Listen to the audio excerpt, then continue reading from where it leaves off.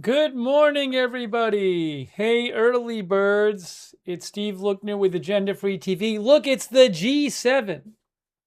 It's the G7 summit in Évian-les-Bains, France. And President Trump is doing a press conference today. And I think I had seen that it was supposed to start at 10:30 a.m. Eastern time, but I'm not even positive about that. That's my understanding. I think President Macron of France is going to be doing one first. I don't know if we're going to have maybe we'll have a translation of that. I don't know. We'll have to see. But it's definitely coming up that he's doing a press conference. I believe the last time I saw was, again, 10:30 Eastern time, but I don't know if that's going to definitely happen then. So we'll have to see. We'll have to see. But anyways, we're gonna bring you updates, and we will bring you the live press conference. Oh, hold on a second. Let's see here. What is this? Pool is gathering. Wait, Pool is gathering to enter the Trump-Modi bilateral. Oh, we might see something before that. All right, hold on a moment. I need a second here. Give me a moment here. Give me a moment here. Oh, we're going to get Trump and Modi are going to speak. Hold on. Let me go to Trump and Modi. Breaking news. Breaking news. Look, we will begin shortly. President Trump participates in a bilateral meeting with Prime Minister of the Republic of India. So we'll get to see him. This is before the press conference. Oh my gosh. No, he has not given his press conference yet. His press conference was originally scheduled for earlier, but things are running late there. So we're going to check this out. We're going to check this out. All right. All right.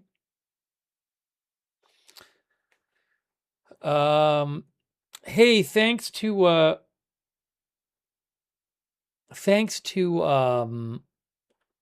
moderators who are here. Also, thanks to Skywalker 66666 for your support. Idaho Star and Surly Dev are modding. Thanks. We're usually not on at this time. This is weird time for us. All right, give me a moment. Give me a moment.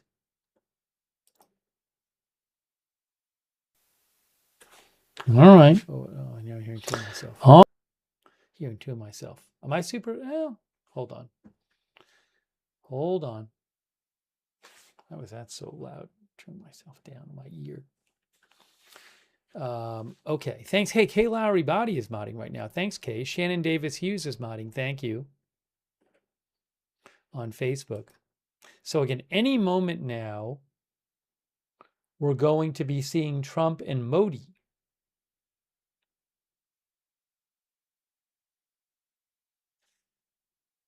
Now, I'm guessing Trump might take some questions then, but that's not going to be his press conference. He's doing his own press conference.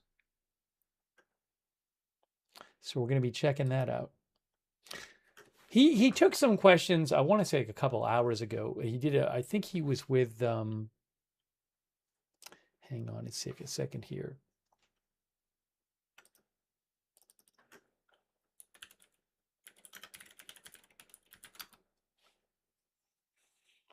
I think he was with President El-Sisi of Egypt earlier, but we're focusing on the live right now. Yplex thinks the deal looks similar to JCPOA.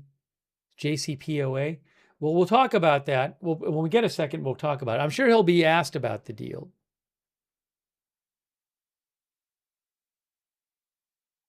It's a 6 hour time difference. So the time in France is like it's almost 4 p.m. there. It's about 4 p.m.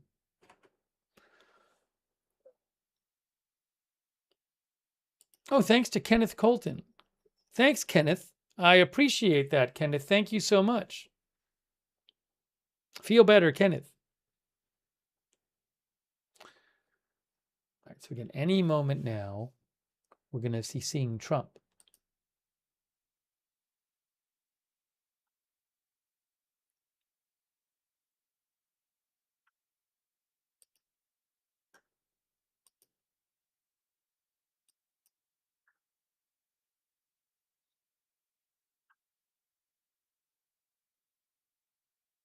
I believe, I'm not positive, but the last I saw from the White House press pool was that he was supposed to do his press conference in like a half hour from now. I don't know if it's going to be on time. I feel like things are going a bit late, running a bit late.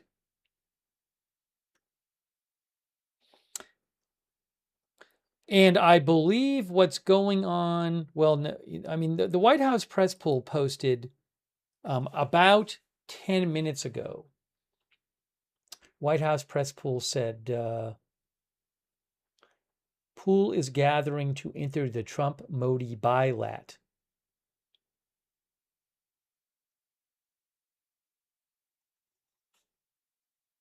Appreciate everybody being here.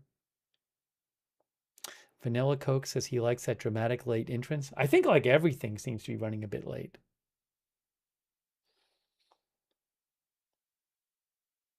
Liz is watching from Geneva.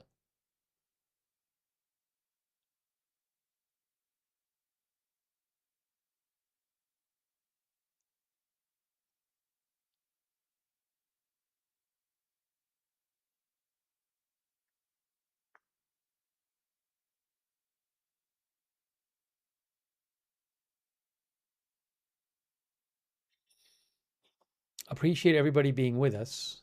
Give me a moment here. Let me look up a couple things.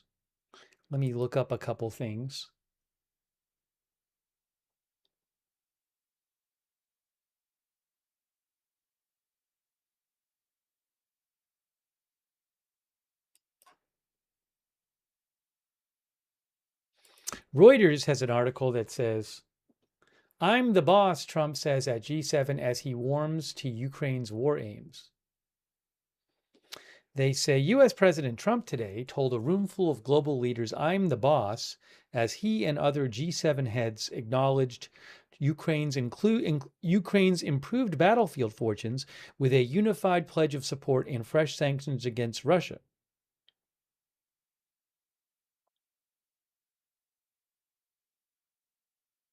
President Zelensky of Ukraine and his allies came to G7 hoping to convince Trump that Ukraine's fight back is delivering results and that Russia is in no position to dictate terms for a peace deal.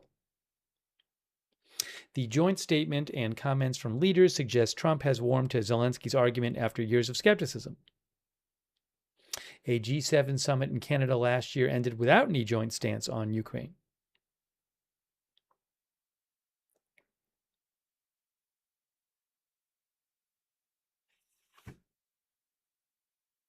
Canadian Prime Minister Mark Carney told reporters there has been a change in position on the part of the United States and President Trump. There is a position that is harder toward Russia and more realistic in our view of the situation on the ground of the war. G7 chiefs also welcomed a preliminary peace deal between the U.S. and Iran and said they were ready to help implement it. Trump earlier today, stressed that the memorandum of understanding with Iran was not final and said that he could resume a bombing campaign if it was not honored. Trump said today at the G7, if I don't like it, if they don't behave, we'll go right back to dropping bombs right smack in the middle of their head, okay?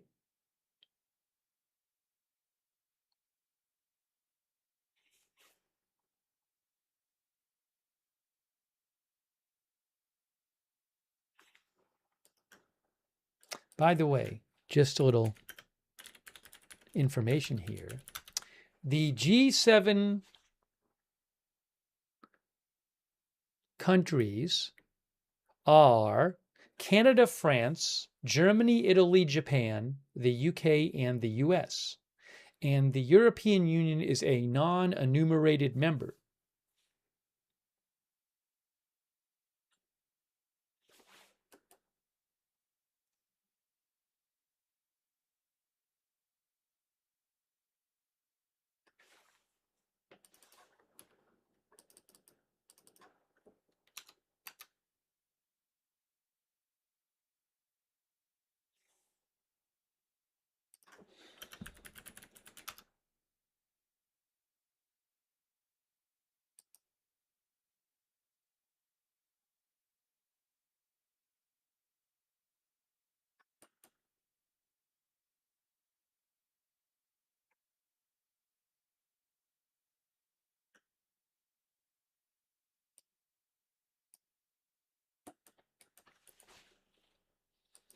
Wikipedia says G7, the G7, the group of seven, is organized around the shared values of pluralism, liberal democracy, and representative government.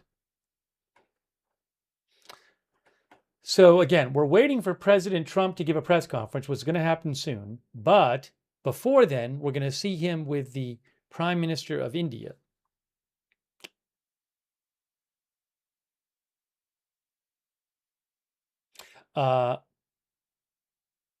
MS Now says Trump's news press conference will be soon. And Fox News says Trump's press conference will be soon. Soon, guys.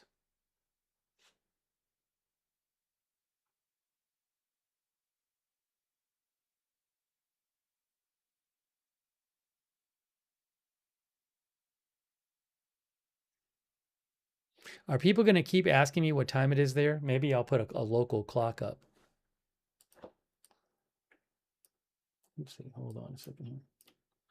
If I do this, if I do it this way,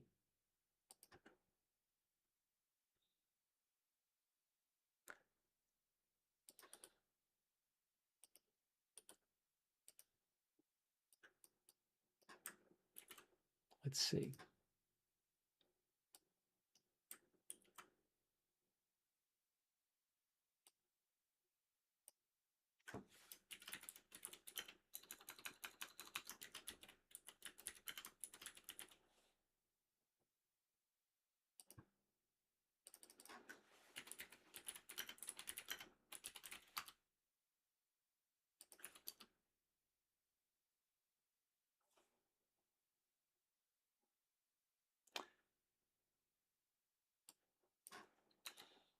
What if I do it this way? Okay, hang on. I'm gonna change the clock here so you can see what time it is. That's what I'm gonna do.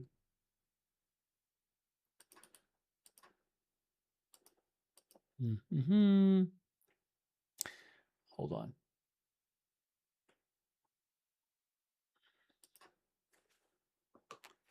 There we go.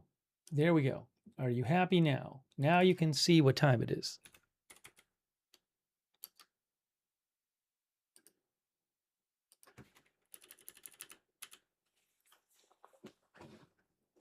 There it is.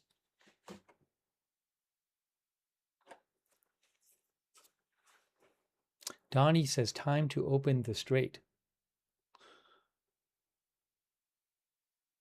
Well, thank you very much. Look, here he is live now. In France, live now. Group of people used to be the G8, now it's the G7. I don't know if that was a good deal or not, but it's a G7, and we have a G2 coming up, and then we have a G20 coming up. You know what the G2 is, I think, most of you. But we had in particular some very good conversations with Prime Minister Modi, India. And we're doing trade deals. We're doing a lot of things. A lot of things are happening between the United States and India. The United States is doing the best we've ever done. We have over $19.2 trillion coming in. And we're building factories. We're building everything. Prime Minister's building a lot in the United States. He's spending a lot of money in the United States, so we appreciate that job. But I just want to say he's been my friend for a long time now, and we've always had a great relationship, and it's great to be with you. Thank you very much. Great to be with you. राष्ट्रपति जी, आपसे मिलकर के बहुत खुशी हो रही है और पिछले वर्ष हम वाशिंगटन में मिले थे। उसके बाद हमारे संबंधों में एक नई गति आई है, नई ऊर्जा आई है और कई विषयों में हम बहुत मिल करके आगे चल रहे हैं। Mr. President, it's a pleasure to meet you here in Évian. We had an extremely productive meeting in Washington last year, and since then we have given new speed and new energy to our relations, and we are working together on a number of areas. और हमारे लिए खुशी की बात है कि हमारी दोनों टीमें भी मिलजुल करके हमने जो टारगेट तय किए उसको पूरा करने के लिए भरपूर प्रयास कर रहे हैं और हम बहुत तेजी से आगे बढ़ रहे हैं। And we are also happy that our teams have also been working in close coordination and engagement, and they have been working towards achievement of the targets that we had set for ourselves last year. Excellency, Paschim Asia में शांति के जो प्रयास प्रगति हुई है, इसके लिए मैं आपका अभिनंदन करता हूं।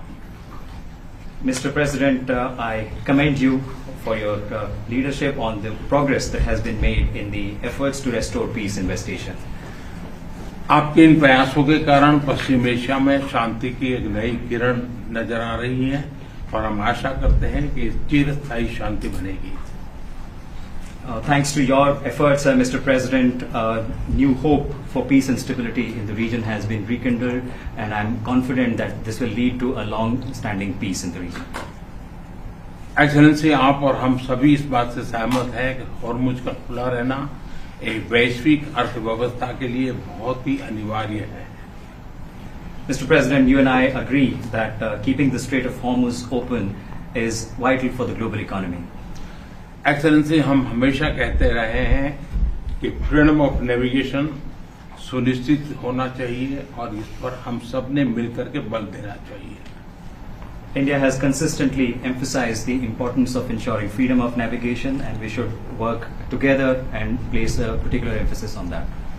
एक्सेलेंसी, आप जानते हैं कि मैरीटाइम ट्रेड की दुनिया में भारत के लाखों सी फेरर आज दुनिया के अलग अलग समुद्र में अपनी सेवाएं दे रहे हैं, विश्व की प्रगति में बहुत बड़ा योगदान दे रहे हैं और मैं समझता हूं कि उनकी सुरक्षा भी उतना ही महत्वपूर्ण है।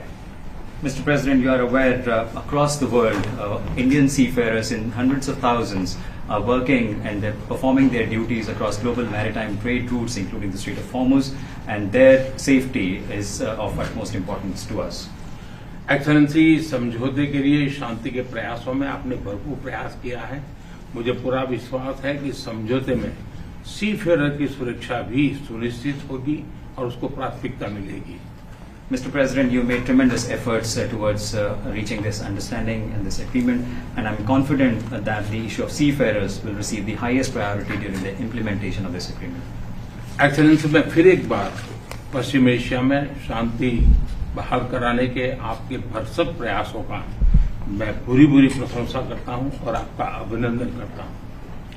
Mr. President, once again, I deeply appreciate and I deeply commend your efforts in ensuring the restoration of peace and making efforts towards restoration of peace and stability in West Asia. Thank you very much. Thank you. Thank you. Friends, thank you. Any questions? Mr. President, we just heard the Prime Minister praise your efforts, peace efforts in the Middle Thank East. you. Do you think you can carry the momentum from the Iran deal over to securing an end to the war in Ukraine? And can you tell us about your conversations with President Zelensky here at the G7? Well, I had very good talks with President Zelensky and with President Putin, and we'd like to see that one end. I ended 8 wars, and to be honest with you, I thought this would have been one of the easier ones, but they're not liking each other too much, and that makes it much more difficult. But we're working. I had 2 good conversations with President Zelensky and with President Putin. Will you let them build or manufacture missiles, American missiles? They would like to be able to do that. We'll take a look at it. They have asked about it. Steve. How close are you to a U.S.-India trade deal? Very close. We've been there for a little while, and He's a very tough negotiator. He's one of the toughest, बहुत actually. ही tough negotiator है. So you look at this man. I'll give you a lesson. देखिए, He's the most beautiful looking man. He looks so nice. He's like an angel. सबसे सुंदर But actually, दिखने वाले he's व्यक्ति as हैं, tough angel की तरह as he's a killer. I don't want to. He's a killer. He's as tough as they come. बहुत But अच्छी उनकी personality. he looks so good. So he gets you by surprise. But there's few people like this. और ऐसे People say he's such a nice man. I said no, he's very tough. He's a बहुत tough tough negotiator. trader. And he loves the Indian people, but he also loves the USA. We had Howdy Modi in Houston, remember? And The stadium was full. Namaste Trump. Right, remember Namaste Trump in Indian Ahmedabad. Namaste Trump in That was India. that was great. And we'll be going to India sometime in the future. President Trump, President Trump, when will you go to India and how do you see Quad as well? This is a grouping that was started under your first term, and this is a grouping that all the four countries are looking forward to. Well, we had a great visit last time in India. We opened up that new stadium, and I think there were 300,000-400,000 people. It seated like बहुत ही अच्छी यात्रा हुई थी और पूरा stadium about 150,000, and there were 250,000 outside, and there were 100,000 on the grass. That was, I don't know if that record's ever been broken, but I had a great time in India. Do you expect India to play any role in West Asia? I'm Siddhant from Say it. Meeting. Do you expect India to play any role in West Asia? Yeah, I do. I do. I think India plays a big role in everything. As long as he's the leader, India's going to play a big role. And You said many times that India has a great friend in United States, Yeah. in Washington DC, They in do. White House, till the time you are president. But some of your decisions recently caused trouble, concern in India. How would you like to assure people of India? Well, I said it. As long as I'm president, we have a great. They have a great friend in the White House. I don't know where there might have been a trouble. I don't think so. I can tell you, everyone here, they love India. They have tremendous respect for this man.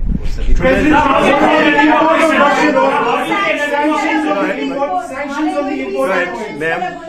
Are there going to be sanctions that are going to be reimposed on Russia now that the focus has once again been shifted to the Ukraine-Russia war? We are looking at that. We're seeing how far the price of oil comes down. It's really tumbling. It's, I guess, 74, 75 right now.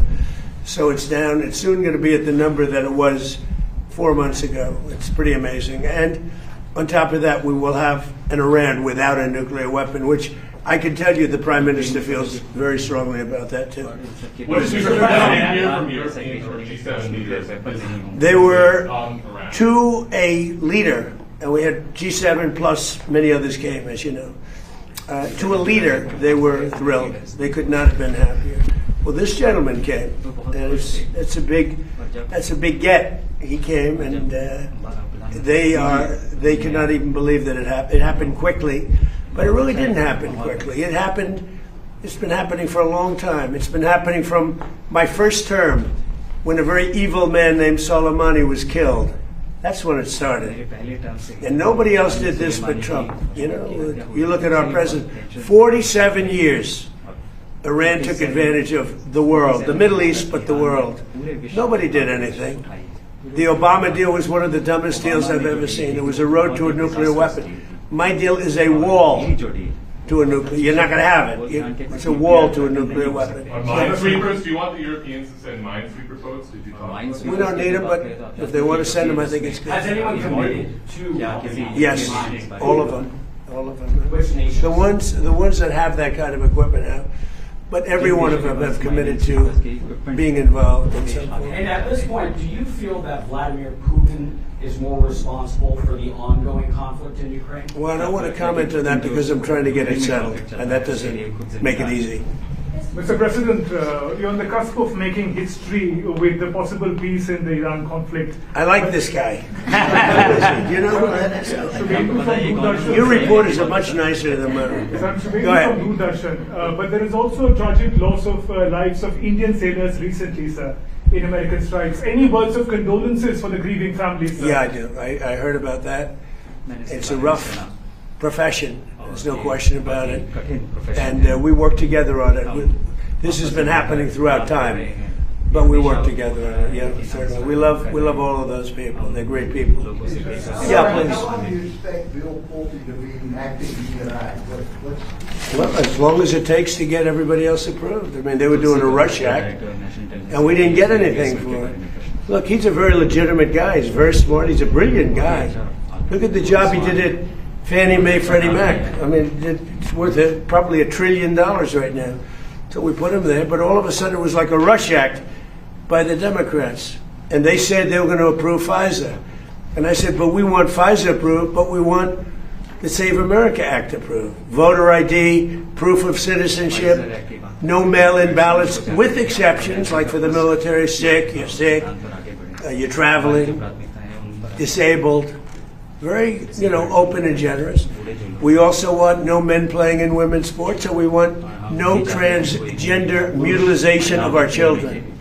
None. Those are 5 things that are 99% that's all we want. It's not a lot. The Save America Act. And that can be passed any way they want to pass it, but I'm not going to sign FISA unless it's done. And this was like a rush act. And it was a rush act by the Democrats. All of a sudden they want to get...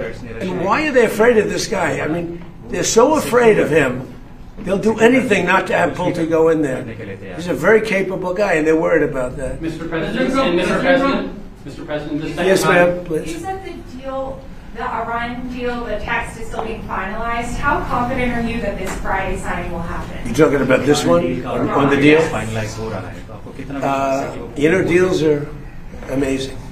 I've done them all my life. I've gone into deals that were 100% and they don't happen. I've gone into deals that there was no chance of getting them done, and it happens, and they happen easily. So you never know with deals, do you? But you're going to find out pretty soon. I think it'll be done. They want to sign. They want to get back to a normal life. We hit them very hard. Don't forget, people talk about when this started. This didn't start 3-4 months ago. This started years ago when I took out Soleimani. That was a big event. There are those that say it was the biggest event in the Middle East in 50 years. So we took him out, and they became a much different country. And then I terminated the JCPOA, that's Barack Hussein Obama's horrible deal, that gave them a nuclear weapon. And I terminated it, and I stopped it. And then I stopped it a second time with the B-2 bombers. And these are all major events in the history of the world, in my opinion, because it prevented them from having a nuclear weapon. And now we're going to do it again, and we're going to see how it works out. So this is a memorandum of understanding, but it's a very strong one. This isn't just like a 2-paragraph. This is a long, pretty detailed memorandum that goes into a regular contract. I would think they would do it. If they don't, then that's okay. We'll have to start the process again. And we don't lose. We have the greatest military in the world. We have the greatest blockade. The naval blockade was 100% effective. And again, they have no Navy, they have no Air Force, all bombed down. I don't want to say the leaders, but first level of leader, gone. Second level of leaders, gone.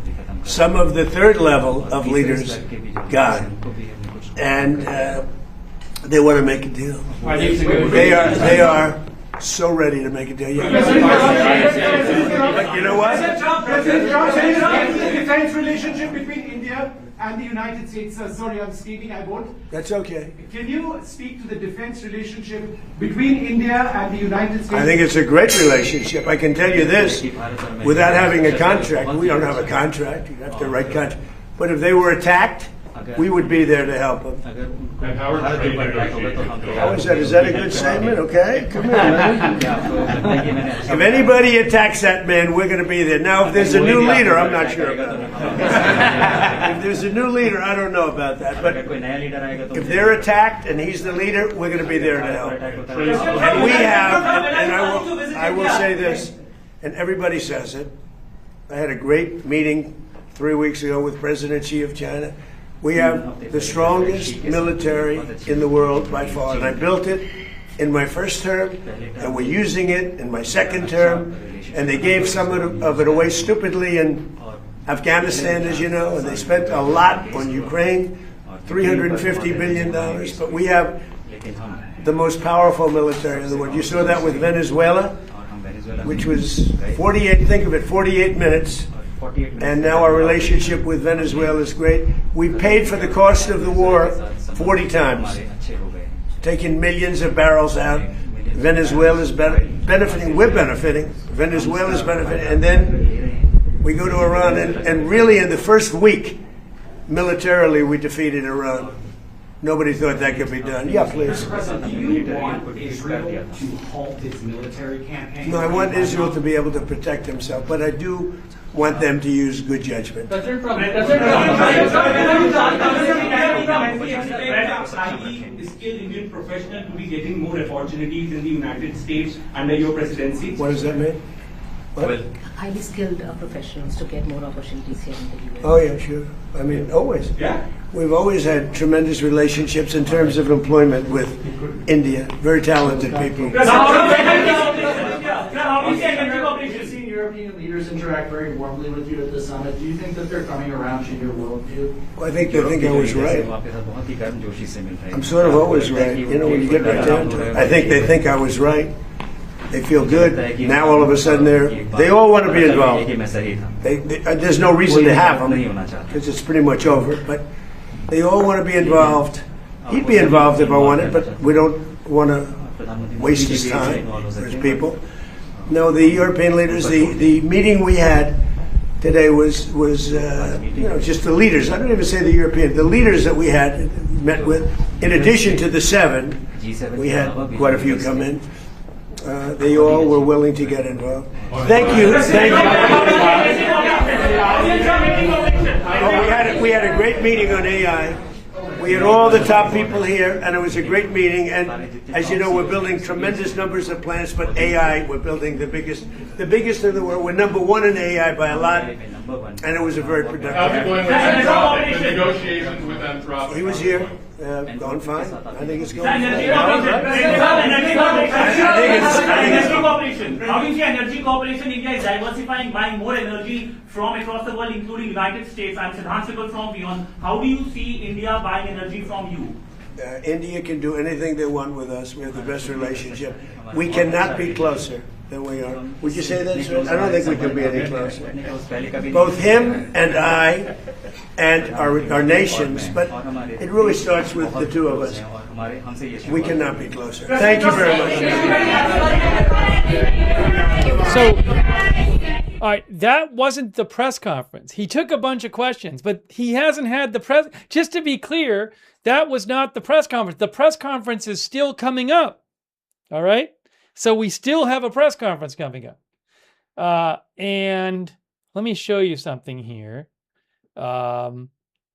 Here is, I need a moment. I need a moment here. I need a moment. Here is, there's the G7 auditorium there. Now, I think maybe Macron is speaking before Trump. But again, like he took a bunch of questions, but that was not the press conference. The press conference, we're still waiting for the Trump's press conference. All right. He was asked if Iran will definitely sign the deal on Friday, and he didn't say definite yes. He thought it was going to happen. Hey, by the way, thanks to Michael McIsaac88 and I Am Charlie for your support. I appreciate that. So again, we're waiting for his press conference. And then we have this angle too. Hold on, let me show you the other angle. There's this angle. But again, I think Macron is doing his first.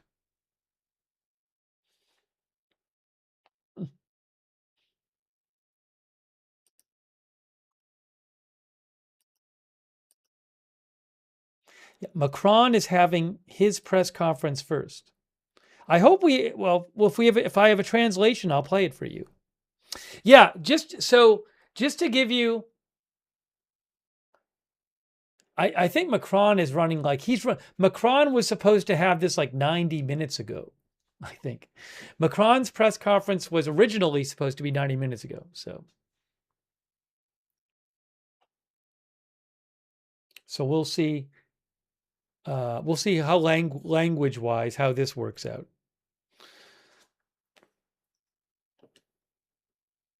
Okay, we see some people coming in. There are people coming in. Do I have volume on this shot? Let's see. I think I do. Oh, look, there's people. I see people entering the room.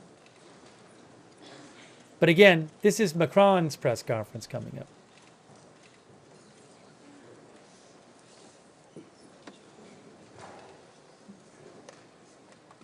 Yes, Little Nerd Dork says breaking news people. Thanks to all of our moderators.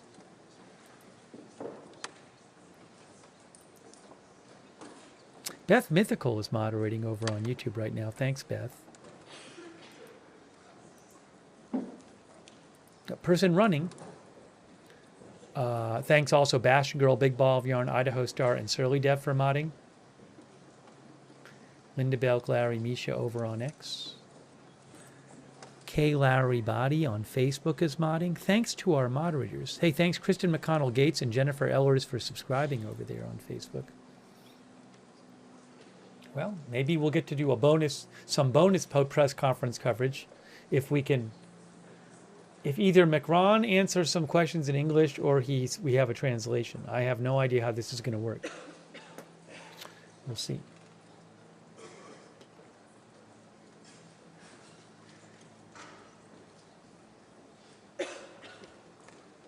She's running back in. She is running back in. She ran out and she ran back in.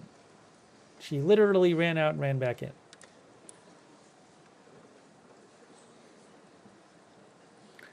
Carl Anderson says Macron speaks English. I don't know, again, what language he's going to speak, Macron, at the press conference, and whether they'll have interpretation if he's speaking French. So we'll have to see. But Trump is still coming up.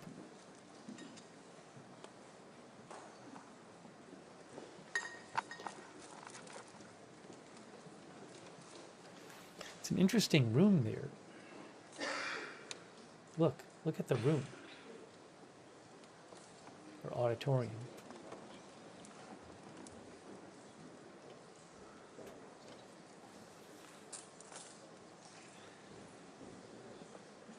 CNN says Trump's news conference will be soon.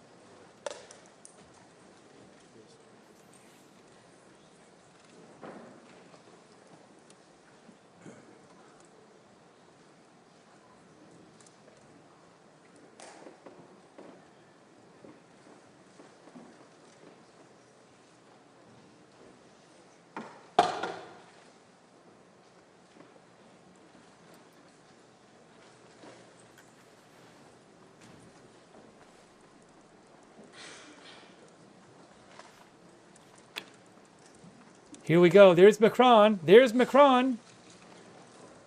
President Macron is here. Let's see if we... Hold on.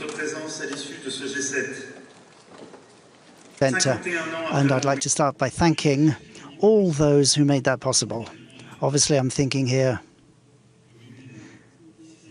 of the local municipality and its inhabitants. We were delighted to be in Évian. And I want to thank Madam Mayor and her staff, and in fact all the municipalities that hosted the various parts of the event, the state services in the various regions of France that provided their effort under the prefect, and also the security forces, the military, the customs peace, the civil security people, the care providers, the fire services, plus a large team of volunteers that made this possible. We were delighted and proud to host this G7 in Évian. 23 years on in Haute-Savoie, we're back, and we're able to highlight the beauty of our countryside and yesterday evening our culture and the young people. Let me also say something about all the people that worked so hard in making this success. I'm thinking of the Sherpas and all the men and women involved in negotiating, the people at the ministries, economy, finance, foreign affairs, and also the ministers I want to thank for their own part of the G7, the protocol services, Secretary General. L'ensemble des opérations et l'ensemble des équipes qui ont rendu ce travail possible. Et puis, now, why did we lose the translation? Et l'ensemble du groupe. All right, hold on a second. Je tenais à le dire parce que de tels événements Let's see if I can get the sont translation des back. succès, que quand des femmes et des hommes s'engagent, je tenais à le dire toute leur énergie. C'est ce qui a été fait durant ces derniers jours de manière plus visible. We had the translation. All right, give me a second. Let's see if I can get the translation track. Because for some reason it just got shut off. Dans un contexte extrêmement difficile de fragmentation du monde, de crises multiples, de conflits. Hang on. Beaucoup peut se jouer. That was so odd. Et que ces derniers mois avaient été marqués plutôt par de la fragmentation, des divisions ou des désaccords. Et nous les avions assumés. Ce G7 a permis, et c'est ce qui constitue pour un tel sommet un élément de son succès, et donc c'est pourquoi je peux vous dire que ce G7 est objectivement un succès, c'est qu'il a été un moment d'unité, de discussion de qualité et please bear with me for a second. Entre les dirigeants. We had the Macron translation and it just suddenly stopped nous a permis de nous coordonner for no reason. Très étroite pour répondre aux crises et de travailler aux grands défis de notre temps. Can't do this. Avec d'abord une méthode, c'est qu'on a associé évidemment très étroitement les pays membres du G7. Mais Trump will be speaking in English. Also, I'm having an issue here. Give me a moment here. Why is this happening? What else is happening here? Here we go. La Corée du Sud, le Brésil et l'Égypte, avec aussi quelques dirigeants d'organisations internationales. Et donc c'est vraiment ce G7+, qui a piloté ce travail de bout en bout, qui a permis d'arriver à ces textes. Oh, hold on. I think I can get it for you right now. Hey guys, give me 1 second. Give me 1 second. I'm pulling up. I think I have the translation here. Just bear with me for a second. Côté évidemment du président Sisi, nous avons associé l'émir du Qatar et le président des Émirats arabes unis pour une discussion sur l'Iran et toutes les conséquences sur le Golfe. I think I have it. Unless something happened with the actual translation coming from the place itself. Give me a moment. Here it is. Okay, I'm going to try this one. Let's see if this works. Let's see if this works. Soutien du G7+.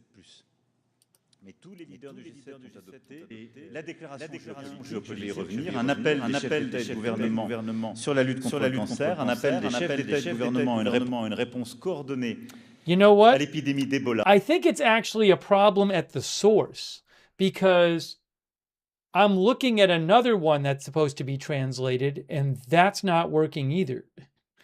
I have two different feeds. I wonder if something at the source is problematic with their translation audio. La dernière sur un espace numérique because it's really weird. Grand contre les trafics. Let me see something here.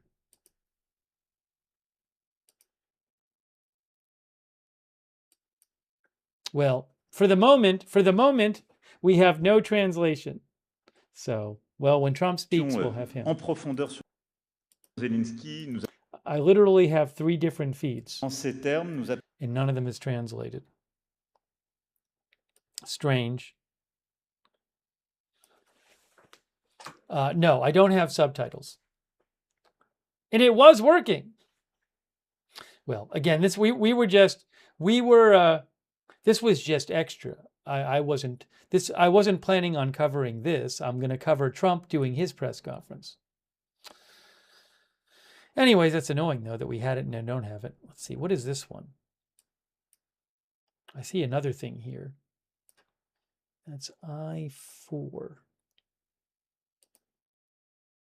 Oh, hold on. Let me try one other one. Do we have a translation on this one? But this one. Delle piattaforme su questo. La questione va messa in capo alle piattaforme. Prime Minister Maloney is speaking. But that is also not translated.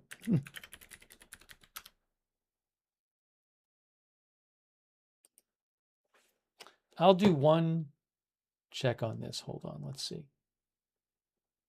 L'importance justement du licensing et de la production unanimement d'apporter un Ukrainien pour aller encore plus vite. Nope, nothing. What I'll do is see. This is not going to help.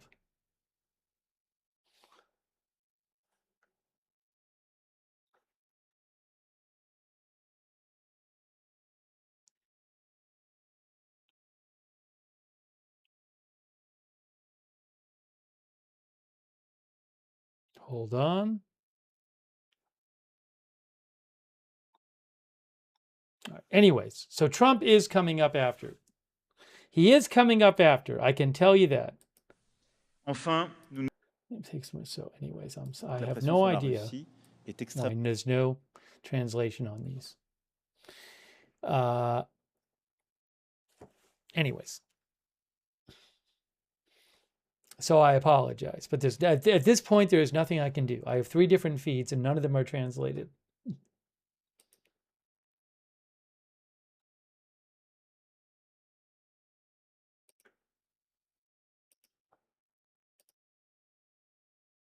No, I'm not going to use for this. I don't have the AP feed. For this, I just have Reuters. Ooh, I froze. Now I froze. Now I'm frozen. I have to unfreeze myself. Let me unfreeze myself. I'm unfreezing myself. Now we're back. Yeah, for this I have Reuters and AFP for this one.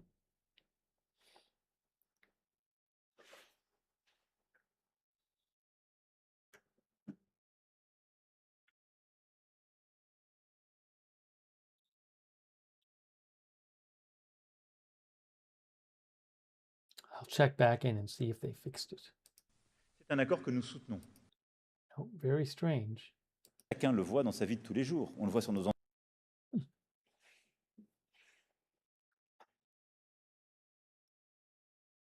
So I'm guessing President Trump will be asked a bunch of questions about the Iran deal. Hey, and speaking of which, Fox News headline right now is Trump expected to answer Iran deal questions soon. Soon.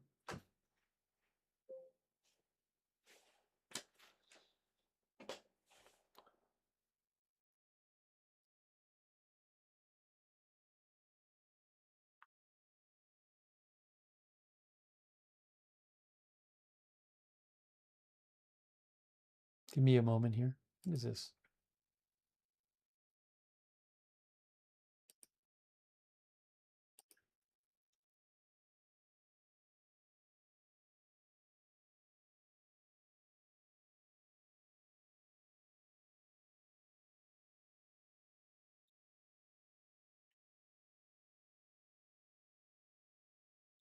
Give me 1 second here.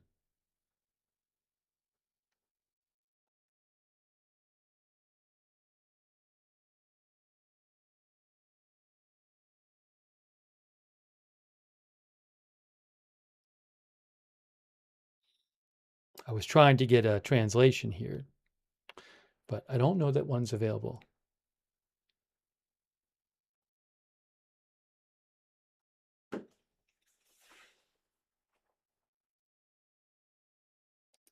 de la mise en œuvre rapide à mettre un terme au... No. Let's see. Okay, so again, I'm not going to go away from this because we're waiting for President Trump to come out, but maybe I'll take some comments from you guys while we're waiting. And again, I do apologize that we don't have a translated feed on. It's just the way it is right now. It's just the way it is right now.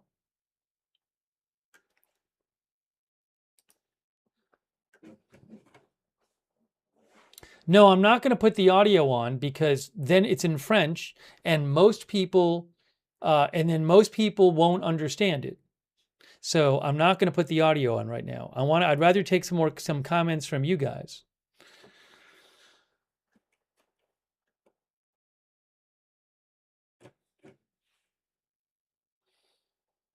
and talk about what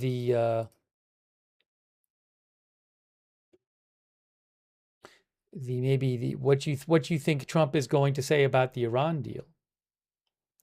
There's no English captions. That does not exist for this. I do not have a real-time English caption translator.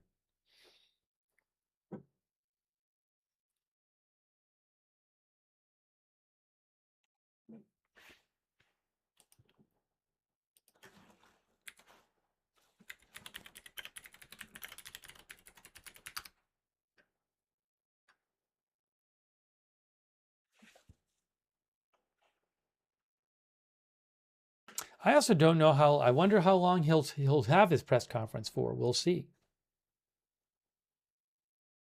Do we have any translation? Et notre réflexion. No, no translation. Nouveau pacte financier. Nope, not there either.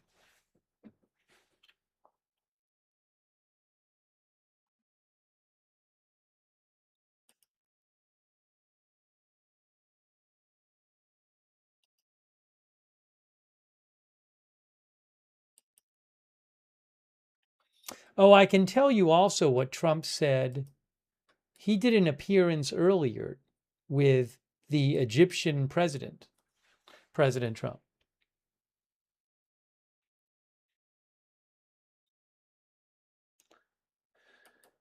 And I thought there was some Q&A from that. Hold on. Do I have the Q&A?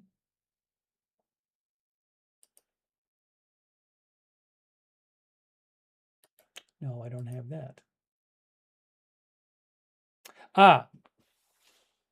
President Trump was asked when he was with the Egyptian president today, he was asked some questions. President Trump was asked if the memorandum of understanding was final or are you still tinkering? Oh, wait, hold on a moment. Wait, hold on a second here. Guys, hold on. We may be getting a translation. Maybe. I'm looking. We might be getting a translation. Let's see if this works. I may have a translated feed here via Reuters. Give me a moment, please. Let's see if this works. First loss guarantees. Yes, we did it. We did it. Thanks, Reuters. Private investment might be able to go ahead and be implemented. Today, there are many countries whose ranking or lack of ranking credit rating means that they cannot access private credit. This was set out clearly in Africa Forward. We've decided to roll this out across the continent via ATD, which guarantees first losses. This has been endorsed by the African Development Bank and African countries, and there are several G7 countries that have now entered that capital and are willing to provide some support for extraction with coordinated actions with the World Bank, which is, of course, very important, so that it's possible for World Bank to take second losses.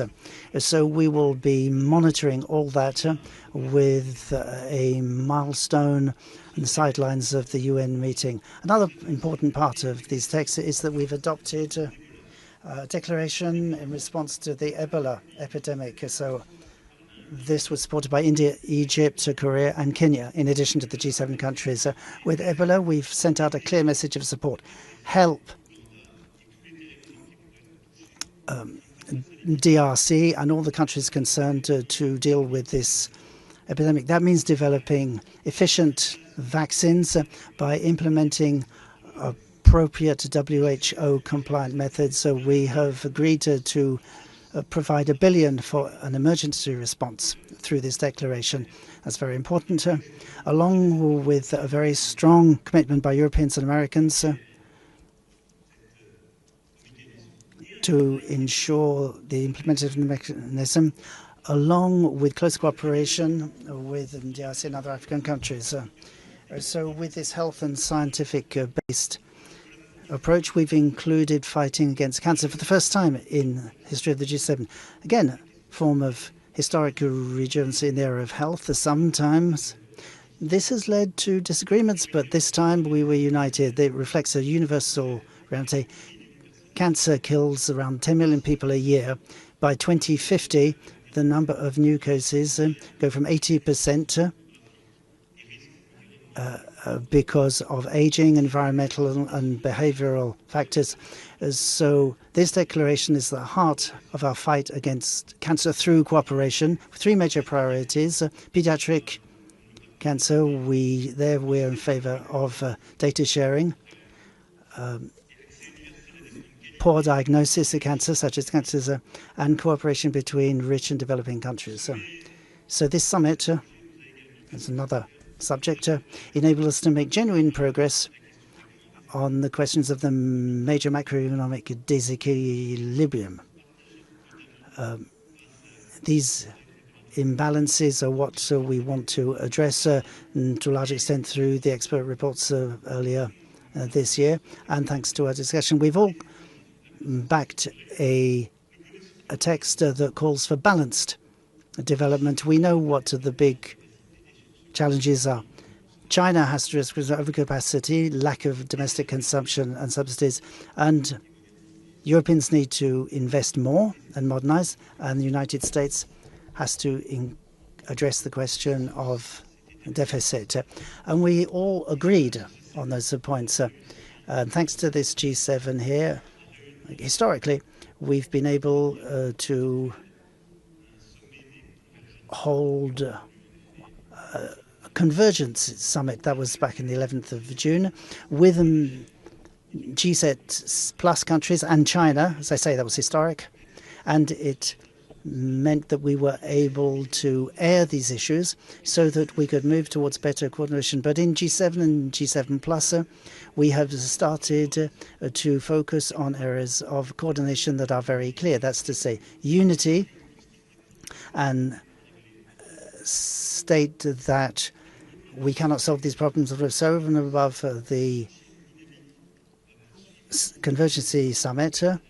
There are these priorities that have emerged that will continue to be addressed later at the G20, and there we've identified very clear mechanisms for cooperation within G7 Plus, with the role of the IMF and its consolidation, asking our ministers to work towards September so that we can identify areas of cooperation such as fertilizers, food, absolutely vital, because this is where the imbalances are most critical and hurt most of vulnerable categories. And we've also adopted an important piece of language on the organization of our value chains, in particular for critical minerals.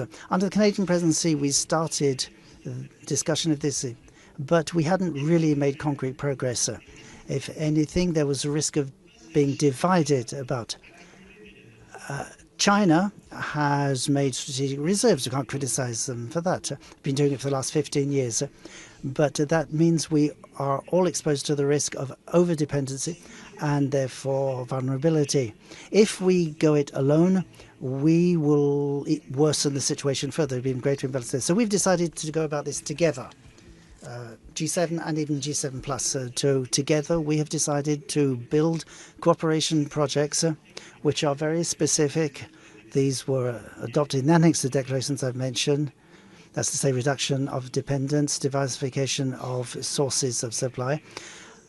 175 projects, $144 billion dollars have been earmarked, and we'll continue working on this. This is a key area in order to improve the resilience of our value chains and reduce our dependency. And last but not least, we had, towards the end, a very interesting discussion about digital and AI, along with the major players in that area.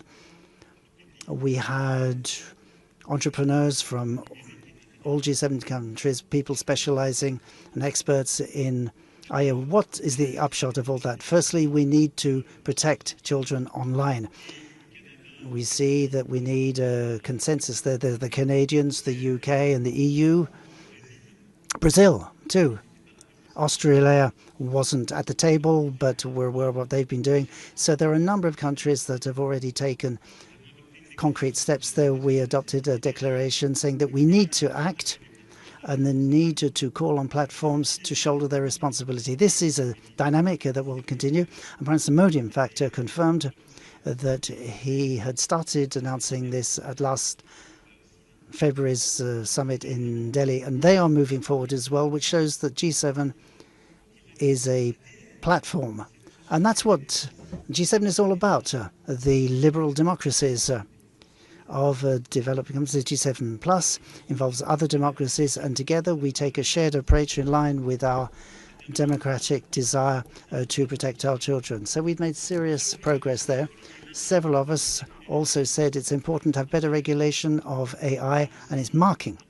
It's important too to have initiatives. I will try to take forward at European level, but we need this consensus because we can see its impact on our democracies, and it's important we address that along with IA leaders. And in this area, we're all faced with the same problem. We all want innovation. We all want to have increased computing capabilities, data centers. We want to drive productivity and improve health. This is what AI can deliver. But nobody, neither the tech leaders nor politicians, can close our eyes on the impact of AI on our society. This is why we must have good regulations, but it has to be done internationally. We started with a Franco-Canadian initiative at the G7 and prepared this work at OECD level. Now we have to move forward to better regulation. It's a big challenge, and we had a lengthy discussion with AI and tech leaders and the American administration. It's these frontier models that's the big challenge. They need to be better regulated to make sure they don't fall into the hands of authoritarian regimes, those that might threaten our cybersecurity and our societies. But in order to do so, our response cannot be non-cooperation between democracies. So basically, what we're going to be doing in the next few months is what I would call building a platform for discussion and cooperation between a number of democracies that are faced with the risks posed by AI, a cooperation platform so that together we can decide on common standards so that we can share in the field of cybersecurity and find the right response to the impacts of bad AI. This is what we have stated, and this is why we'll continue working together. And again, we have a milestone, as I said, in September to finalize this among all the ministers, plus a number of leaders. In any case, there's a broad-based consensus to say that international cooperation is vital, and we'll come back to this. So I want to leave it at that. That is what we have discussed. These are significant declarations that have been agreed. They're also against the combat against narco-trafficking, an alliance of ports so that we can improve our cooperation and coordination. So you can see how this ties in with everything that the French government is doing. And we also need to combat migrant trafficking in a context which is the logical conclusion of what was done on the Canadian presidency. We're looking to improve our mechanisms and achieve synergy with the new partners that I've mentioned. But this summit is not the end of our presidency. It continues to the end of this year, so we'll be continuing our efforts via the appropriate ministerial formats to finalize certain points like the one I've just mentioned on digital. But a lot of progress has been made.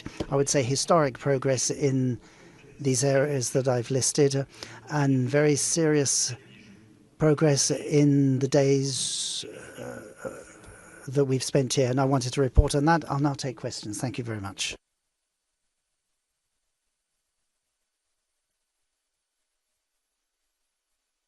Agence France Presse, you talked a great deal, Mr. President, about convergences. On Ukraine, to talk more specifically about that, during the summit, have we seen a change in the attitude and the position of President Trump concerning Ukraine? Is there going to be a before and after with Évian on Ukraine? And have you also convinced him that negotiation with Russia should begin on the front line and not with territorial concessions on Donbass, which we cannot find in the joint declaration of the 7 leaders. And are you sure you can actually trust President Trump to the extent that he arrived here threatening France with new tariffs on French wines? Right. 3 things. First of all, the text that we endorse is much stronger than what you said. It recognizes the integrity of Ukrainian territory and says exactly what we have been supporting, all 7 of us. It's not up to us to say where this discussion on territory begins. We've always said that. If we were in Ukraine's position, we would not endure that somebody else made that decision for us, and that's what we've endorsed. It's the Ukrainians who will discuss their territory. But President Trump has also very clearly said that we need to take a much harder line, and the territory needs to go back to Ukraine, and he's right about that. So we support the integrity of Ukrainian territory, and that is the G7 position. Then we didn't talk, if you look at the G7 text, about the turning point. We've been in a situation for months where the United States have taken an initiative which we welcome and said, well, we are going to negotiate with Russia because we, United States of America, consider we can make peace with Russia. And here I really want to welcome the United States commitment. There were discussions about Russia, and what answer did we have? Nothing has come back from Russia. We Europeans are getting organized and make commitments to discuss things with Russia. Nothing happens. President Zelensky said, I will also make a new commitment. I will make discussions. I'm even ready for President Putin to come here for us to discuss things. He didn't come. Or at least you have to sign your surrender at the bottom of the page. So President Trump, like the rest of us, have simply taken note that there is no serious will on Russia's side today for peace. And so I don't know if I can say there's a before and an after. We'll see that on the basis of the facts that transpire after Évian. But what I can say is there was a during. There was an Évian moment, certainly concerning Ukraine. And that moment, we all heard the state of the situation described by President Zelensky with great respect. We all saw that Ukraine has been resisting much better than people thought, and that Russia is in a difficult situation, and that we all said we're going to increase our support to Ukraine. We all said we're going to step up pressure on Russia, and we all said we must follow that path. And that is a true change. It's a true change as against what we've seen in recent months. Not on the European side, but on the part of the members of the G7 and all of those who are called upon to support Ukraine. So yes, I am firmly convinced that this Évian summit is a deep change in approach. A will on the part of the United States to work with Europeans to support Ukraine. A shared will to go forward. Part of the United States to work. And in terms of military support for defense systems and long-range capacities, that's a fact of key importance. Now, your question on trust. I've always trusted President Trump. I've always said things to him when we've had disagreements. We have said we disagree. But when he has made commitments to us, he's always done what he said he would do. And today, the United States of America have made a commitment. That's very important. Articles said that tariffs might reappear. I can only tell you one thing. I had a bilateral discussion at the beginning of this summit. And the discussion was very clear and respectful between us, and that discussion allowed us to note that there was work for both of us to do together on all tariff-related relations so as to improve the situation. So what does that mean? Europe has just finalized its agreement on the text that was negotiated a year ago. That's an element of stability. If there are points that continue to give rise to difficulty on one side or the other, we will work together. But in no case, between partners, should we see tariffs imposed and instability imposed. So I think I can say that, yes, this G7 has allowed us in a very simple and clear way to have a very specific discussion of points that might have been misunderstandings and to develop cooperation mechanisms together, which is entirely positive.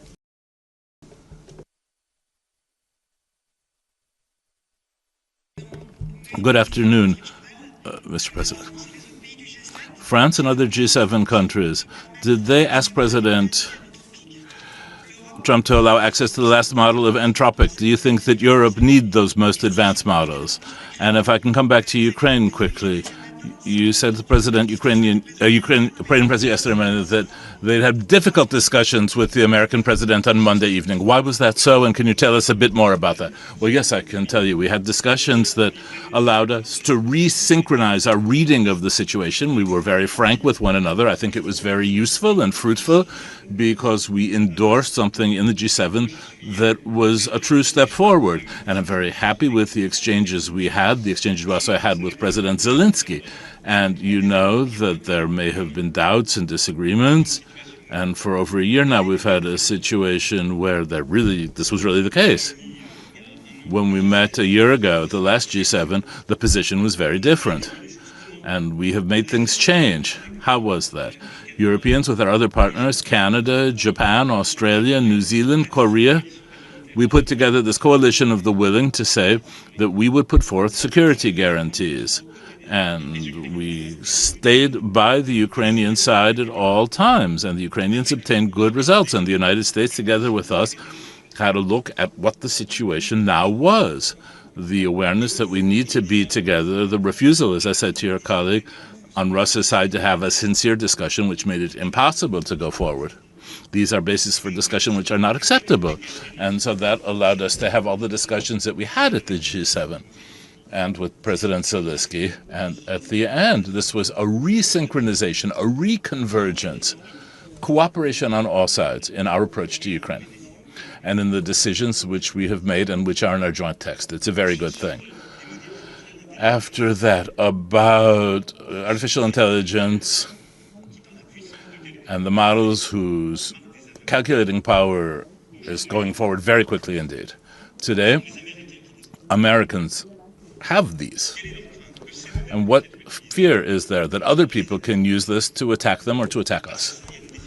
And facing that, a very strong decision was made by the administration some days ago.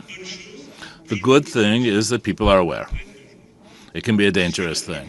Up until now, there was a background discussion saying, no regulation ever, it's not dangerous. So it's a good thing that they had this relation. Now, there's a bad thing.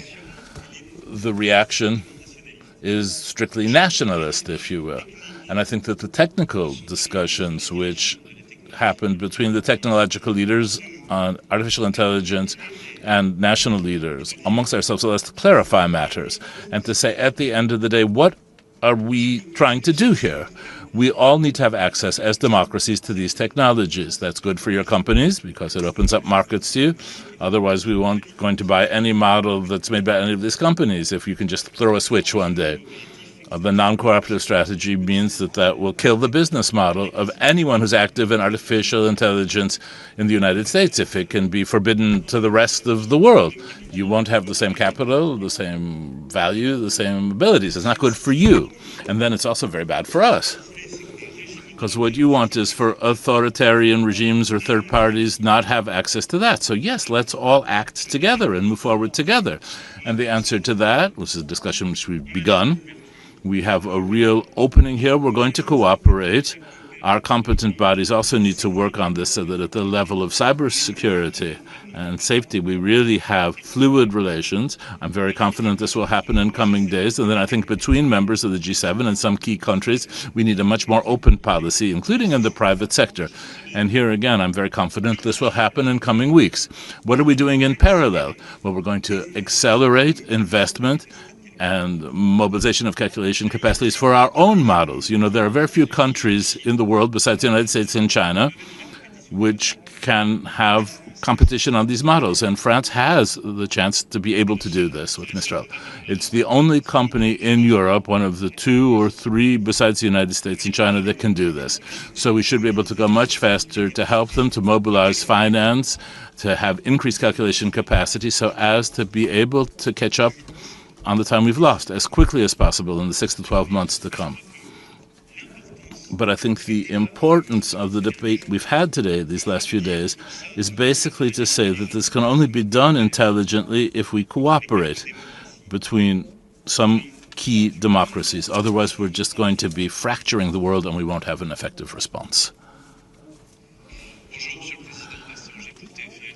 Good afternoon, Mr. President. On Iran, you talked once again about a very good deal, whereas we've heard about lots of concern as to its solidity. Can you tell us concretely what makes you say that this agreement, this deal, is a good one? Do you think there are enough guarantees on the Iranian side?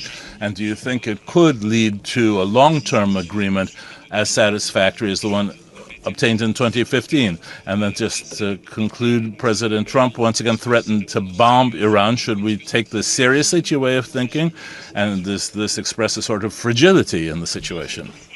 I think sometimes there are words and forms of words that are taken where we understand the meaning.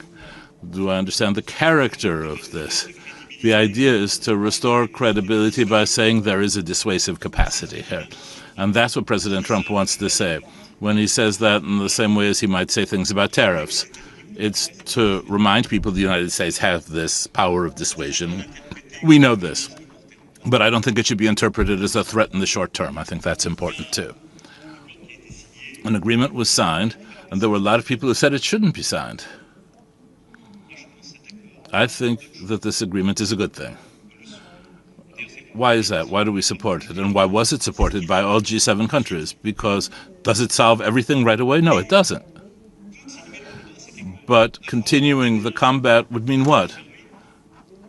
For months and months having the risk of oil and gas capacities being unbalanced for months and years to come, to continue having lives lost in this unacceptable situation in Lebanon and the collapse of the whole region. We have a humanitarian, political, and economic responsibility here. And so this agreement which ends conflict everywhere in the Straits of Hormuz, in Lebanon, is a good thing. I support it. I think it's necessary, and it's important that it be supported by the G7 as well. This is a wise decision. The second thing, I think that everyone needs to follow this agreement. First of all, Iran, who has made a commitment in the first 60 days also to open the straits without any tolls being paid, and of course to have a ceasefire. And then all stakeholders as well need not to start fighting again in Lebanon. That's also of vital importance. Iran, Hezbollah. Hey guys, I'm going to cut in for a second here as we're waiting for President Trump. The last few minutes, I've seen some very interesting things in Iranian state media.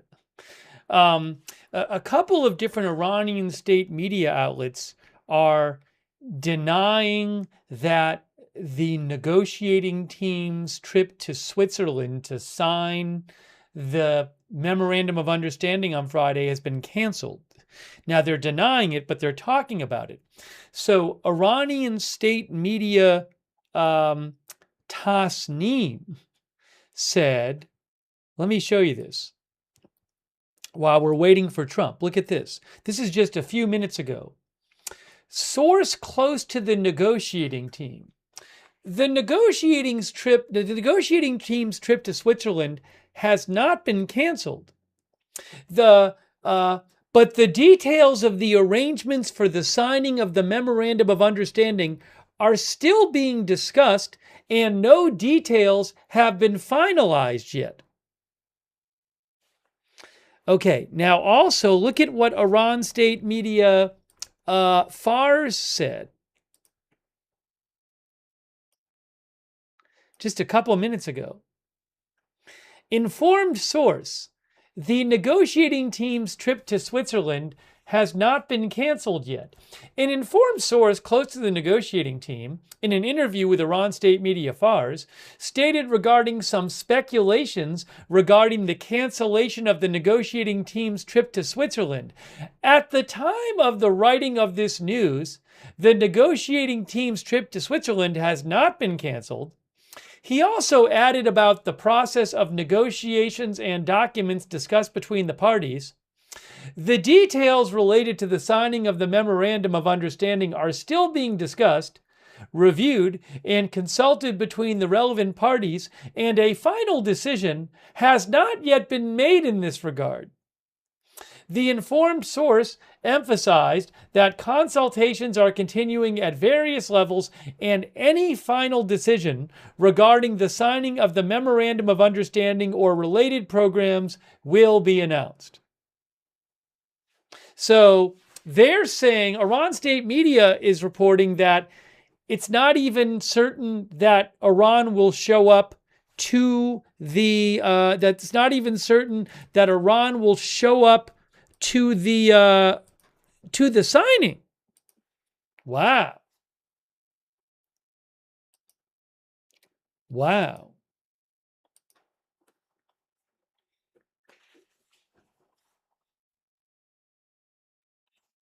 Yeah, some of our viewers are saying it's already signed. I believe at some point President Trump might have said it was signed. Maybe J.D. Vance did. I don't know. As I said yesterday, I don't know if somebody e-signed this thing a few days ago, but they're still having a signing ceremony. So at a certain point, they're having a signing ceremony. President Trump has talked about there being a signing ceremony. So if there's not an actual public signing, I don't think it's going to matter if there's some e-signature. If they schedule a public signing like they've done, and then Iran doesn't show up, for example, I don't think it really matters if there's some sort of e-signature thing that happened. I think if it weren't important, they wouldn't be having it. That's my opinion. It doesn't feel to me like it's a formality. And certainly Iran state media is not talking like it's a formality.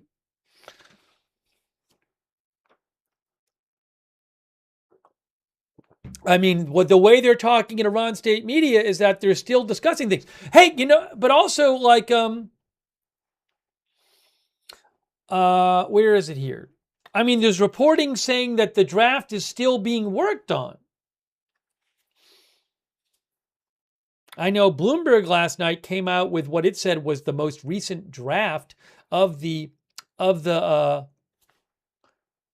text, but they still said, I'm sorry here. Hold on, let me get that off the screen. See if I can get that Bloomberg report. Now you can't even see anything. Now you can't see anything. Look what I've done. Look what I have done. Hold on. Let's get this off the screen. Get that off the screen. Hang on. Where is there?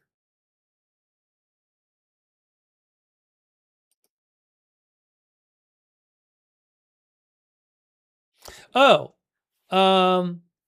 Bloomberg last night posted what it said was the draft of the memorandum. Then they said today that Iran's Tasnim state media cited an unnamed official as saying parts of the text published by Bloomberg are inaccurate, but the report did not specify what was different.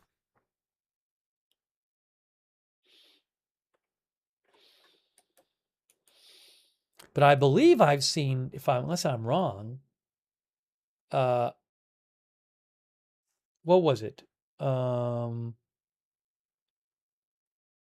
Yeah, President Trump today, literally today. We just saw President Trump about a half an hour ago say that he wasn't sure if it was a done deal. What am I even talking about? Yeah, President Trump himself, we saw him on this stream. He answered questions when he was talking to Prime Minister Modi, and he said that it's not a done deal yet, and he wasn't positive. So, I mean, I don't care about what somebody said 2 days ago about whether it was signed. President Trump himself today said it's not a done deal. I don't know that he used that. I don't know that he used that literal phrase, but I mean, we saw it. He said he thinks it's going to happen. So, you know.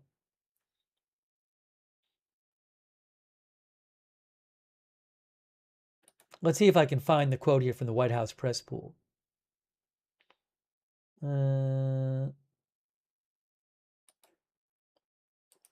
I know we had it. I know we saw it. So, President Trump was certainly not saying today, oh, it's done. It's done because we e-signed it or something, and it doesn't matter what happens on Friday. That is not what he said. Oh, yeah, listen. Trump was asked how confident he is that the signing of the memorandum on Iran will happen on Friday. This is a quote from like an hour ago. He said, you know, deals are amazing. I've done them all my life. I've gone into deals that were 100% and they don't happen. I've gone into deals that there's no chance of getting them done and it happens and they happen easily. So you never know what deals do, but you're going to find out pretty soon. I think it'll be done. They want to sign. They want to get back to a normal life. That doesn't sound like President Trump thinks that the signing on Friday doesn't matter because it's been e-signed or something. That's him not saying that.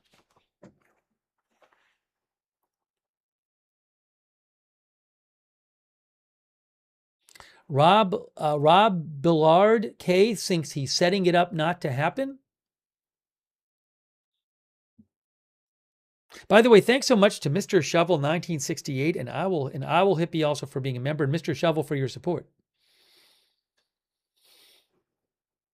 They would be Iran in his quote. Anyways, some interesting things coming out of Iranian media right now. Talking about how Iran still hasn't, it's not even sure that Iran will show up. Wow. So keeping an eye on that. I'll let you know. I'll keep an eye on Iranian state media and see if anything comes out while we're on the air. But I just noticed that they were posting this stuff in the last few minutes on Iranian state media. Wow.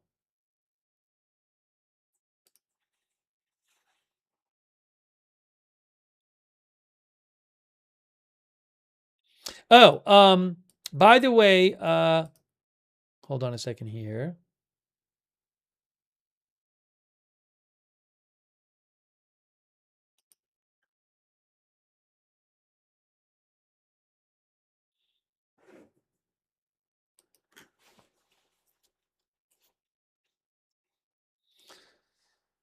Hang on a second here. You know, I noticed oil had gone up a little bit. Some of our viewers were commenting on that as we were waiting for President Trump to do his press conference, by the way. President Trump is going to be soon doing his press conference. But just to quickly show you here, well, Brent crude is up about 1%.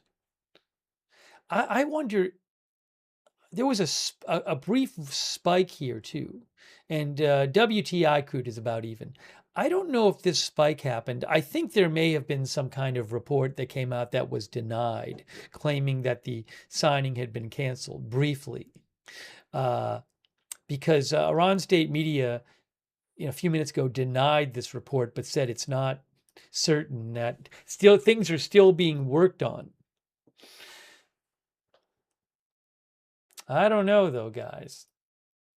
When I see two different Iranian state media outlets within a few minutes say that they're still working on it and it's not, they don't have anything to announce yet whether they're going to the signing, whether the signing is going to happen. I don't know.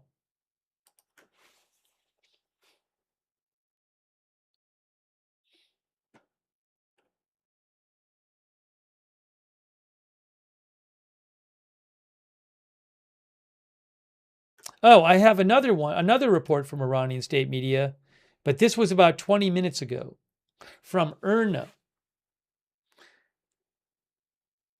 Let me show you what IRNA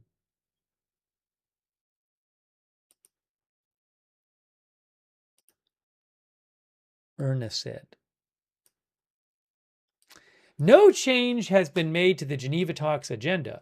According to IRNA's foreign policy correspondent, as of the time of the writing of this report, no changes have been made to the Geneva talks program.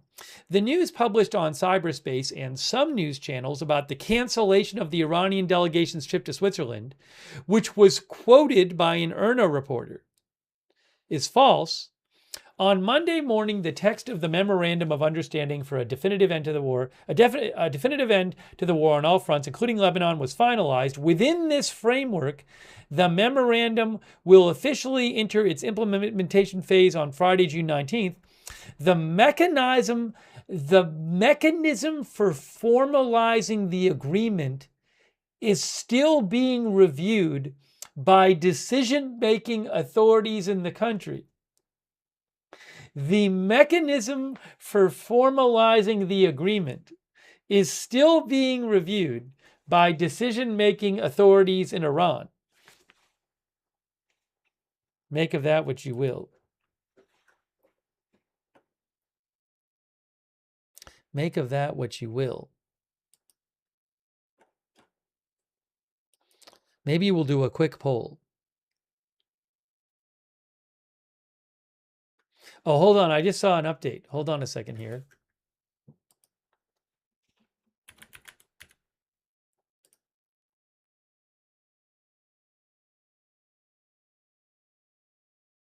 Barak Ravid reports from Axios.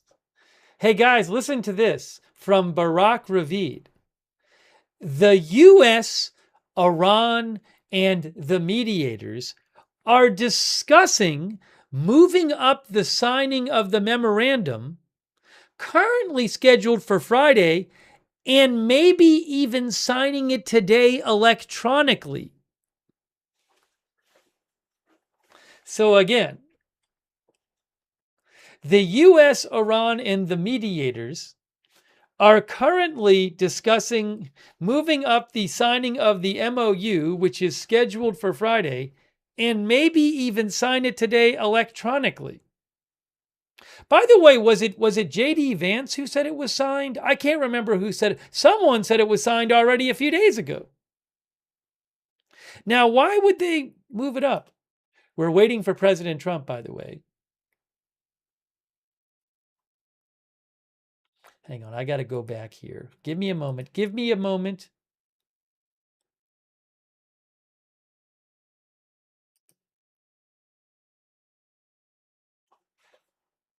Oh, I have a different, hold on, I have a different thing here.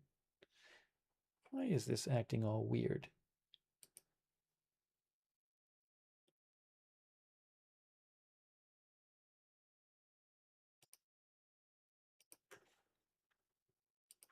This one, we're good to go.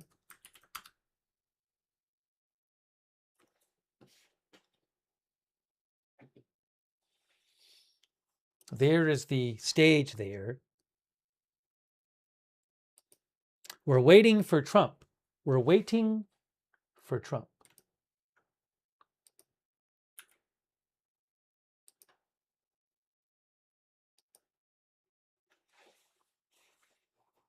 So, hang on a second here. So the Axios is reporting that the U.S., Iran, and mediators are discussing holding the signing of the Memorandum of Understanding remotely as early as today rather than in person on Friday. If that happens, it would be signed electronically.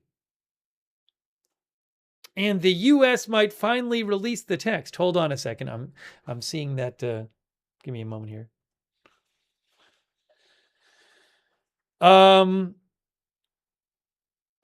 The diplomatic source said that discussions around accelerating the signing were intended to open the strait sooner than Friday. Another factor could be political pressure on the White House to release the text. I don't know why they can't release it before the signing.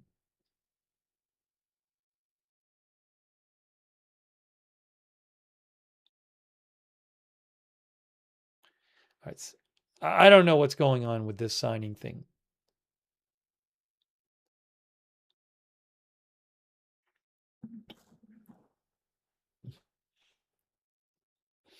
I'll take some comments in a second. Let me just hold on. I got to make sure. What am I? Oh, I got a lovely view here on the feed. Look at that lovely view as we wait for Trump.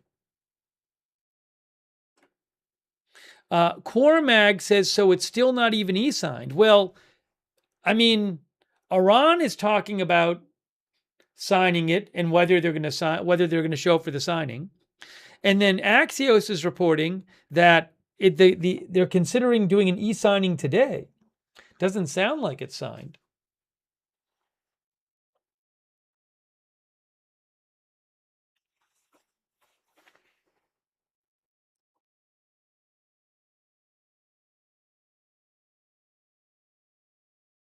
Chucky says, that's a lovely view.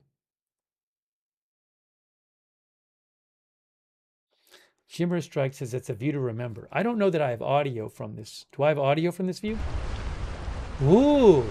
Oh, let's just relax. Oh. I wish when things get all difficult in the chat and heated in the chat, I just had this 24 hours a day. I could just look at it and relax. Oh. I need to get like a 24-hour video shot of this.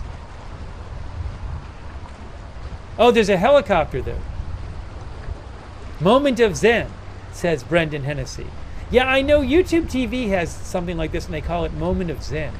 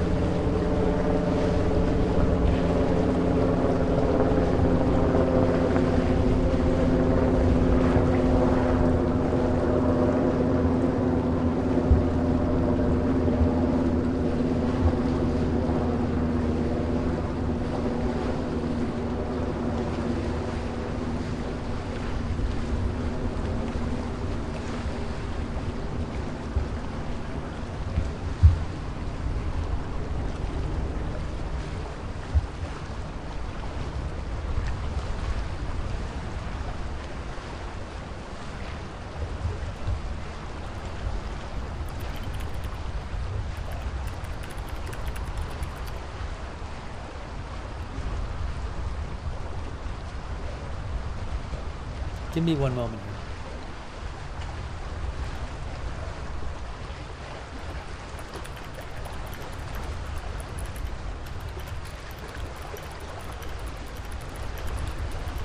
I love this audio. It's amazing.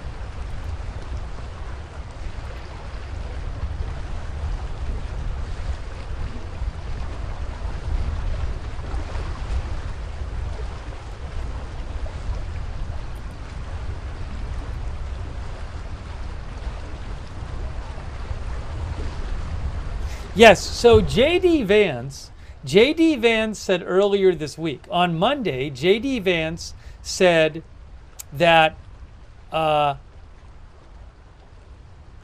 Good Morning America, we signed the deal digitally yesterday. That's what J.D. Vance said.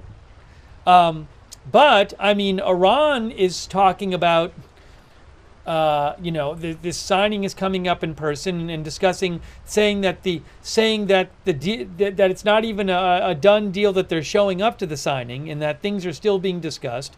President Trump today said that I think it'll be done. They want to sign.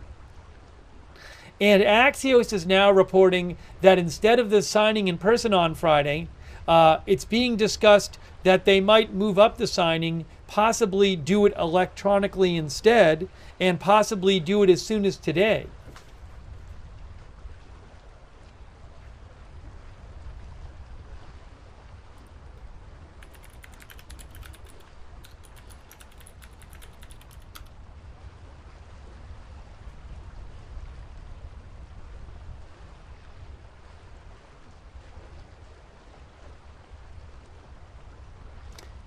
So Evian water does come from this town, which is Évian-les-Bains.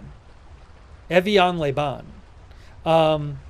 Now, Wikipedia says Évian bottles their water from several sources near Évian-les-Bains on the south shore of Lake Geneva.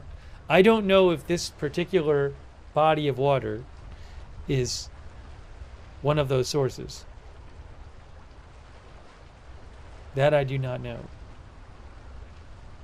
Justice N says, I'm drinking water from there right now.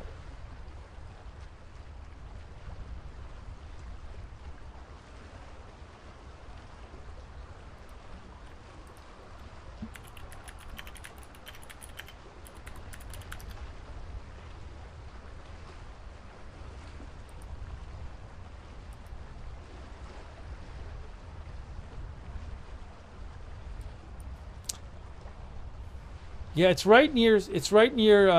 near Geneva. One of our viewers asked. So there's France and there's Switzerland, and if we zoom in eastern France, we see Évian-les-Bains there, right near the Swiss border, and near Geneva. Thanks to John McTavish. Thank you, John. I appreciate that. Also, thanks to Grumpa5798. Oh, Grumpa, but you gotta respect the chat rules. Uh-oh, we have security out there. We're waiting for President Trump. We're waiting for I think we have maybe some security out there.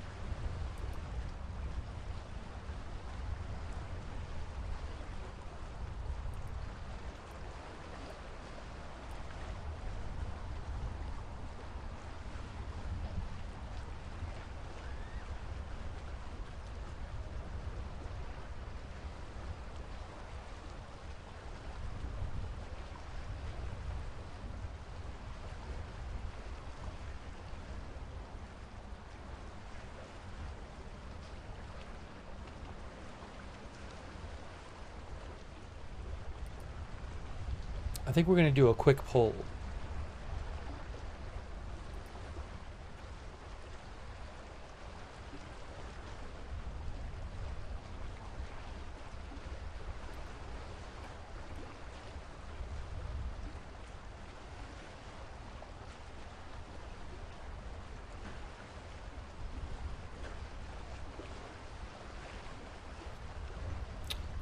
Will the signing happen on Friday?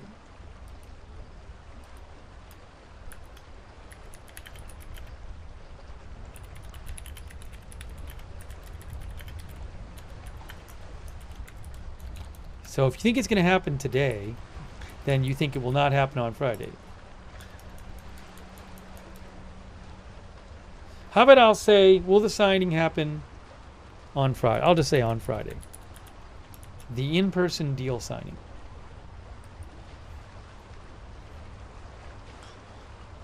Thanks, Jonathan. Jonathan After Dark for your support. Thanks, Jonathan. I appreciate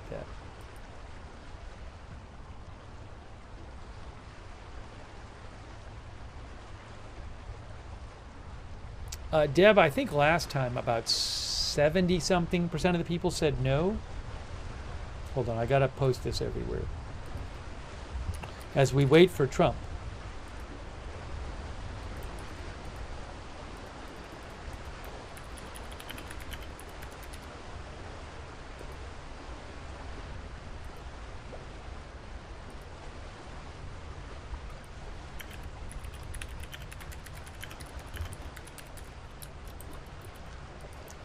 All right, I am posting it. I just posted it on Twitch. Now I have to post the poll on Facebook.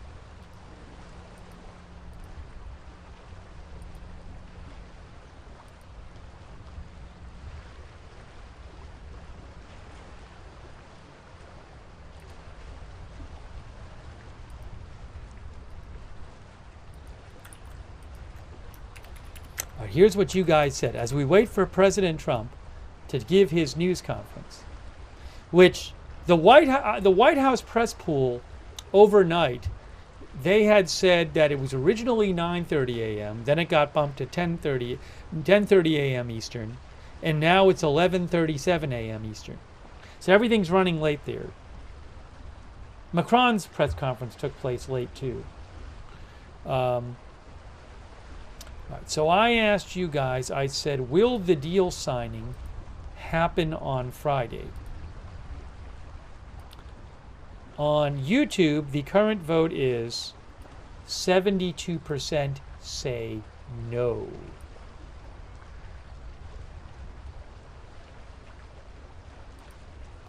On Twitch, the vote is... Oh, we'll do the poll graphic in a second. Very similar to yesterday too. 73% say no on Twitch. 72 and 72 now. For those of you still thinking, here you go.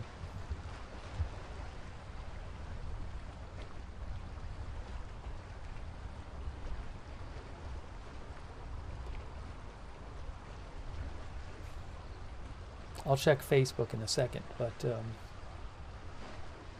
people are skeptical it's going to happen on Friday.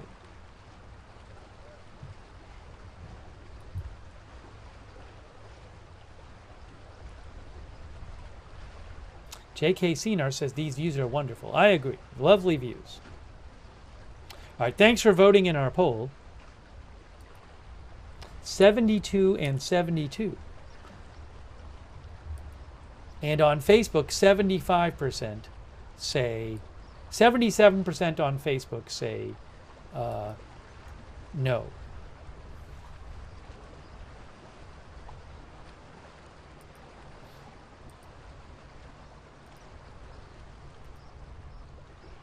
No, Israel is not signing the deal, or they're not a party to the deal. It's Iran and the U.S. They're mentioned in the deal, but they're not a party in the deal. Party to the deal. I don't know. I don't think it's promising when you start seeing Iranian state media start saying things like, "Oh, it's not it. It's we're still thinking about things and arranging things." It seems iffy right now.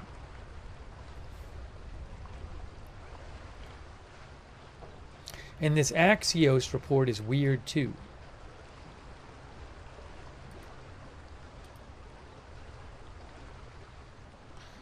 Again, Axios is reporting that the sides are considering moving up the signing, maybe to Wednesday, and doing it electronically.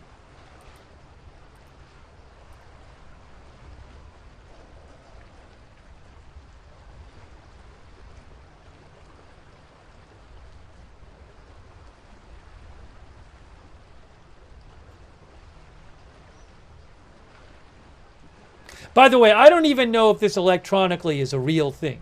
Maybe it's just a way for them to say they signed it. I have no idea. Because if it's signed electronically, I don't know that anyone will ever see evidence of that.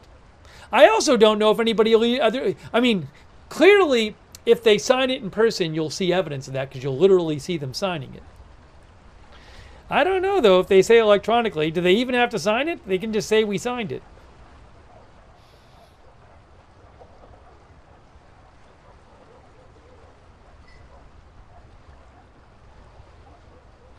Yeah, I know it's Wednesday. That's what Axios reported. They said it could get signed electronically as soon as today. Seems weird. The whole thing seems weird. Look, it was weird to begin with.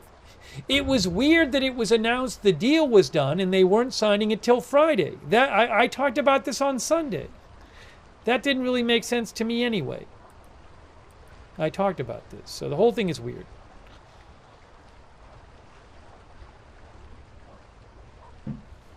Alaskan Lost thinks none of this is making any sense.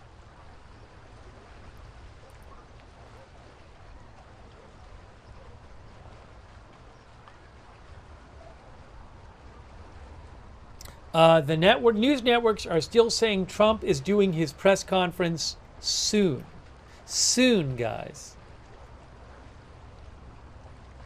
The 3 days of war says, we'll see if the strait opens or not. Well, a whole other thing about the strait is regardless of whether Iran and the U.S. say it's open, ships are not going to, many ship owners are reportedly not going to send their ships through the strait unless they're really convinced it's safe.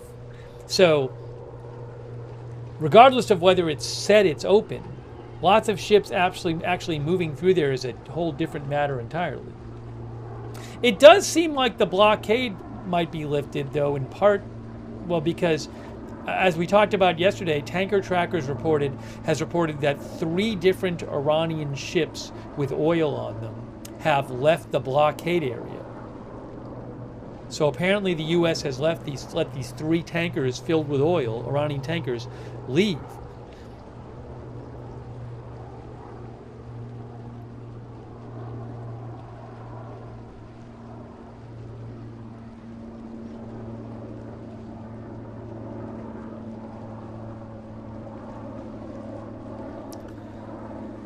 Justin King says maybe Trump wants Iran to sign it in the public eye to hold their feet to the fire in front of the world is why it's set for Friday? That's what shrug emoji. Liz thinks it's too muddled up. Oh, thanks, by the way, to London Real for subscribing on Twitch, and Fredericus Rex for subscribing on Twitch, and Moomed for subscribing on Twitch. Thank you. Also, thanks to all of our moderators. Bastion Girl, Big Ball of Yarn, Idaho Star, Surly Dev on Twitch. K. Lowry Body on Facebook.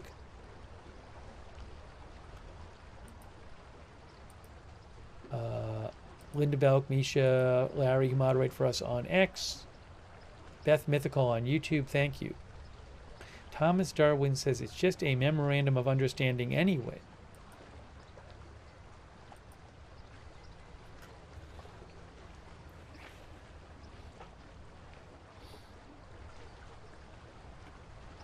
Thanks, Jonathan After Dark, too. Jonathan thinks that oil went up a bit because of this. Although at this point, right now, I'm looking at oil. Brent crude, I mean, according to TradingView.com, Brent crude, it was up a bit. It's up 0.7%.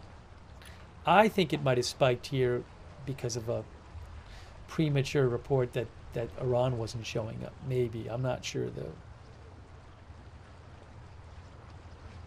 And you look, WTI crude is down 0.51% today. That's since 6 p.m. yesterday.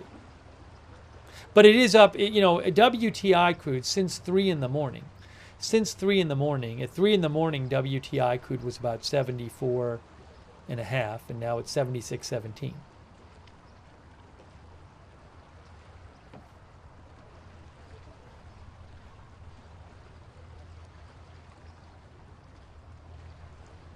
We're still waiting for Trump.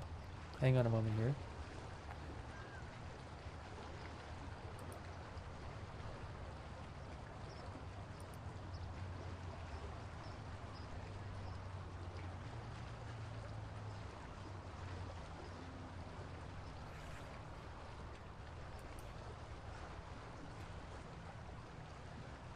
Hey, at least we got to see this awesome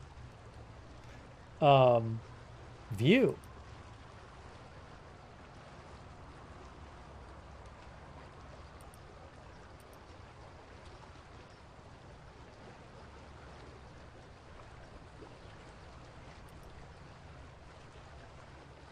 Here's the President Trump quote.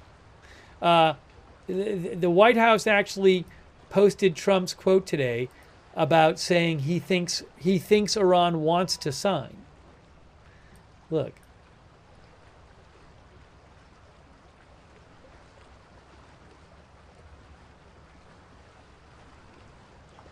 Actually, hold on a second. I'm going to show you from the other video.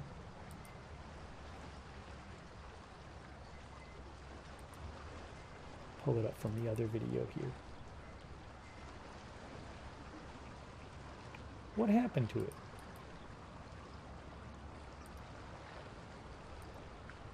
Here it is.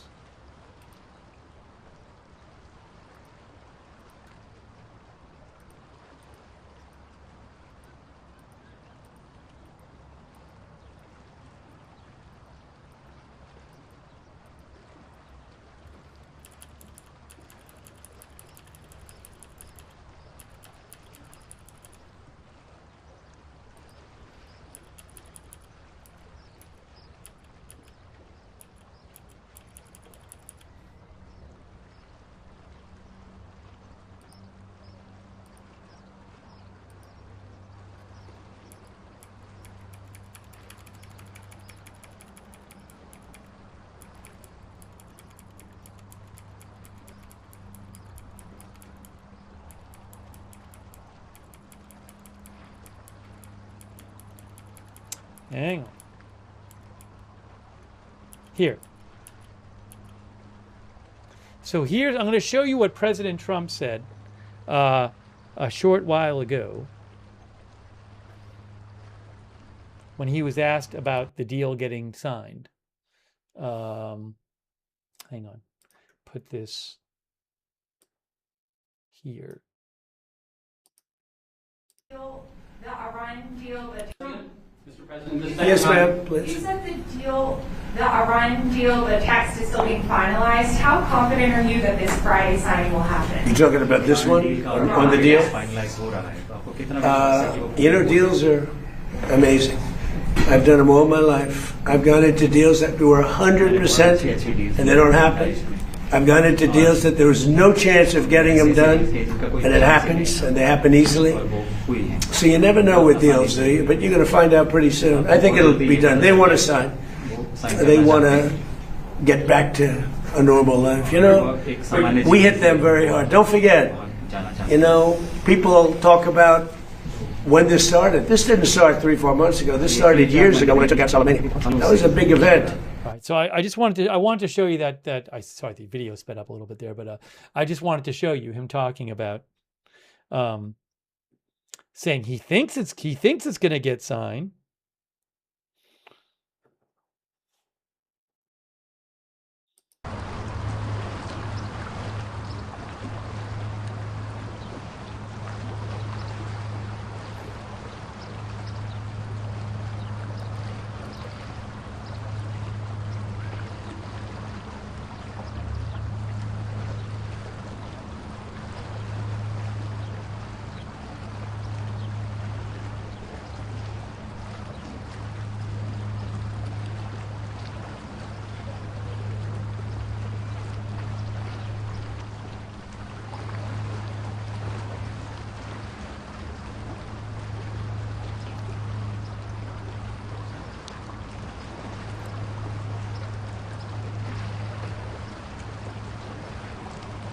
Again, we are waiting. President Trump is going to be doing a press conference.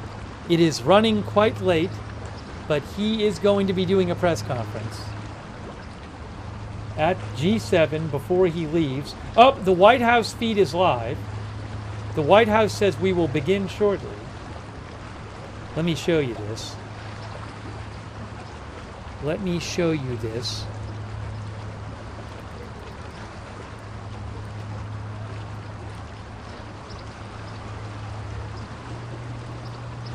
Hold on. I'm going to just put this up here. I don't know what feed we're going to use yet. We'll have to see what the best feed is. I'll have a couple different feeds. I'll probably use the White House feed.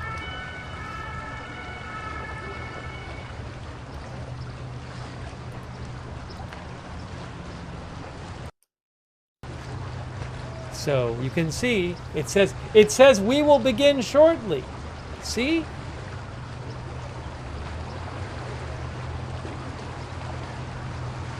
Oh my gosh, what's President Trump going to say about the Iran deal?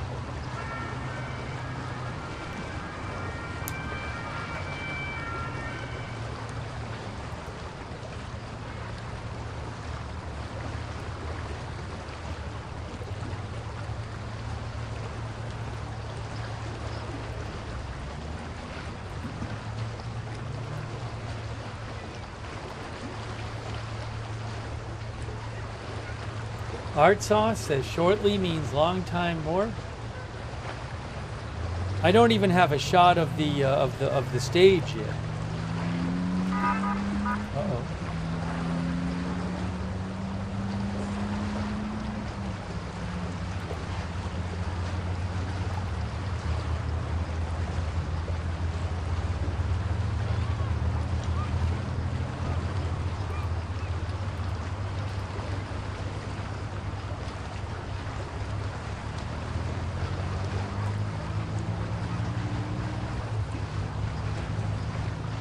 BJ64 Trade says it's not happening. Don't fall for Trump. It's just for markets. I'm Persian and live in Iran. That's what BJ64 says. That'd be very cool if you were watching from Iran. I can't confirm that. Gav House says Iran deal Friday, take Cuba Saturday.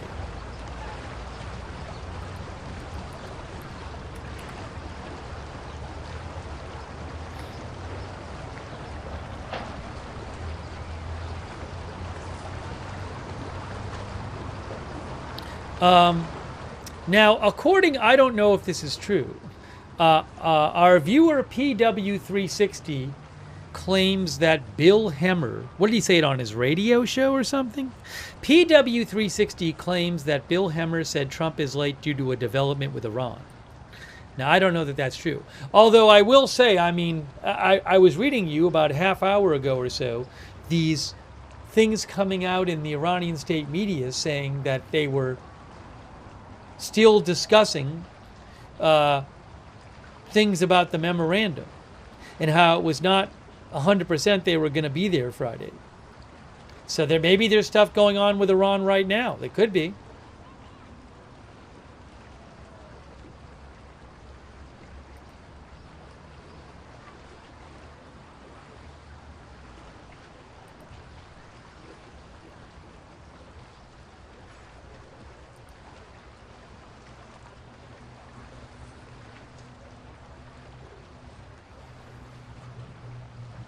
And we also saw this Axios report that came out a short time ago claiming that it was being discussed whether to move up the signing and maybe just have it electronically.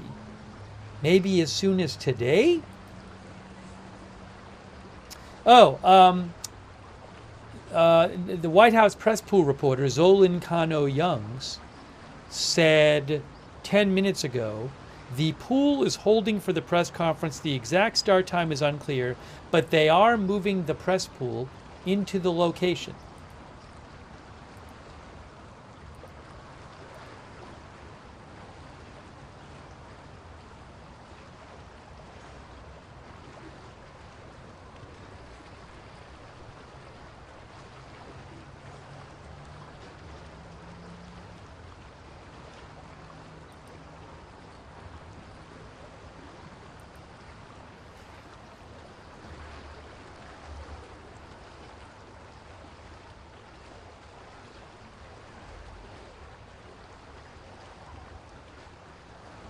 Lori Potter says the usual lateness.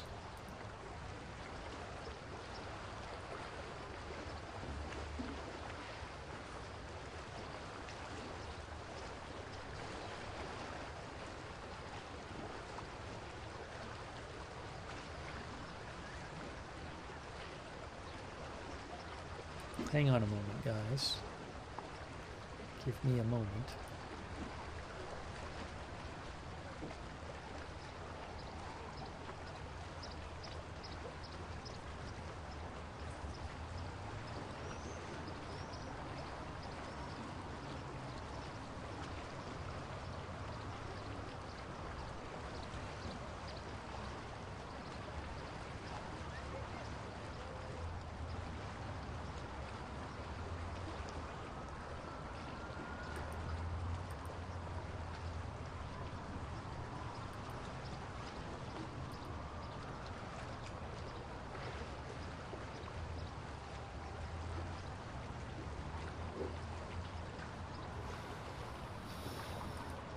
As soon as I hear anything more about the timing, I'll let you know.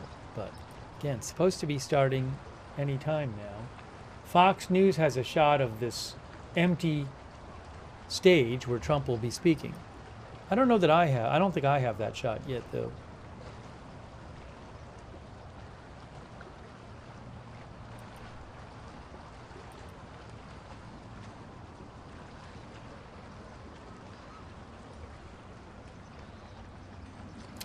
Blogi says that this background needs to be a permanent feature.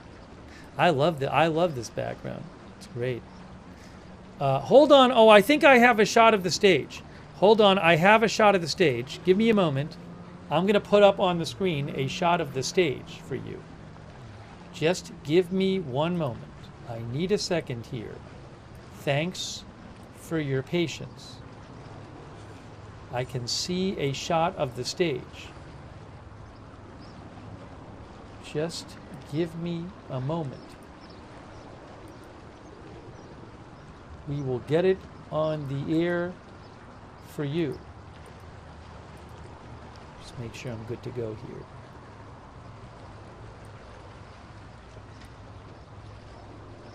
Now,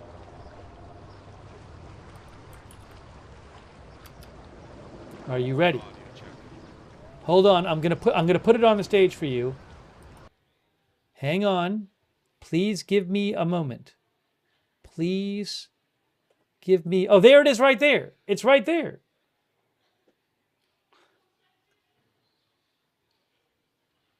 Now, what I need to do is I'm going to take this off. We're going to take this. Let me just get settled here. Test. Test.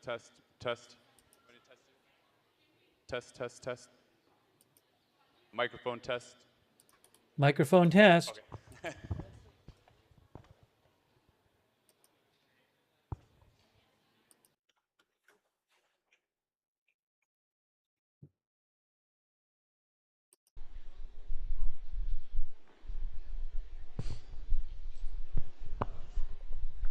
Look at this. There it is. Can we do this audio over the water video? Says Tanks a lot.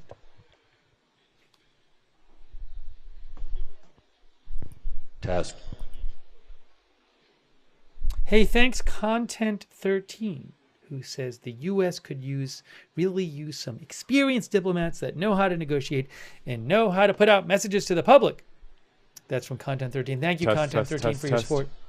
Thanks, Jesus UCSB, who says, if you believe this deal, I have ice in Alaska to sell you. I see President Trump. President Trump is coming out now. Thanks, Blogi and IndyCar, by the way. Hey, President Trump is here. Thank you. I have a couple different A lot of feeds. press. That's good. We had a great event. This was something very special. And I want to thank President Macron and Bridget, his really lovely wife, fantastic person, for welcoming us to France for an extremely successful G7 summit. I would say it's one of the most successful. And this meeting could not have come at a better time. On Sunday, we reached an agreement with Iran that achieves everything we set out to accomplish, everything and much more. Ending the current conflict, reopening the Strait of Hormuz, and preventing Iran from ever obtaining a nuclear weapon. That's what it was all about. That was about 99%. Iran cannot have a nuclear weapon. They can't develop it, buy it. They can never have a nuclear weapon. At the same time, with this announcement, or close to it, as people started to think it was going to happen when Iran was making some very positive statements, the stock market has surged to record highs, picking up thousands of points over the last short period of time, thousands of points. And oil is dropping like it has never dropped before, at levels that went in numbers down $7, down $8. They've never seen anything like that. But if we didn't do this deal, we could have dropped more bombs for another 3 weeks, 2 weeks, 4 weeks, 2 years. You would never have the Hormuz Strait open. You would never have success. Your market would have, instead of going up at levels that nobody's ever seen before, would go down at levels that nobody ever saw before, maybe except for 1929 or whatever. And you know, all the tough guys don't realize that this wasn't a 3-month deal. This was years in the making. You know why? Because I was the one that killed General Soleimani. And if I didn't kill General Soleimani, we probably wouldn't be talking right now about this deal, because he was a mad genius. They never were able to replace him. But a lot of people forget that. The tough guys, you know, the tough guys that would drive the country right down the tubes. The past 2 days have provided a chance to discuss the details of this historic agreement with many of our closest friends and allies, including the G7 nations. And this deal, because he was a mad genius. They never were able to replace him. But a lot of people forget that. The tough guys, you know, the tough guys that would drive the country right down the tubes. The past 2 days have provided a chance to discuss the details of this historic agreement with many of our closest friends and allies, including the G7 nations and many presidents and prime ministers. As you saw, Prime Minister Modi was here. We had a long talk. He's a great guy. They are thrilled that we made a deal, every one of them. There's not one nation that came to us and said, please, sir, keep dropping bombs on them. Please keep dropping bombs. The stupid people say that. But I'm thrilled to report, and by the way, those last 2 days were brutal. $200 million worth of bombs. And, you know, it is expensive too, by the way, aside from everything else. And they knew I was coming for a third night. We informed them we're coming for a third night. They didn't have their Navy, it's sunk. They didn't have their Air Force, it's gone, not one plane.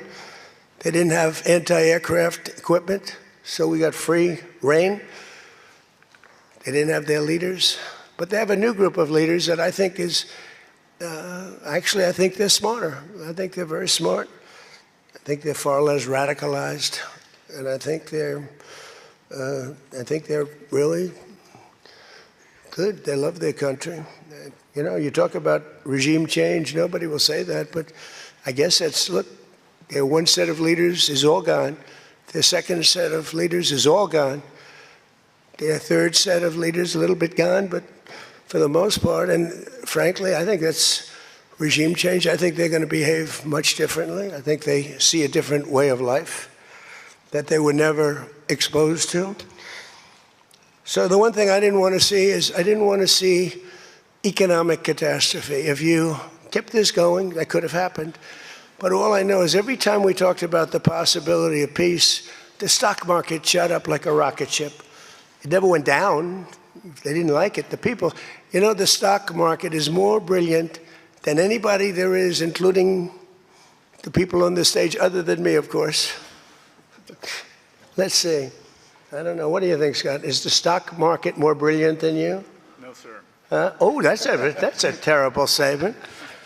All right. The stock market is quite brilliant. And every time we said something amazing, like we're going to settle, it would go up. And every time we said something negative, like, guess what, we're not going to be able to settle, it would go down very big, Peter, right? Very, very big. Tells you something. And you know, I've studied presidents, some good, some bad, some great.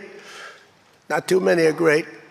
And some really bad. We had one just recently. And the one president I did not want to be was the late, great Herbert Hoover. I didn't want that. And who knows what would have happened. But bad things happen. So the past 2 days have provided a chance to discuss the details of the deal with the closest friends and allies, heads of countries. They were all here, a lot of them. Far more than the 7, as you know, a lot of them. And they put out a statement. I think President Macron, who did a great job, by the way, did a really fan, him and Bridget, they did a great job. But they all put out statements saying they love this deal because they want to see it over. And they love the fact that the hormones, don't forget, if we were going to drop bombs, let's say we went another month, another 2-3 months, maybe weeks, could be another 3 months, could be whatever. What do you have left? Got maybe nothing, but you don't have, the strait will never be open because people that own billion-dollar ships, these ships cost $1 billion. They don't like sailing ships or having their ships participate when you go up the coast and you go through the strait and there are rockets flying over your head. They want to protect their $1 billion investment. You wouldn't have oil for maybe years. These are stupid people. But nobody was tougher than me. Nobody hit Soleimani. You know, when I hit Soleimani, people thought that was the biggest thing to happen in the Middle East for 50 years. That was the biggest event. He was the boss of Iran and respected, but he was a mad genius. He was a genius, the father of the roadside bomb. When you see young men, and in some cases women, mostly men, walking around without legs, without arms, with a face that's been blown to smithereens, it's Soleimani, 95%, 96.2 they say or something, 95%. That was Soleimani did it. Happened to come from Iran, and I blew him up. You remember that? I blew him up in the Valley of Death. He got off his plane and we followed him, and in all fairness, because they've been wonderful to me, Israel, but they didn't want to do that attack. They were all set the night before the attack. They informed me they didn't want to do it, so I had to make a decision. I made the decision to do it. But it was a joint venture, as we say in the real estate business. That was a joint venture between Israel and us. We studied it for a month. We knew what plane he was going to be on almost a month before. He only traveled on commercial airliners, big ones with lots of people, because he knew we wouldn't shoot him down. He's very smart. But we knew he was going to be on that plane. We followed him. And then Israel informed me that they won't do it. And I had to make a decision. I had some very good generals, and not the ones you see on television, very good. And I want to thank also Pete Hegseth and General Raisin Kane, who's phenomenal. Okay, these guys are phenomenal. They can't be better. But I had some good generals, and I said to him, well, if Israel's not going to do it, we're all prepared. Do we do it? Do you like doing it or not? He said, sure, if you want to do it, we can do it. How well? We'll do it just as well or better. We can do it ourselves. We don't need anybody. So we took out Soleimani. One of the biggest events to happen in the Middle East, maybe ever, but they say 50 years, they say 100 years. I was with the Prime Minister of Pakistan. He said it's maybe the biggest event that has ever taken place. Nobody could believe it. So that's when it started. It didn't start like 3 or 4 or 5 weeks ago. And Obama wouldn't do it. What Obama did was he did the JCPOA. He loaded up a plane with $1.7 billion in green cash from banks all over Washington, Maryland, and Virginia. They were stripped of all their cash. They had no cash to do payrolls. It all went into a Boeing 757, a wonderful plane, and they flew it to Iran. And they gave it out to people. They bribed people. They thought they were going to get it done. Then they gave billions and billions of dollars after that. And they got a deal that was a road to a nuclear weapon. I get so angry, I guess. I'm allowed to get angry. When I watch the Democrats, they talk about it all the time. We had this deal done. You had a deal that was going to give them, legally, a nuclear weapon. And if that happened, Israel would have been blown away. And in all fairness to Bibi Netanyahu, who happens to be a good man, gets a little excited sometimes. But he happens to be a very good man. We've had an amazing partnership. He's been an amazing prime minister. We have a little dispute over Lebanon. I say, you can do a little softer touch, Bibi. You don't have to knock down a building every time somebody walks into it that's from Hezbollah. But it's been an amazing partnership. But he will say, we're the big partner, and he's the very small partner, and that's true. So he came to the country, and he begged Barack Hussein Obama, the president, not to do the JCPOA. He said it could be the end of Israel, and it would have been if I didn't come along. And Obama didn't listen to him. Bibi actually went to Congress and pleaded with them, and he got nowhere. And they had this horrible deal that was horrible for Israel, and that's where it stood. And then I came along and I terminated that deal. It had very little time left. You know, it was a short-term deal. You know, with countries, you need hundreds of years. You don't need 8 years and 9 years. This isn't like you're signing a lease on a candy store in the corner. You need hundreds of years. This was a short-term lease. It expired long ago. Had I let it run, it expired. You wouldn't have been around. A lot of people wouldn't have been around. But Israel would have been terminated. I think the whole Middle East would have been terminated. You saw that when everybody was shocked that all these missiles, they were aimed at these different places. Qatar, Saudi Arabia, UAE. Think of it. Bahrain, Kuwait. They got hit. Nobody thought that was, even I didn't think it was going to happen. They didn't think it was going to happen. They were going to take out the entire Middle East, including Israel. And if they had a nuclear weapon, they would have used it within moments after getting it. So I made it very tough for them when I terminated the Barack Hussein Obama catastrophe. JCPOA, one of the worst deals. NAFTA might have been worse, but that was worse economically. This deal was really dangerous, what he did. He gave them everything, including a lot of money, which we don't give them, by the way, just in case you have any question. We'll be giving this out so you can read it and you can see. And it's a memorandum of understanding. If it doesn't get done in 60 days, that's all right. We go back to bombing. You know, I don't want to do that because it's so good. But we might have to because we're never going to let them have a nuclear weapon. But they've agreed not to, and you'll see that very clearly in the agreement.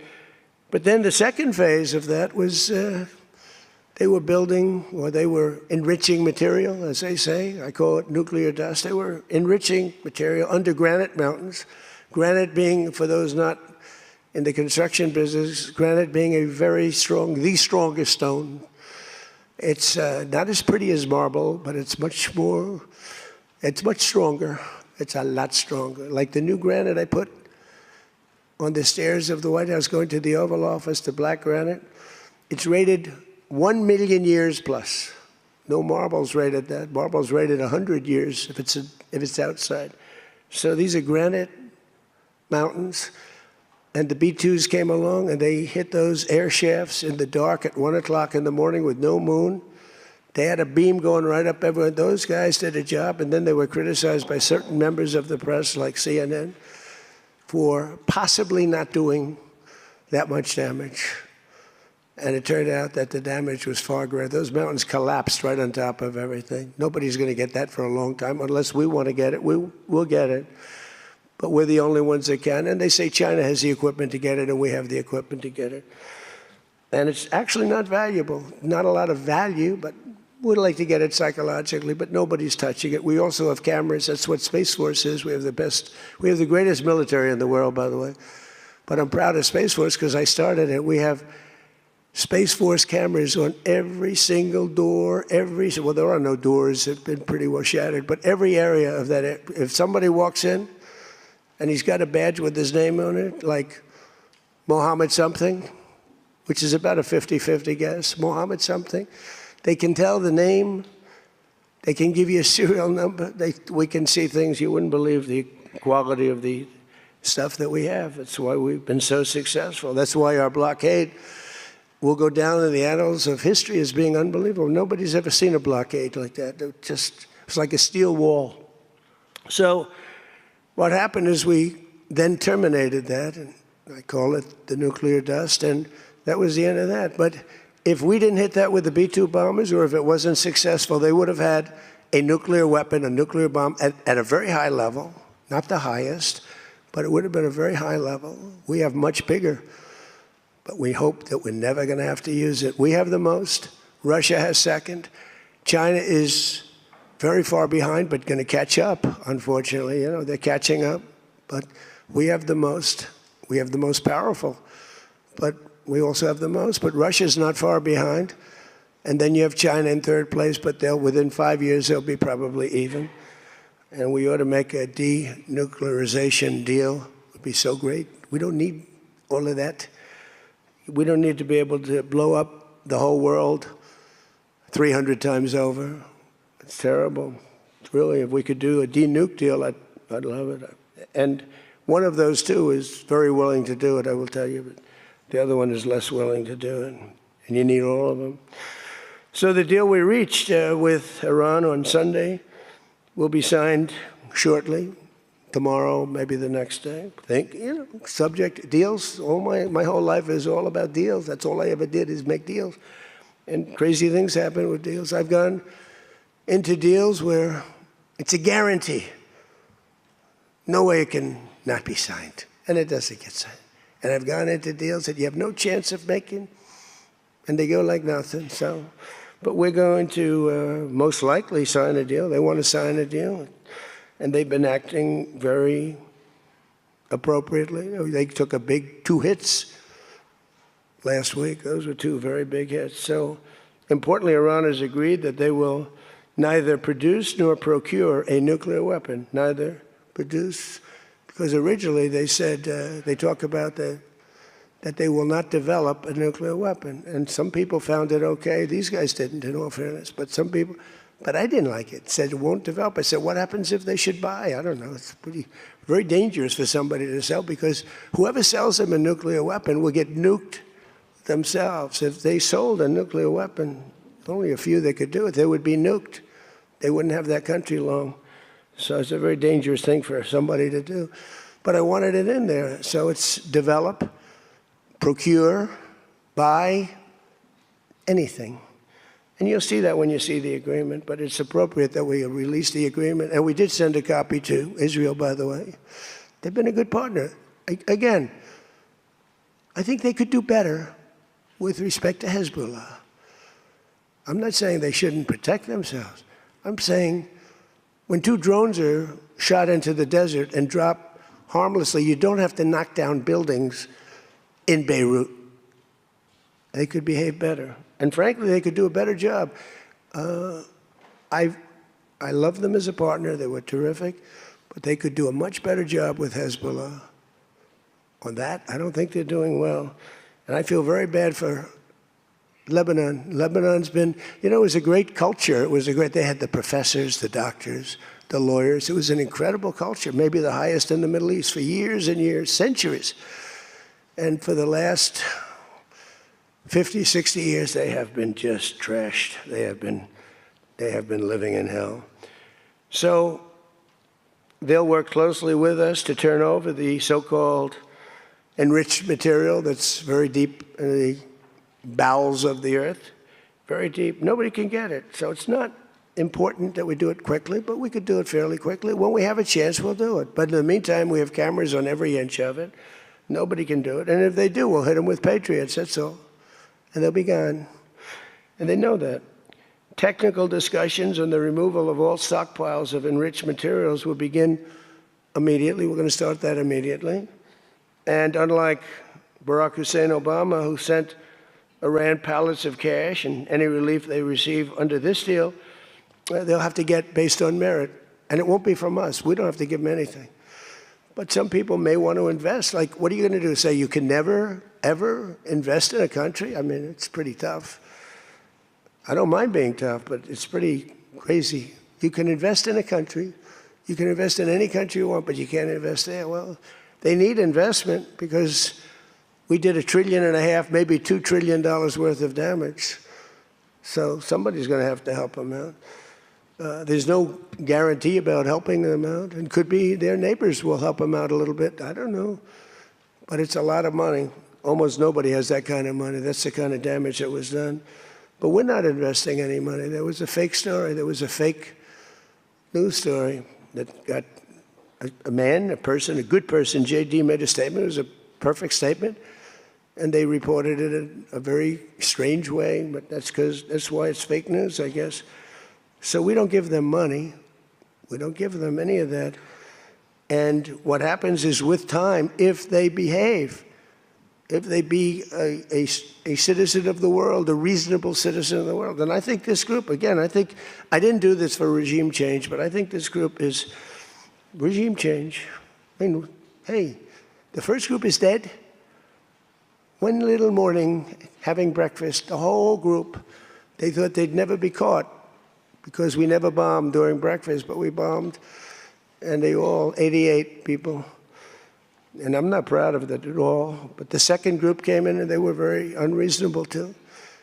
And they were all gone. They were all gone. And then the third group, we've been dealing with them. A couple left this planet, but we've been dealing with them. And again, they've been fine. I mean, I've had a lot easier. I've had some easier ones. They're tough, they're smart. Maritime traffic through the Strait of Hormuz has already increased very substantially, and the normal flow of energy will resume in the coming days, and trillions of dollars will be made by the world, and the stock market will, I believe, continue to rise. The only difference is that a player that's very volatile, very tough, very smart, frankly, they have, in one way, a primitive culture, but it's also a genius primitive culture. They're very smart people, very good negotiators, but so are we. So rather than possibly going into a depression, rather than having your favorite president be Herbert Hoover, I was always the one I didn't want to be. I wouldn't have preferred Nixon. I wouldn't have preferred, there are plenty I wouldn't prefer, but the one I always thought of, Herbert Hoover, and he caused it. He raised taxes too fast, and he raised interest rates too fast, all at the same time. And it caused the Great Depression. So I don't think I'll make mistakes like that. I lower taxes, I don't raise taxes. In fact, we just gave you the largest tax decrease, largest tax cut in the history of our country. So we'll be working on a parallel effort with the Gulf nations to address non-nuclear issues such as the conventional ballistic missiles, which we'll be talking about, and support. I mean, they have to have some because other people have some. You got to have some.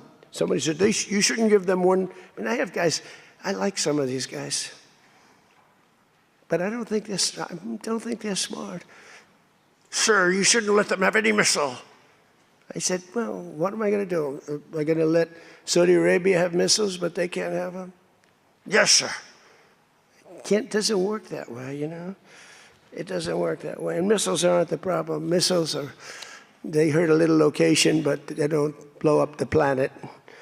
So the Gulf nations will address the non-nuclear issues. As we'll be talking about the ballistic missiles, and we'll talk also about the terrorist proxies that they have. That we don't want that to happen. But I want to thank our partners in both Pakistan and Qatar. These people work so hard. And they knew them a little bit.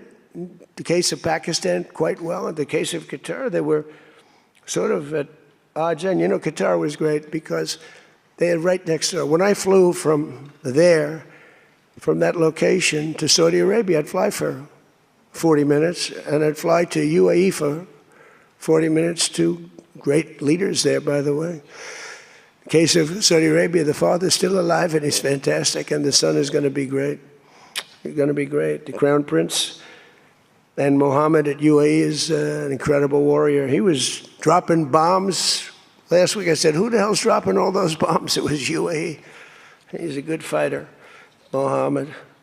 But every administration for decades has sought to get Iran to relinquish its nuclear ambitions, but the threat only got bigger. The words got bigger and bigger and stronger and bigger, and nothing ever happened. And Iran got stronger and tougher.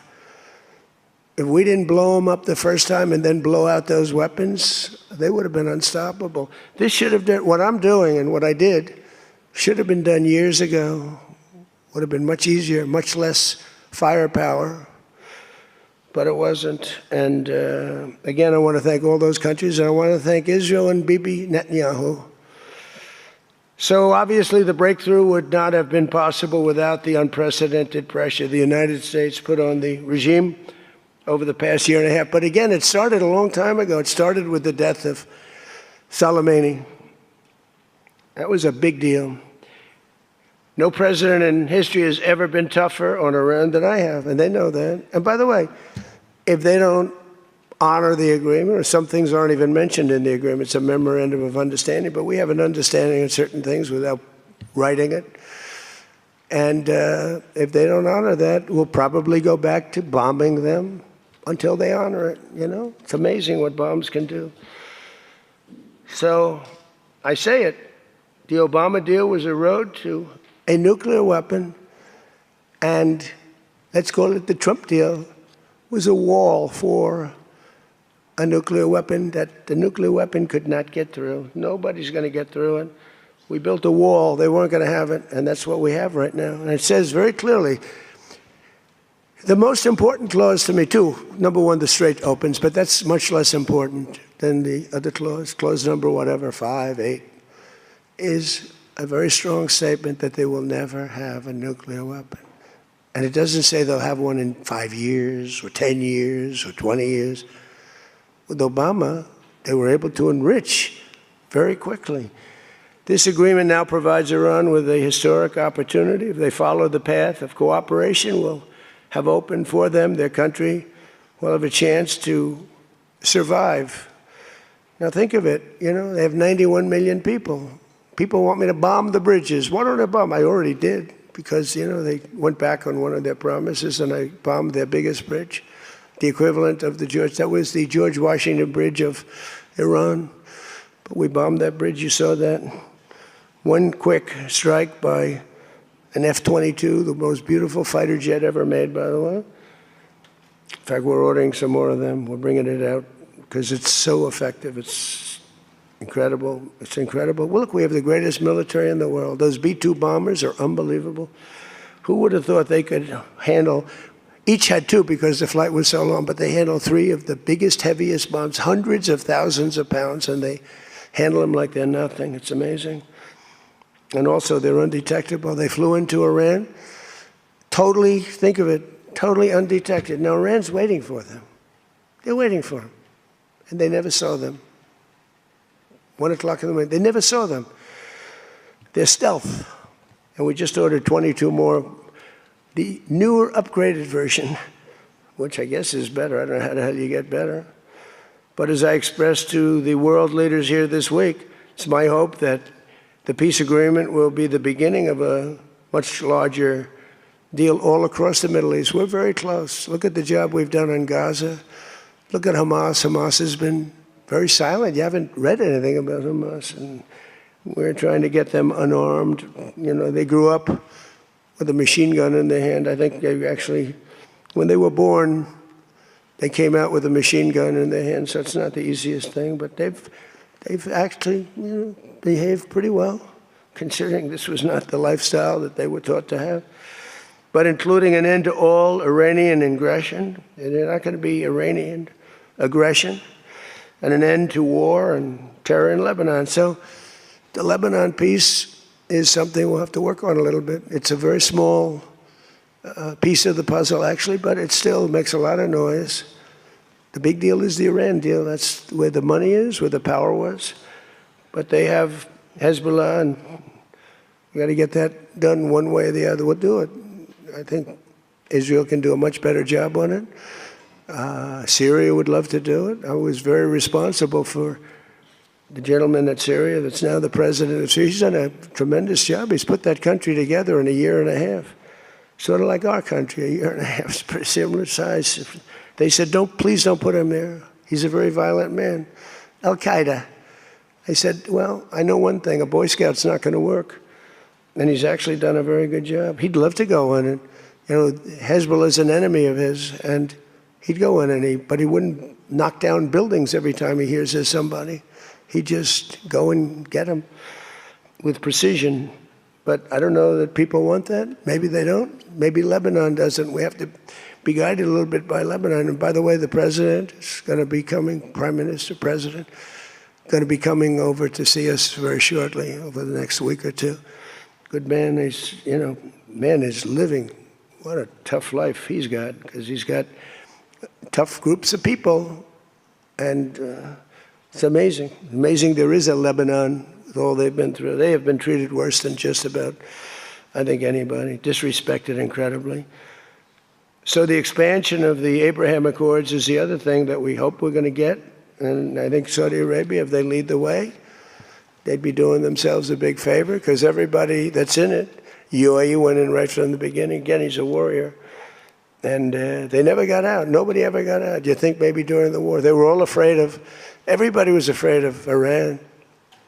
And that's why we ended up with the original members. But then when the election was rigged, that's right, and I wasn't here at all, nobody cared about anything. The country went to hell in every way. That was the least of it. Middle East was the least of the country went to hell, allowing 25 million people into the country, unchecked and unvetted, many of them criminals, many of them murderers, 11,888 murderers allowed into our country. So this was the least of it. But the past 2 days have also provided an opportunity to discuss a number of other key issues with members of the G7 and our partners. Yesterday morning, we had a productive conversation on the war in Ukraine. I spoke with President Putin. I spoke with President Zelensky, and he was there. And President Putin I spoke over the phone with. And something's going to happen. They're losing a lot of people, a lot of soldiers are losing soldiers. Both are losing a lot. Russia's losing more because they're the offensive ones. And when you're offensive in war, you lose more. Pretty simple. But I provided an update on my call Sunday with President Putin and expressed my continued hope. We had a very good conversation with President Putin and a very, very good conversation with President Zelensky. I think they both want to do something. They just don't know how to do it. They want to do it. They just don't know how. In our session yesterday afternoon on international partnerships, I offered an update on how the United States is leading the world in responding to the Ebola outbreak in Africa, sending $375 million in aid so far to help stop and contain the crisis at its source. And we've done great. I was with the president of a couple of presidents came over, by the way, from African nations, and they were so happy with what we did. But where it's unfair is we gave $375 million. The rest of the world gave essentially nothing, maybe a couple of bucks, but nothing. And they were all saying, thank you so much. And I think they've done a good job. It's a terrible thing. Ebola is a terrible thing. That's an unbelievable one. Fortunately, it's not like COVID where it's that easy to spread around, but it's rough. And we've done a good job. We've moved people to certain quarantine, certain locations. But today we also had excellent meetings on the economy and artificial intelligence, which is amazing what's going on with that. It's going to be the biggest thing ever. We have to be very careful with it. It's both great and could be bad. We have to be careful with it. But we're leading China. We're leading the world on that. We're allowing them to do their own electric plants because they need, as an example, those buildings are so big. And they're not taking the community's electricity. I gave them the right. It's my idea. I gave them the right to build electric plants like Con Edison in New York. Dig we must. And they've come up with plants that nobody's ever seen anything like them. Those are like very high IQ people. So they're actually building electric plants. So because otherwise they could never build a building because the grid is old and tired and broken and a mess. So they're building it, and they're going to sell their, very cheaply, they're going to sell their extra electricity into the grid. So we take care of a lot of things like California, which doesn't have nearly enough electricity. They don't know what they're doing there. And instead of having blackouts and brownouts, they'll be able not to. We found a great deal of unity here at the G7, and we signed a declaration on illegal immigration, the first time ever for a G7 statement. They did a beautiful statement. We signed other agreements to step up and to really coordinate and spend a lot of time coordinating drug trafficking and the stopping of drug trafficking, which is crazy. It comes through Mexico, comes through the southern border, the little that comes through. They find a way, they put it, they're genius. If they would use that genius for good, they'd be very rich people. They have it in engines, they have it in hubcaps, they have it in areas you wouldn't even believe. They have it in the structures of cars. Most incredible thing. But we've done a great job on it. We have drugs coming through the border are down 61%. Drugs coming through water, the sea, ocean, sea, Gulf, down 97.2%. That's the ones that get hit. Just like we hit the Iranian minesweepers and mine droppers, they call them. They dropped. Who would have 28 mine droppers? Who has 28 mine droppers? They actually had them, but they don't have many more. We hit them just like we hit the drug dealers. But drugs are down by water 97%, and over 60% they're down. And now we're going to go and focus on the land. They come through Mexico. Mexico has lost control of their country. The cartels run Mexico, and it's sad. And the president's a very good woman, but she's a very scared woman. The drug cartels are totally running Mexico. It's not even close. We agreed to accelerate our efforts to secure our critical minerals and rare earth supply chains, where we have great companies really going to town. We're going to give everybody a big run because we do it better than, and we had to get motivated. The G7 also agreed that the United States' new approach to international development based on the private sector investment is working at levels that they never thought possible. It's really working. I held a number of very positive bilateral meetings, including with the President of France. It was a very good meeting, actually. The Emir of Qatar, Sheikh Tamim. I tell you, I wish I could really know the guy. You know, some people say, well, he lived in that neighborhood. You can't be saying things that you'd like to have him say. He was fantastic on this, and he's been a fantastic guy in terms of energy and getting energy out there. President of the United Arab Emirates, Mohammed bin Zayed, who's an amazing warrior. President El-Sisi of Egypt. Prime Minister Modi of India. We spent a long time together today. I spoke to Mohammed. I spoke to the Crown Prince of Saudi Arabia a number of times. They're all so happy that they're still, you have to have them happy too, you know. We're using their airports. Not that they could stop us if we didn't want them to, but it'd be nice that I went to get that little sucker. But I missed. I hate missing. But we spoke to all of them and many countries all over the world. So every country, I think Israel too. Look, think of what Israel's getting. They're not going to be nuked. It's very simple. I told Bibi, your biggest risk was that they'd drop a nuclear weapon into the middle of Israel. They'd only need one, and there would be no more Israel. Think of it, Bibi. You got the best, the most important thing that you were asking for is that. So I think they're happy.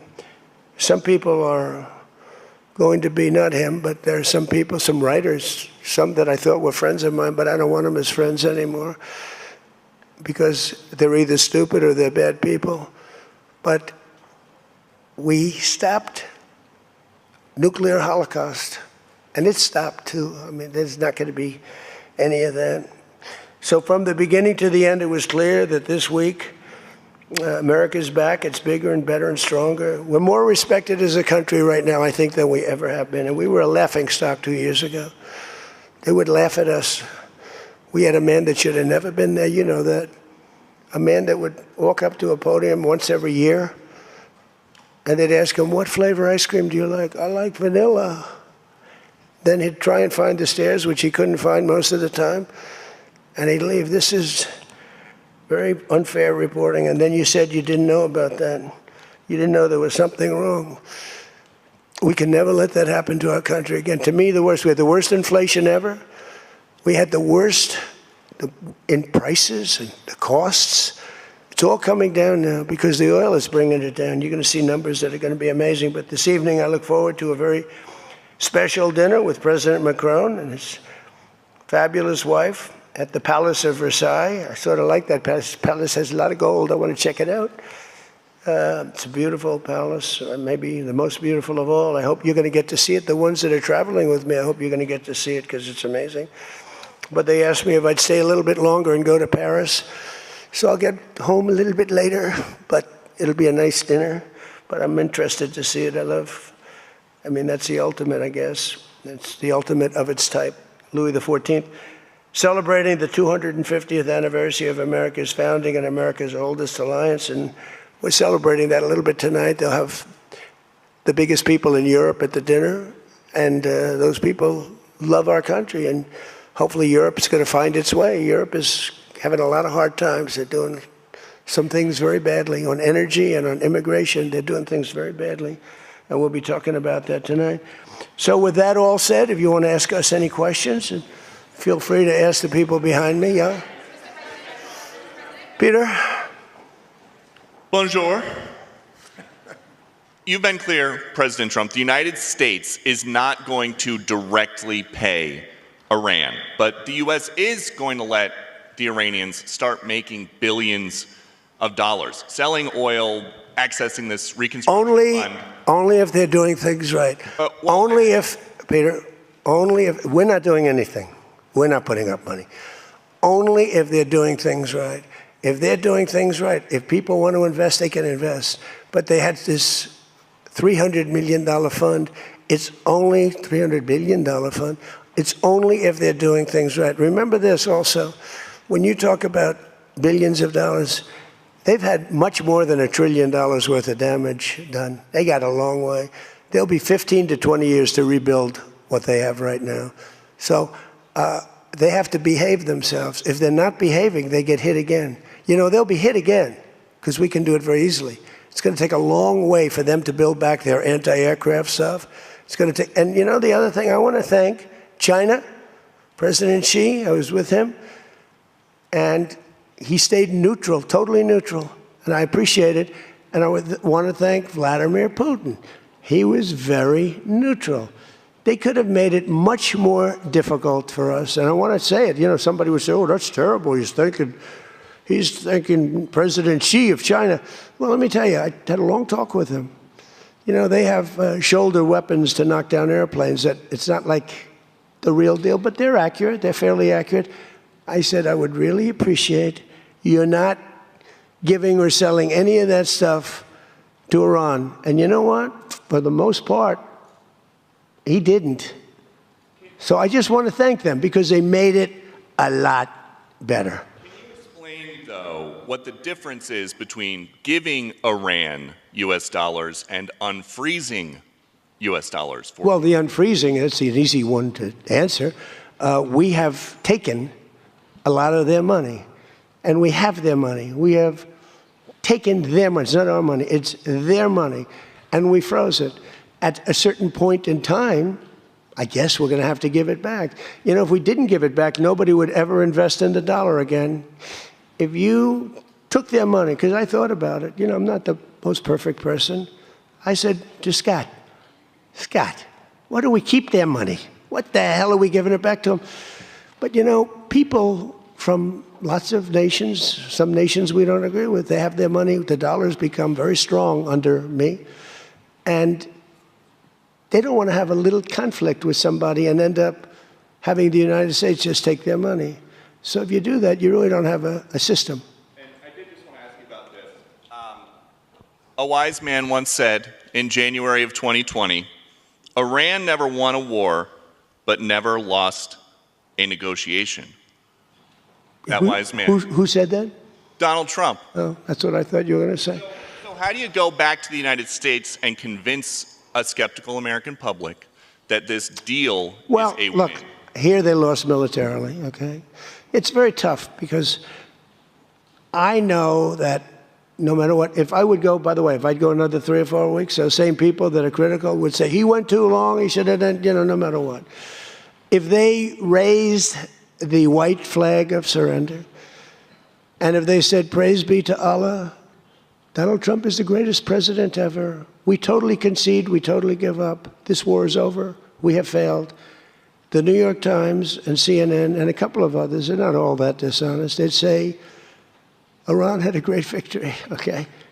They practically do that. You know, it's amazing. When we knocked out their last ship, they had 159 ships. When we knocked out the last ship, the Times refused to do a story on it.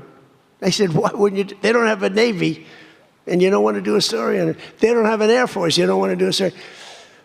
We need a fair press. And that's why they're all doing so badly, because they lost credibility. When I win in a landslide and I had 93% bad press, they take good stories about me and make them bad. But the only reason that happened is because they have so little, the media has so little credibility that the people voted for me. 93% of the stories on network, ABC is horrible. I think ABC is the worst. NBC is terrible. And CBS is terrible. CNN, obviously. And I never get good stories, no matter what I do. I could do the greatest thing. I won't get good stories on this. I'll get it from fair media. I'll get it from all over the world. They're writing good. But no matter what I do, I'm going to get bad press. I know that. Now, if I did the opposite, if I went out and continued to bomb them for another 4, just bomb the hell out of them, I'd get bad press on that. No, there's nothing I can do. But what this does is it allows the ships to go. If we keep bombing, those ships won't be going. And you're talking about $500, $600, $700 million a day. It's a lot of money, a lot of money. That's why the world is okay. It's liquid, it's fine. Also, we run out of reserves in about 4 weeks. You know, there are reserves all over the world, and we would really run out. And there'll be a time when you wouldn't be able to get it. And you want to see bedlam? So for all those so-called geniuses that want to show me how smart they are, ask them, why didn't they blow up General Soleimani? Ask that of the general and a couple of other people that I like very much, but boy, are they wrong. Go ahead. How about you? Thank you, Peter. I'd give you more, Peter, but people will say I like you too much. Thank you, Mr. President. Bonsoir, Mr. You know, he told me that first day in office, he asked me like 7 questions. I answered all of them. Is this true? He said, he just answered more questions in one meeting than Joe Biden did in 4 years, okay? You know, I'm not going to get you in trouble, but that's what you said. Go ahead. Well, Mr. President, in The Art of the Deal, you write about the importance of leverage. Yeah. Obviously, you have a lot of leverage when it comes to Iran, whether Tremendous it's militarily leverage. Or through economic sanctions. What leverage, sir, do you have when it comes to Israel and Hezbollah to ensure that they abide by the ceasefire? Well, I think we have leverage just by the fact that we really have Iran now has to be good. They have to behave. And we might help. That's a much smaller conflict. It's a conflict that should be able to be over with. I'm surprised it's taken so long. And it's a much smaller, but we have a lot of leverage. We have the greatest military anywhere in the world. We have the strongest, most powerful. Look at the blockade. By the way, the blockade was more impactful than all of the bombing raids where we dropped $1 billion worth of bombs on Iran. The blockade was so incredible. The naval blockade, the admiral, the whole thing, not one ship got through. That meant no money got through. They were dying. They had no money. They have inflation that's 250 or 300%. They have no money. We have tremendous leverage. We have the leverage of the economy as an example. We'll get that done. That's a small one, and we'll work with Israel and get it done. But I'd like to do it. I mean, you have people living there. Buildings are being dropped on top of them or right alongside of them. How would you like to live there? It's so unfair, especially Beirut. You know, you go into Beirut, and I looked at the scene 2 days ago, yesterday, where they hit. That was a big hit. That was unnecessary in my book. Yeah, please. 2 questions. If you could clarify something you said just a few minutes ago. One of the goals of Epic Fury going into it, you said was... Say it again. Speak up. Sorry. One of the goals of Epic Fury, you said going into it, was to destroy Iran's ballistic missiles and its capabilities to build more. Yeah. Why is it acceptable to you now that they keep some of that capability? And What are they keeping? What are they keeping? They have less than other nations now. We knocked out probably 84, 85% of their missiles. The rest of them are underground. They can't even get them out. You know, the other night's raid, I think it was on the first night, we knocked out hundreds of their missiles. Actually, by mistake, we were hitting an area, and you can sort of see when the bombs are going off, and then you see one that looks like, wow, what happened? A lot of missiles knocked down. No, but what are you going to do? Let's spend another 2 weeks and give them none. They don't want to be firing missiles right now. They're going to have a hard time rebuilding. They're going to have a hard time rebuilding. And if people from the Middle East, if people want to invest, and again, they don't have to invest at all. But if they do want to invest, it does have oil. It does have probably a future, but it's going to take a long time. But are you going to let the 91 million people starve to death? I mean, one of the things I was very intent on, they have water desalination plants, very good ones. I could have knocked them out in 5 minutes, just like I knocked out Cargill, and I knocked out everything but the oil. I said 25, it was so complete. The only thing there is the pipes coming with the oil because I didn't want to ruin the world market because they do a lot of money. But I didn't want to do that, no. It would have been so easy. It would have been easier, and I would have satisfied a group of 10% of the people, but it would have been the wrong thing to do. And it could have caused an international depression. Maybe not. Iran's position has always been that their nuclear program was for civilian purposes. If they come back after the signing of this and say they want to continue to have a civilian nuclear program, is that acceptable to you? Well, I've said to them always, I say, look, you have probably the 3rd largest oil reserves in the world. What the hell do you need nuclear for?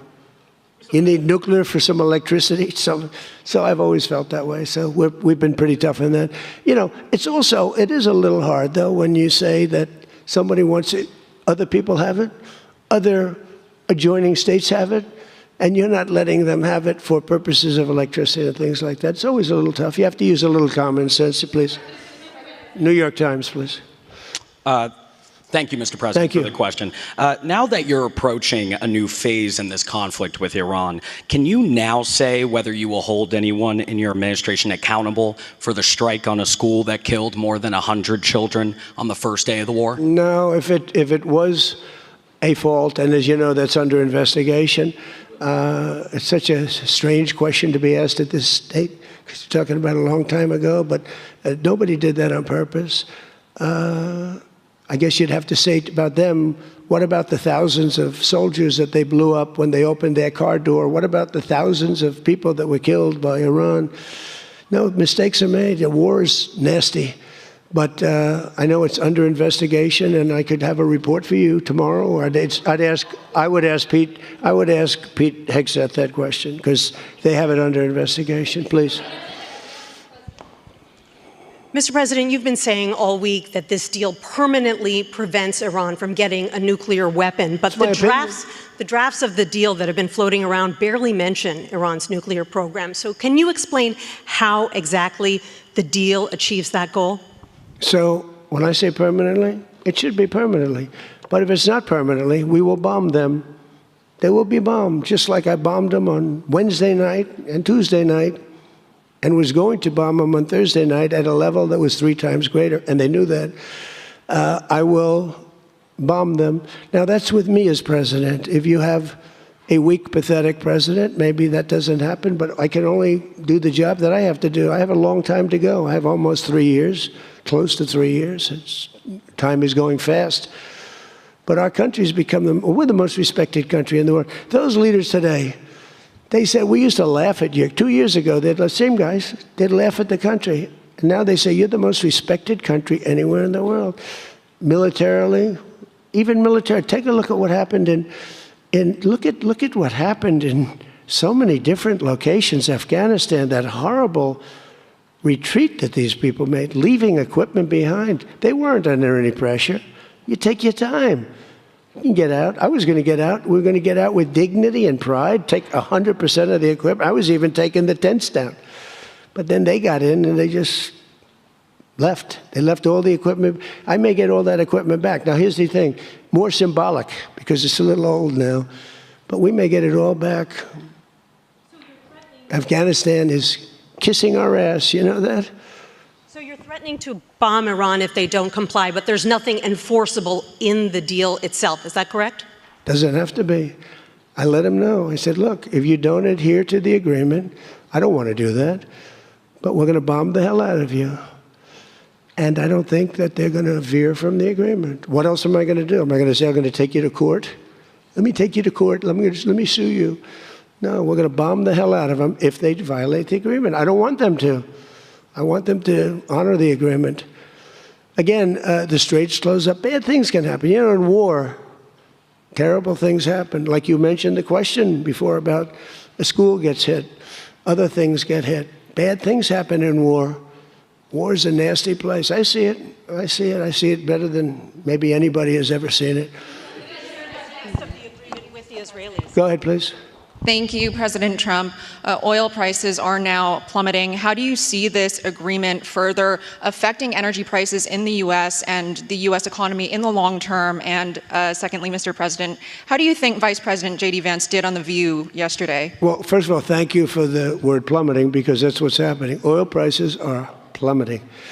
And that means oil prices are going to come down.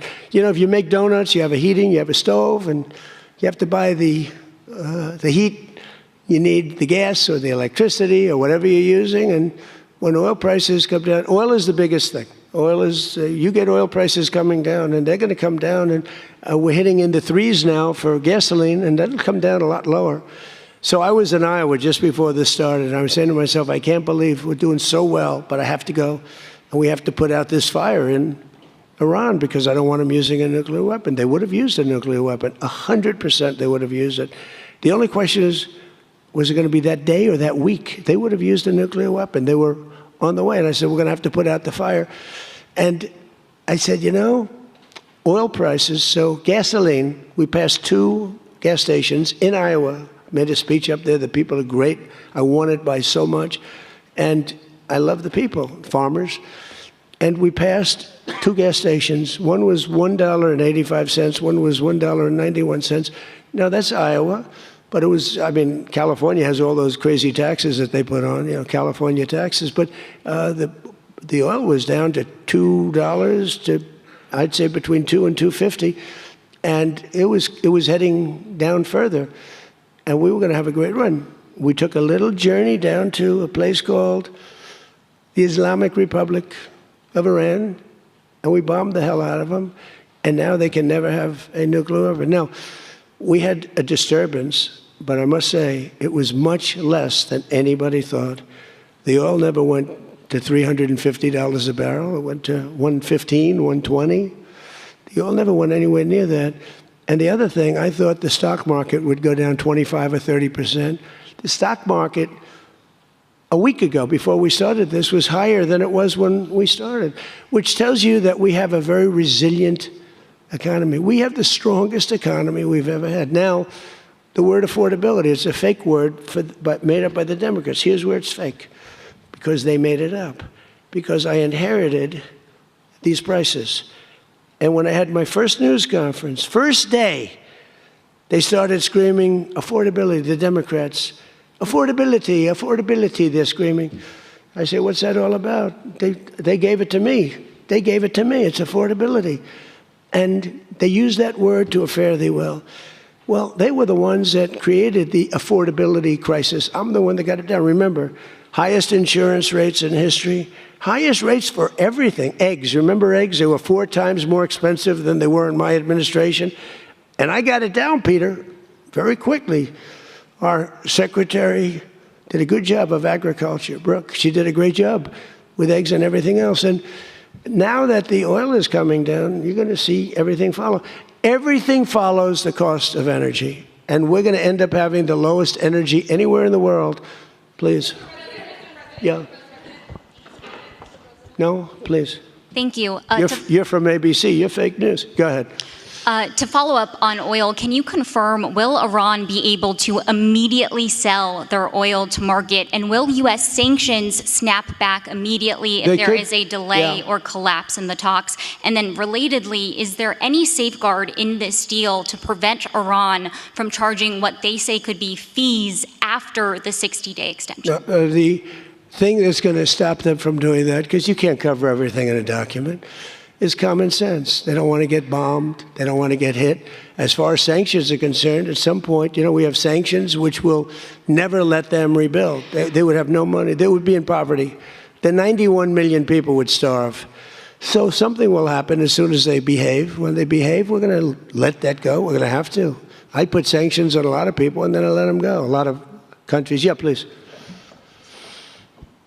Thank you, Mr. President. My name is Shinji Abe. I'm a Japanese Yomiuri newspaper company from the Washington Correspondent. My question is about the Strait of Hormuz. Did you ask other G7 nations to send military force? And what specifically are you asking of Japan? Or where are you from? I'm from Japan. From where? Japan. And is military support? I just left your prime minister. Japan's doing very well. She's my biggest fan, I have to tell you. She thinks I did a great job. You have to call her and ask her. And, she's doing a very good job, by the way. Go ahead. And military support is no longer necessary. Yeah, but what do you want to know? Go ahead, just tell me. What do you want to know? Okay, my question is, did you ask other G7 nations to send military force? And what specifically are you asking of Japan? To send the Air Force? For what?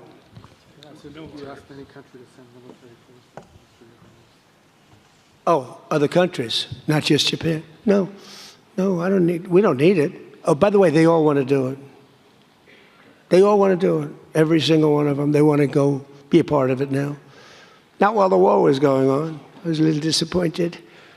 The UK, I said, yeah, it would be nice if you sent ships. I didn't put a hard sell on, but I said it would be nice if you sent some ships. And the Prime Minister said, they'll be there, sir, as soon as the war is over. I said, did he just say that? I couldn't believe it, actually. Japan has offered to get involved, but I mean, I'll be honest, Japan was not willing to get involved during the war. I asked her, I said, you want to get involved a little bit? I didn't put the heavy sell on, but they said, no, we don't want to get involved. Nobody did. We did it ourselves with Israel and with the Arab states that got hit, surprisingly hit. Yeah. Mr. President? Yes, please. Go ahead. Thanks a lot, Mr. President. Question on Brazil. I would like to know, how was your interaction here in Évian during the G7 with the Brazilian President Lula? Did you talk about the new U.S. tariffs on Brazil? Did you talk about the U.S. designation of criminal gangs as no, terrorists? We did. How was it? I spent a lot of time with him, actually, and it's become a little rough country, right? Politically. It's been a little dangerous politically. You're talking about Brazil. Yeah? It's been nasty. I hear they arrested somebody that's running for office today. I found that out after we left. I just said goodbye to him, and I heard that they arrested the Bolsonaro Jr. He was doing well in the polls, and they arrested him because he made a statement in Texas. They arrested him, or they want to arrest him. They have something out for his arrest. No, they play pretty tough. But nobody plays tougher than the United States. Look, our elections are totally rigged. We have rigged elections. Please, in the back. Yes, sir. Go ahead. Thank you so much, President. Thank you. Sumu Sakamoto, the Asahi Shimbun. For G7, the concept of the rule of law has long been considered the core principle. During this summit, any of the leaders expressed any concerns on the possible violation of international law on the attack on Iran? No, actually the opposite. They felt they were very dangerous. They were very relieved because they could get hit too. They were very relieved. No, we never discussed that. No, it would be the opposite. They broke the law. They killed thousands of people. They killed thousands of our soldiers and hundreds of thousands of people. Yeah, please, go ahead. Go ahead.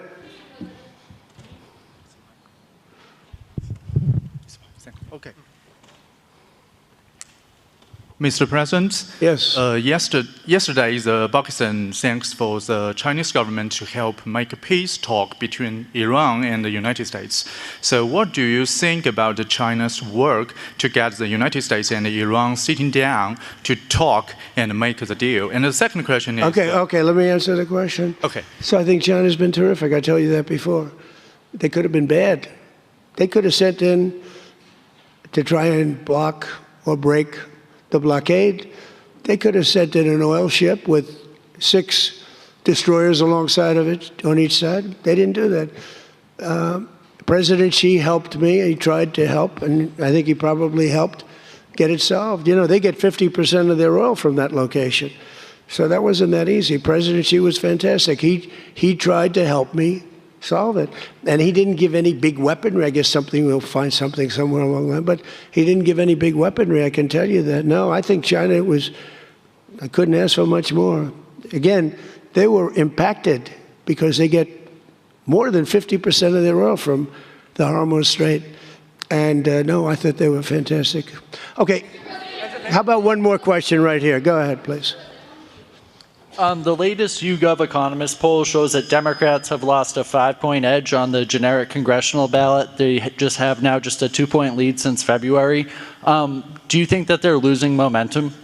Well, I see the Republicans in generics. You know, generics are very important. I don't know how accurate, because I see a lot of bad polls. The polls are very dishonest, just like a lot of reporters, like these people over here, are very dishonest. CNN, ABC, it's a whole group of them over there. They're really dishonest people. But, you know, and really networks are very dishonest. And they have to straighten themselves out or they're not going to be very successful because people don't believe them anymore. But no, the generics are very interesting because the Republicans are coming up strong even before this. You know why? They're seeing all these lunatics, like the guy in Maine with the swastika. You know, for 10 years they've been calling me a Nazi. And now they have a Nazi running. He's got a tattoo on him. I've been denying it for 10 years. They know it's not so, but they've been calling. I don't think they can call it to me anymore. You know, one more? One more? Go ahead, Peter. Let me finish with Peter because he's been better to me than he's been to Biden. Thank you, President Trump. I have a question about this weekend. Why not stick around for the signing ceremony with this Iran peace deal? I might. You might? Yeah, I might. But I'd rather, this is a memorandum of understanding. It's very important, but it might not be the kind of a document that I should be signing. Is there some element to this where you send the vice president, if it works out, great, you look like a genius for sending him. And if it doesn't work out, it's the vice president. I like that idea, sure. What? This way, if it works out, I'm going to take the credit. If it doesn't work out, I'm blaming JD. You better be careful, JD. He's going to turn his plane around and get the hell out of here. Yeah, I like that idea. I think it's a good idea. Thank you very much, everybody. Thank you. All right. That was President Trump press conference at a lot of questions about Iran.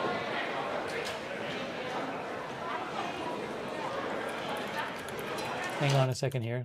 Thank you for. All right, I want to hear from you guys. What did you think?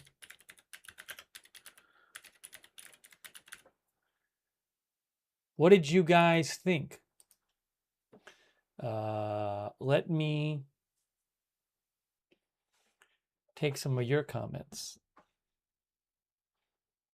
We need a replay. I don't think we're going to replay the press conference. You can rewind and watch it if you want.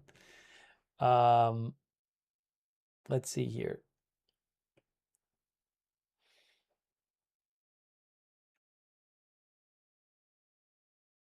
Zigstein thought it was an embarrassment.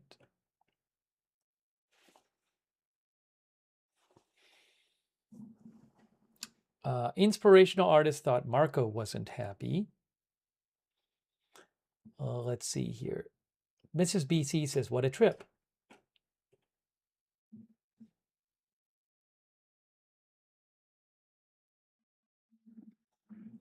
Dave in Bangor, Maine thought it was amazing.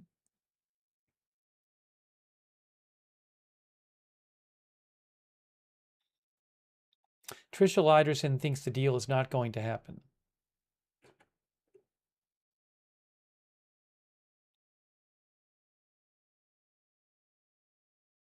It was I mean, there were some interesting things there. There was the moment when he said that, I'd like to go back and play that again, where he was talking about how Iran should get money because it's their money. It was interesting. He also said that the U.S. runs out of reserves in 4 weeks. At one point, he said that, which I thought was interesting. Let's see here.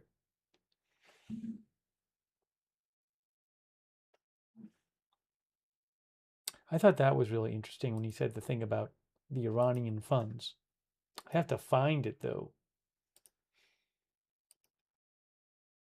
One of our viewers said, "Time will tell." I write the hook says, "Can't trust Iran."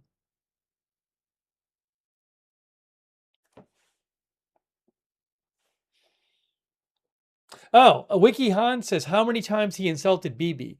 He kept talking multiple times. Multiple times he talked about Israel saying that they could be doing a better job with Hezbollah. And multiple times he talked about knocking buildings down. He said stuff like, you know, if they send a couple drones, you don't need to knock down a building. And he talked about the knocking down a building a bunch of times. So I thought that was interesting. That happened several times.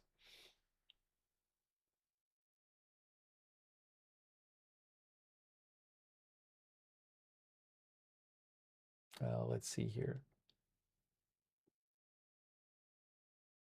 Oops, Trump press coverage. It's not, it's supposed to say Trump press conference post coverage, not Trump press coverage post coverage. Sorry about that. That's what happens when I try to type and think about something else at the same time. Try to broadcast and type at the same time.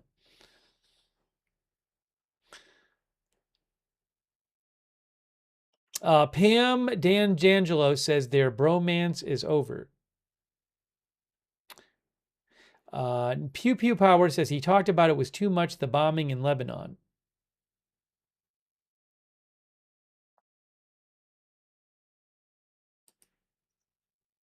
It was interesting. Peter Ducey from Fox News had some tough questions at the start.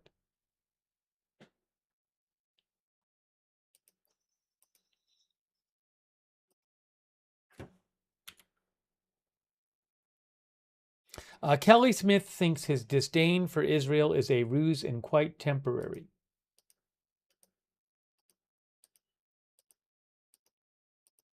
I would really like to find the part where he talked about the funds for Iran.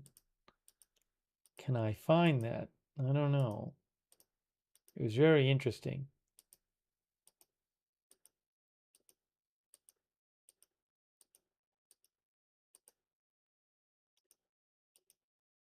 I have to click through the whole press conference because I'm not sure where exactly that happened.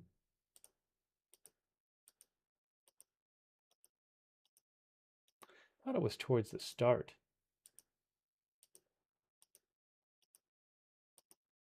I can't find it right now.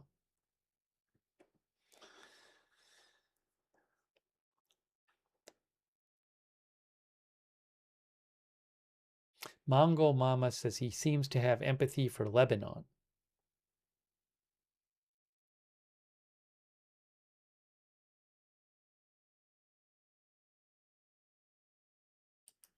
AP has this. AP just posted this. U.S. officials read memorandum of understanding with Iran to journalists after days of secrecy. Iran has not released text. Did that actually have them? Did that happen? They just posted that 4 minutes ago. AP is reporting that some reporters were read the memorandum of understanding. Oh, also, he said at one point, he said the deal will be signed tomorrow, maybe the next day. Now, the in-person signing was supposed to be Friday.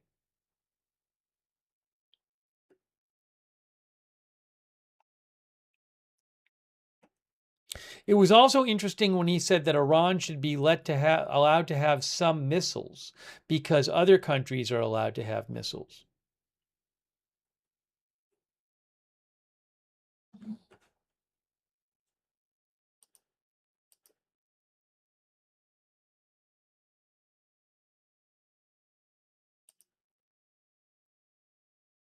Magus thinks the memo means nothing. Hold on a second here. Yeah, several times he said stuff like, if they don't go along, we'll bomb them.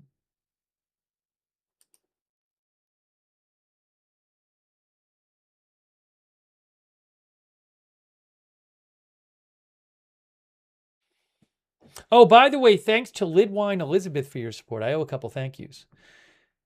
Lidwine Elizabeth says he often talks about other countries viewing USA as bad before and now as a perfect country.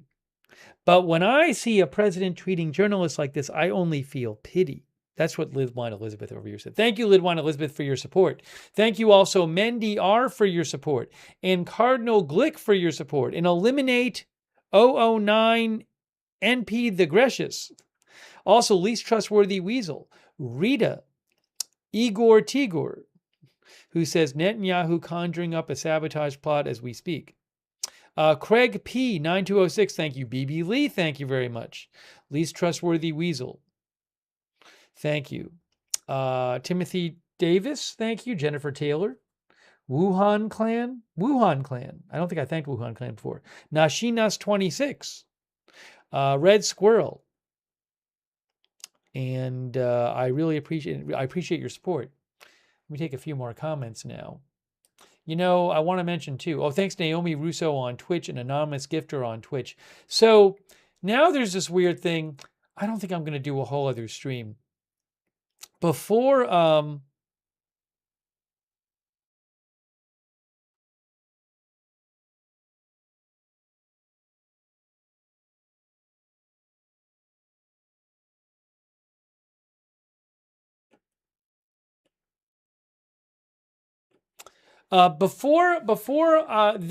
realized this press conference was happening, I was thinking of doing a stream about the Fed decision, but at this point, I don't think I'm going to do a separate feed about the Fed decision. And then Kevin Warsh is supposed to do a press conference at 2:30. Maybe I could be convinced to stay on. I mean, it's widely believed the Fed won't change interest rates. The Fed interest rate decision is at 2 p.m. So in theory, I could cover that, but I don't know. I don't think I'm going to do a separate stream.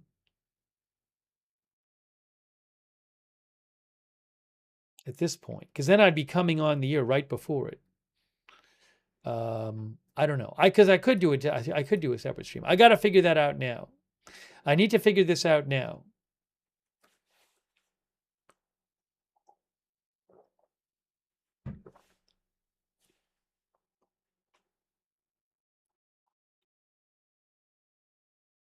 Because the other option would be to do a separate stream.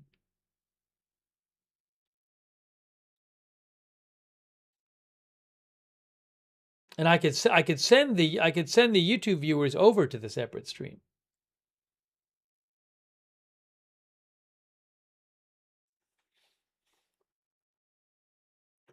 I'm seeing what people in the chat are saying. No, I can't. I mean, it's the Fed decision is in 41 minutes, and then the press conference is an hour and 10 minutes. I'm not going to be able to have lunch and then come back. I'll miss the whole thing.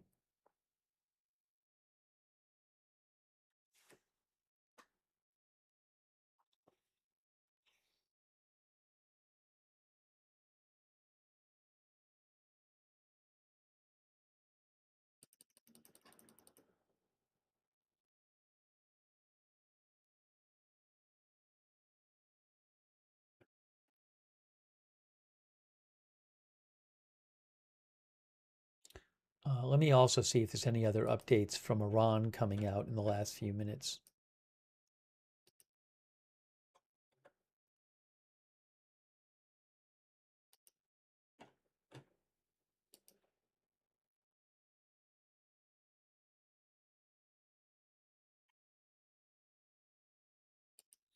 Oh, by the way, hold on a second. I may be seeing some reports from Iran. Let's see. What do they say?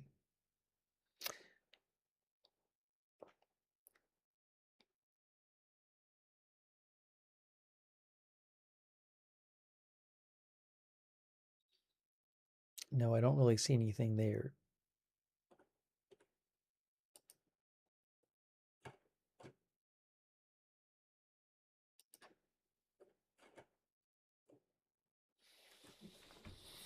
Is the document out? No, it has not been officially released. Bloomberg last night posted what they said is the latest draft of it. CNN today, I think, posted what they said is the latest draft of it.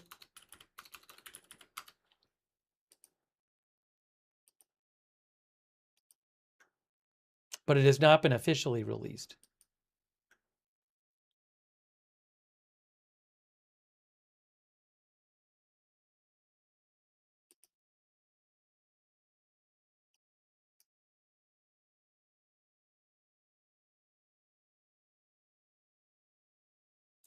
Sorry, I'm still thinking about whether I'm doing a...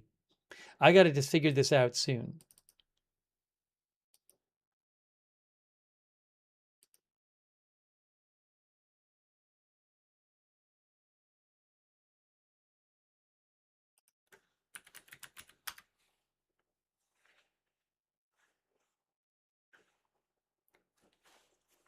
I mean, it'll be interesting to see what the new Fed chair says about inflation and stuff. But at the same time,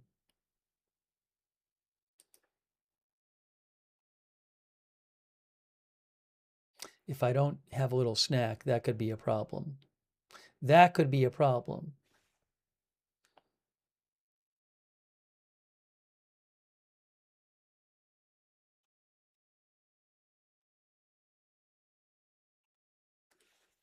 Maybe what I'll do is just keep it on this stream, but change the title of the stream. Why don't I do that and then say that I'm coming back in a few minutes? I'll grab a snack and I'll just leave the stream up.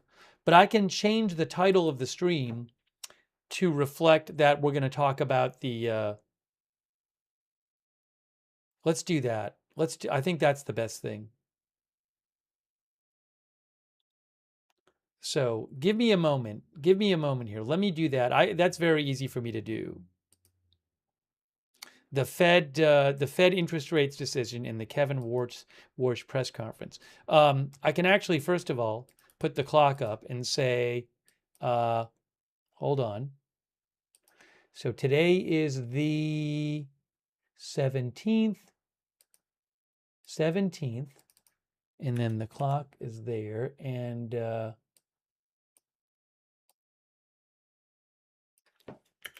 Fed interest rates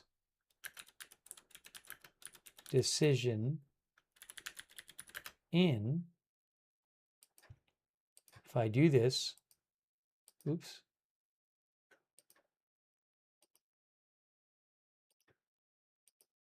Okay, so see, it says Fed interest rates decision, right? That's good. That's good. I like this. Hold on, there's Trump.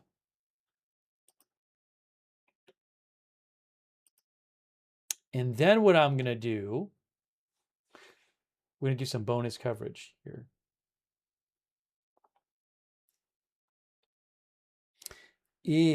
I'm going to change the title of the broadcast to reflect that, and we'll talk about that. So we'll just stay on.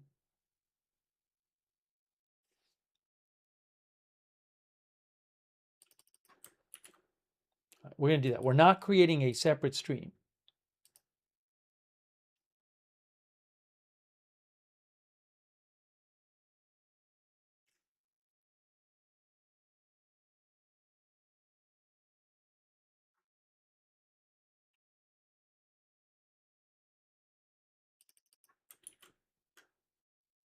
Okay, hang on, everybody. Hang on a moment.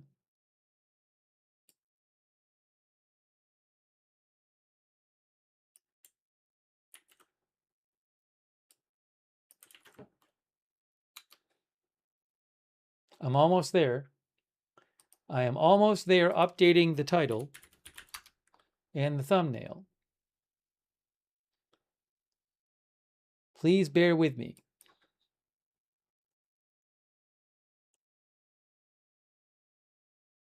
I can see the thumbnail right in front of me.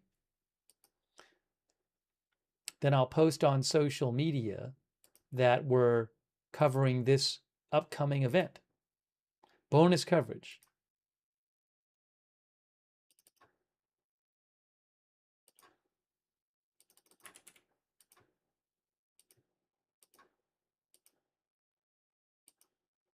Okay, so what I did is I have updated on YouTube everything.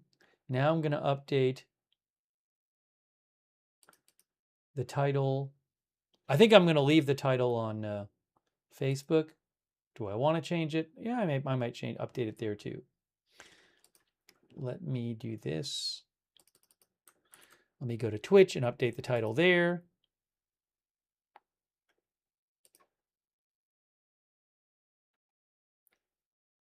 Okay. Fine.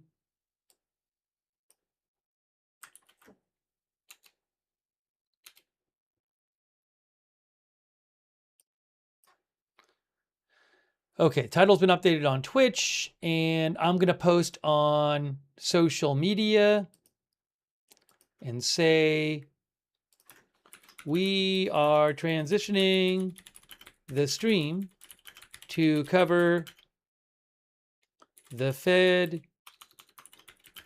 interest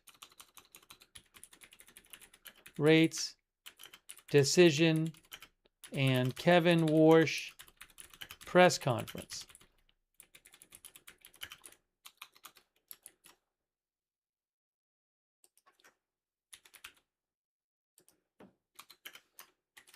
We are still live now. Okay.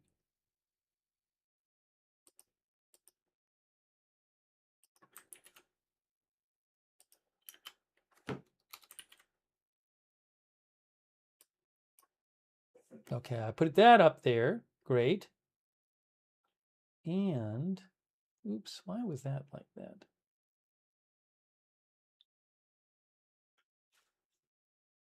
It's weird.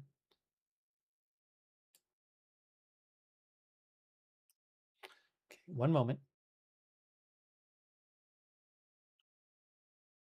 Oh, I have this for over my shoulder.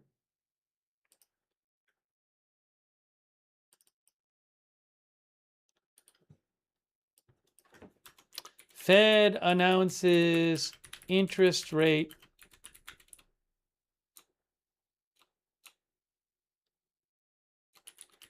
coming up. Fed interest rates decision.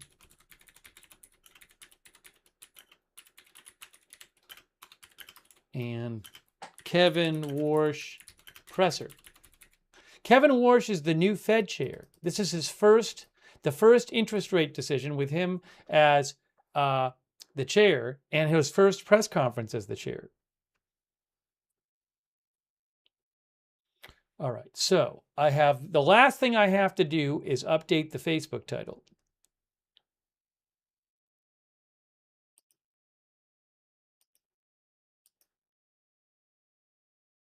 If I can. Here. I'm doing it now. So we are switching over the stream to be able to cover this instead of doing a brand new stream. Why is this not working? Copy, copy. Infuriating, infuriating. Give me a moment. Sometimes things just don't work.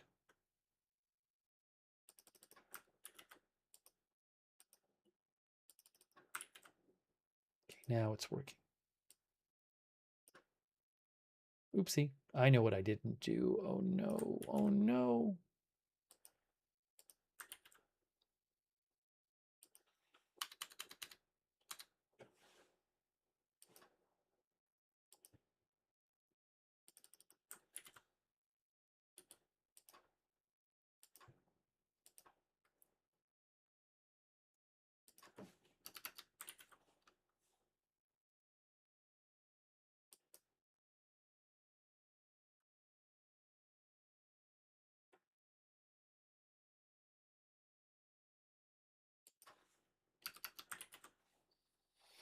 Okay, so 28 minutes till the Fed interest rates decision. And what I'm going to do is I'm going to take a moment. Oh, do I have the president's helicopter? Hold on a second. Wait a second. Hold on. I think I see the president's helicopter. I think it was there. This is that footage from this is in France. This is Évian-les-Bains, France. Look. So this is the feed from G7 where Trump is leaving, and I think they're going to pick him up right now, or maybe they just left. Now I'm confused.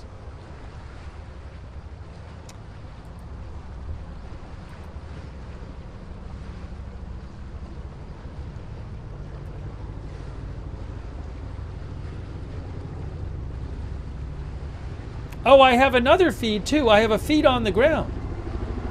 We'll watch President Trump leave. Do I have a third shot? Hold on. Hang on. What's this one?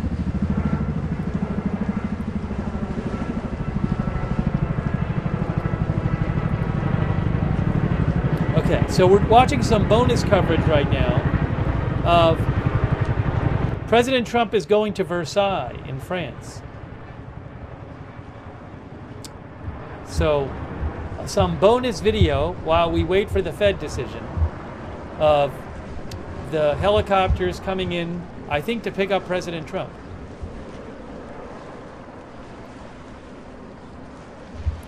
I also have a shot of Air Force One, too.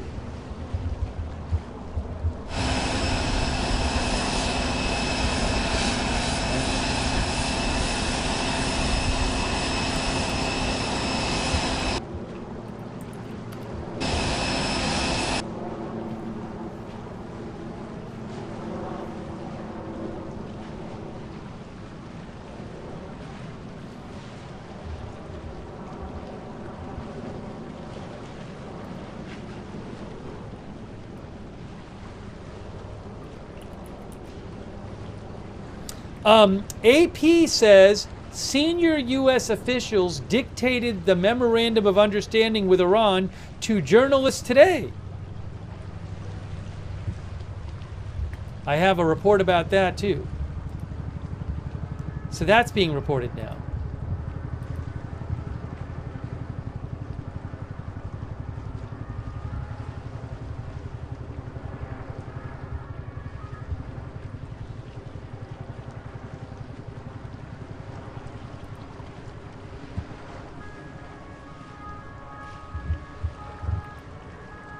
So the memorandum has been released by the U.S. to journalists. I haven't even had a chance to get into that yet. All right, now hold on. The other thing I have here is there.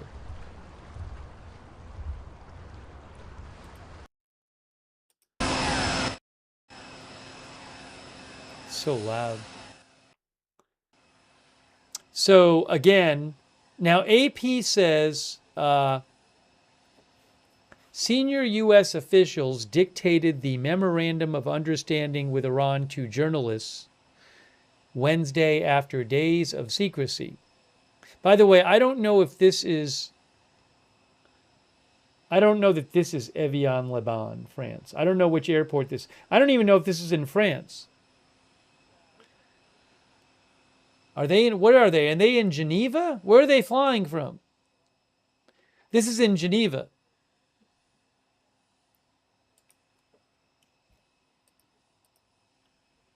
One moment.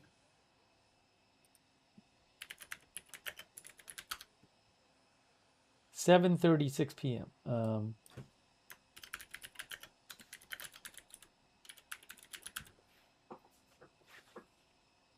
Now, let me tell you what some reporting on this as we wait for the interest rates decision. I do want to mention that, again, some U.S. officials have read the memorandum to journalists. AP says senior U.S. officials dictated the memorandum of understanding with Iran to journalists today after days of secrecy. The officials spoke on condition of anonymity to read the draft, which Iran has not yet released. According to the officials, the draft includes a new minimum standard for downblending of highly enriched Iranian uranium and has provisions to ensure the territorial integrity of Lebanon after Israel's latest attacks against Hezbollah in Lebanese territory. In return, the U.S. will move to waive, but not eliminate, some wide-ranging sanctions against Iran once the deal is signed. The U.S. draft of the agreement also secures toll-free passage of the Strait of Hormuz for only 60 days. And it does not preclude fees charged in the future.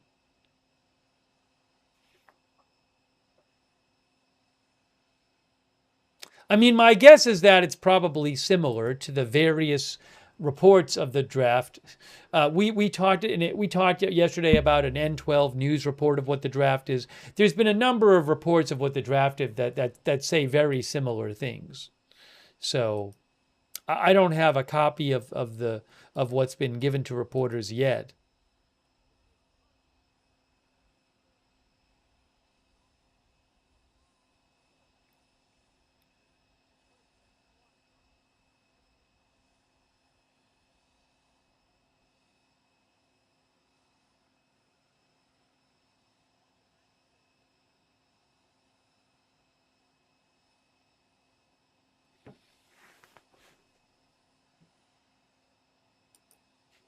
We need to talk about interest rates too.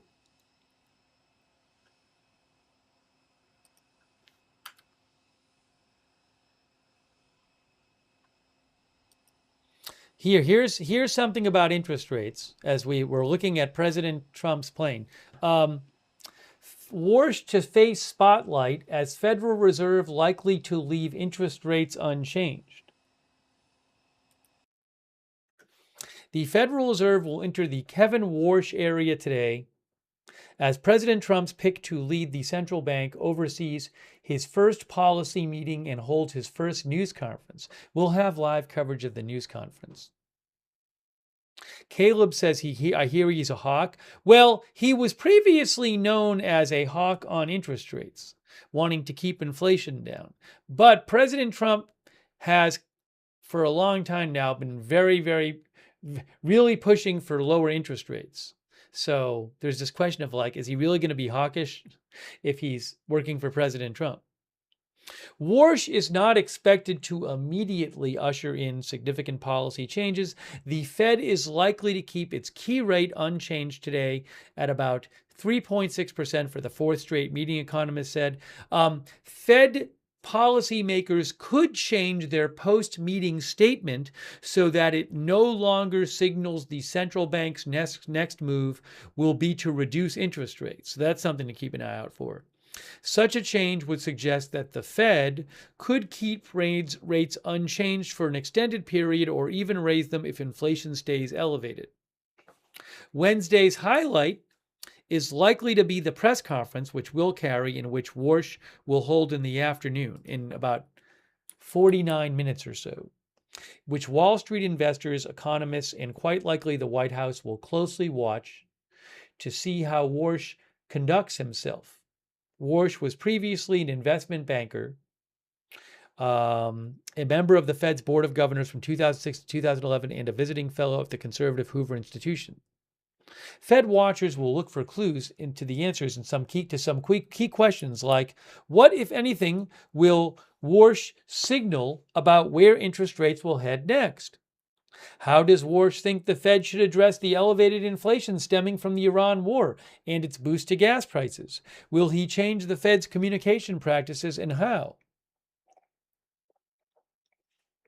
It's possible that Warsh could cut the number of press conferences each year from 8, one after each meeting, to 4, one after every other meeting, which was the approach taken by former Chair Ben Bernanke when he inaugurated the post-meeting press conference. Give me a second here.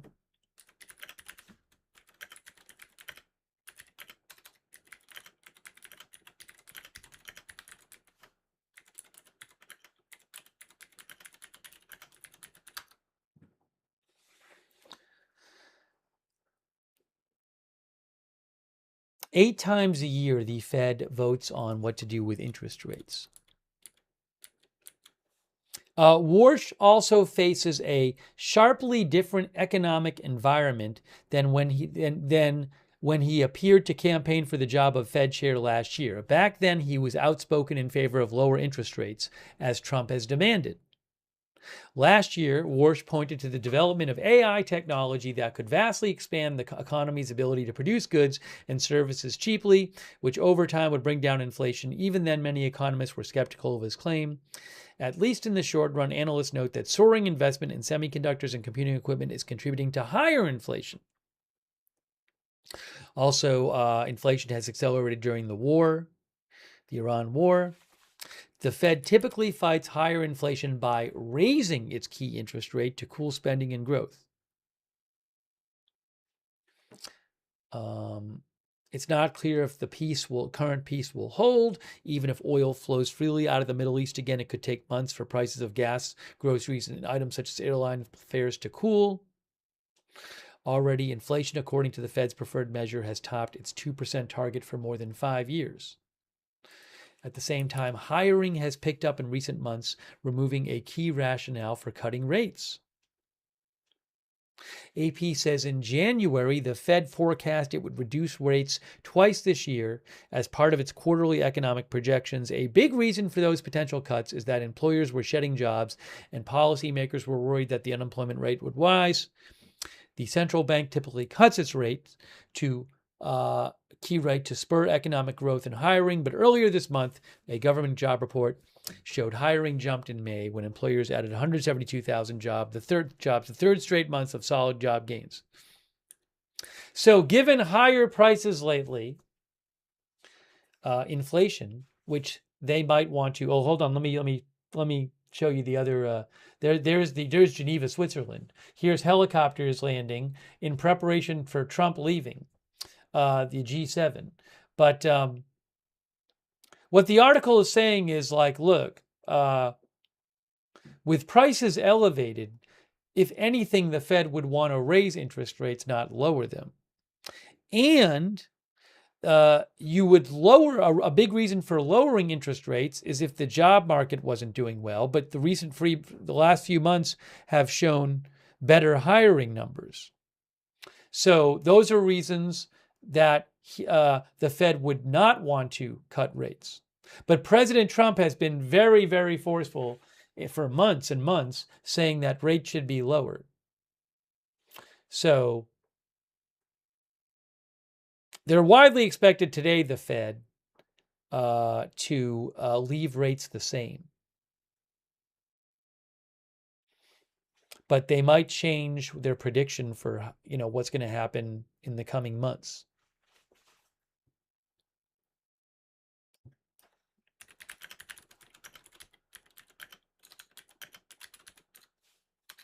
There are 12 voting members of the Federal Open Market Committee who vote, 7 members of the Fed Board of Governors, and 1 president of the Federal Reserve Bank of New York, and 4 presidents of regional Federal Reserve banks. They vote on the interest rate decision. All right, so we're showing you this. Hey, thanks to Lynn Downey for being a member. I appreciate that, Lynn. Thank you. Also, CIF Capital LLC, thanks for being a member. Also, Roy1822, thanks, who gave shout out to Beth Mythical, I believe, our moderator. Thank you, Roy, and thanks for your support. Thanks, Tom9334. And what's her name? Thank you. All right, so the Fed decision is in 14 minutes. I'm showing you this video just so we can check out some video of helicopters. So I guess Trump is on that helicopter, right? Isn't it technically Marine One if it's carrying Trump? So I think Trump might be on this helicopter, and then he's going to get off and get onto Air Force One. So we're keeping an eye on this, but again, we'll have the Fed decision for you, and then we're going to have the press conference from Kevin Warsh. That happens at 2:30 Eastern Time. So we're just showing you this video. AP says Trump repeatedly attacked Warsh's predecessor Jerome Powell for not cutting interest rates deeply enough.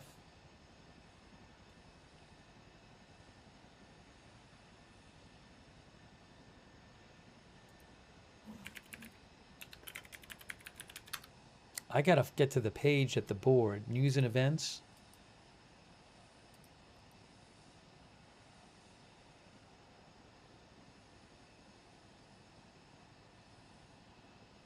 Where they release stuff. Hold on.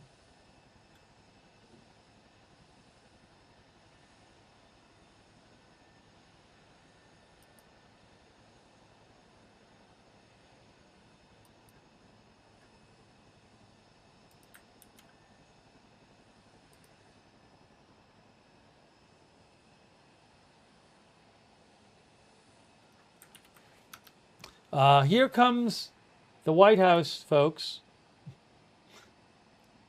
Well, maybe that looks like a lot of press, but again, President Trump is leaving. That looks a bunch of that looks like press. All right, so we have. Hold on. We're gonna have the press conference at 2:30, and I need a moment here. There's a lot going on right now.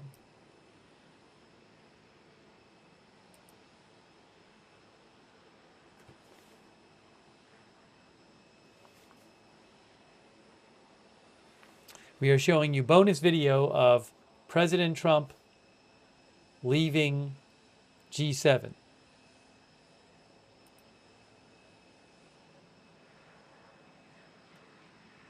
Now, where is...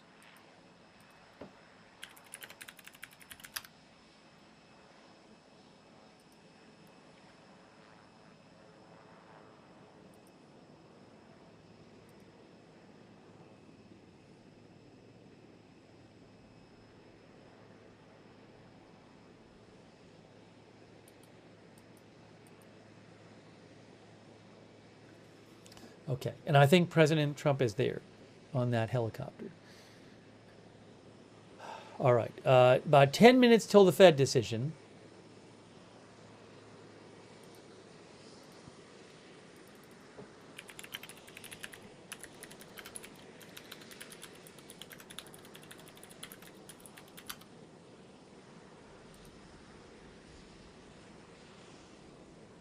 By the way, just so you know, I was mentioning that it's expected the Fed will keep the rates the same. For example, on Kalshi right now, 99% odds the Fed maintains the rate the same. Just as an example. All right, look at this. People are getting off the helicopter. They're getting off the helicopter.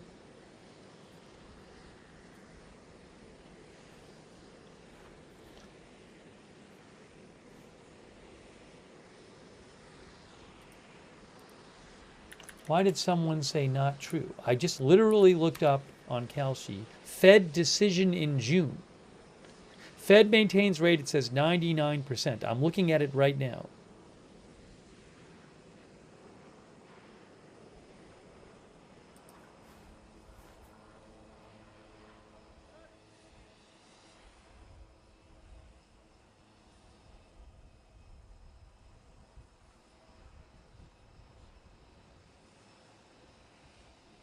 Dodger Blue to You says probably won't change it. Oh, maybe I guess President Trump wasn't on that helicopter. Maybe that's why somebody was saying not true. I don't know.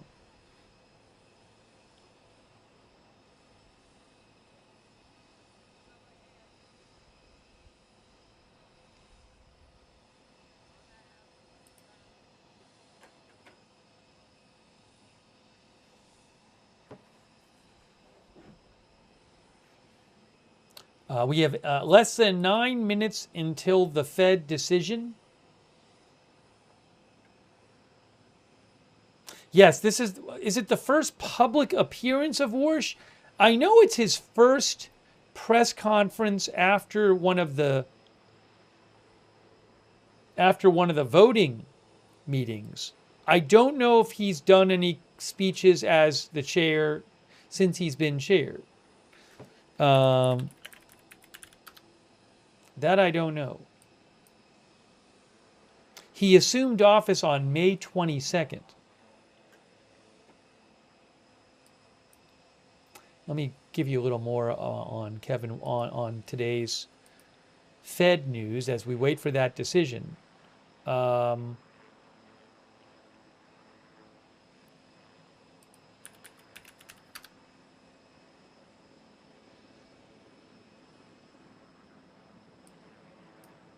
Reuters says the Warsh-led Fed is expected to leave interest rates unchanged. Is President Trump on this helicopter? The Federal Reserve is expected to hold interest rates steady today at the end of the first meeting chaired by Kevin Warsh, the new Fed chair, with a new policy statement and economic projections likely to reflect growing concern about the inflation stoked by the Iran war, even as oil prices slide on peace deal hopes. 7 minutes till the Fed decision, and then half an hour after that, the press conference, which we'll have for you. But we are also watching this.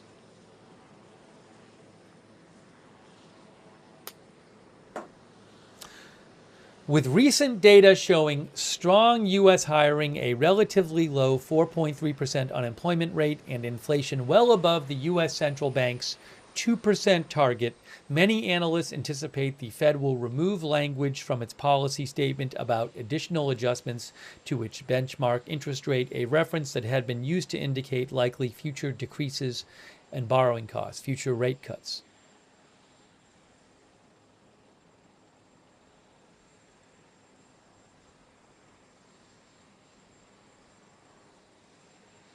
Investors currently anticipate the Fed to deliver a 0.25 percentage point rate increase in December, says Reuters.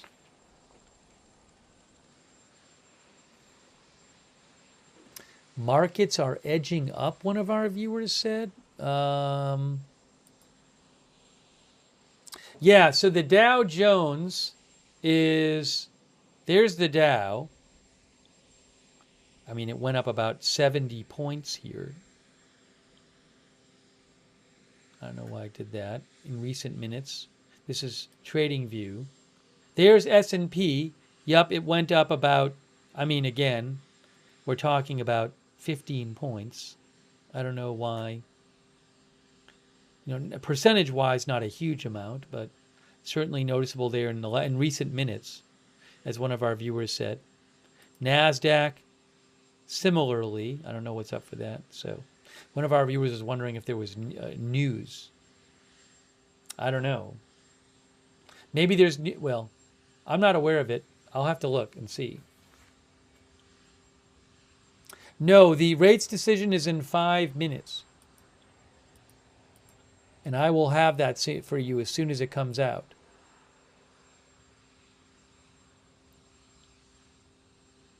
And then we're going to watch the Warsh press conference.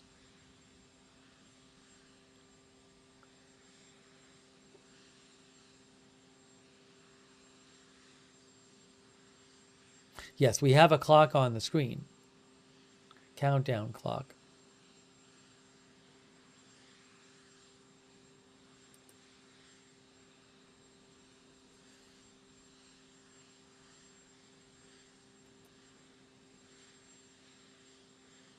Yes, Thomas Viewer says decision in 5 minutes, presser in 35.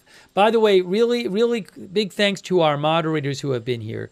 Ruth is here. Beth Mythical is here. Thanks for moderating. I really appreciate it. Oh, there's President Trump. President Trump is leaving Marine One and getting onto Air Force One. There's President Trump. He is getting ready to leave the G7. Well, he already left the conference. He's flying to France. Thanks for moderating. Big Ball of Your Own Idaho Star, Matthew Kohai 3, and Surly Dev. Linda Belk, Larry, and Misha on X. Thank you. So we're doing a little bonus video coverage here. President Trump as he heads out after G7. K. Lowry Body over there on Facebook, thanks. What's my prediction on rates? 5 T3 N89? I mean, it seems like pretty much the expert consensus is that they'll stay the same. So I haven't heard anything to think otherwise. That makes me think otherwise. Thank you, 5T3N89. As Trump goes up the stairs.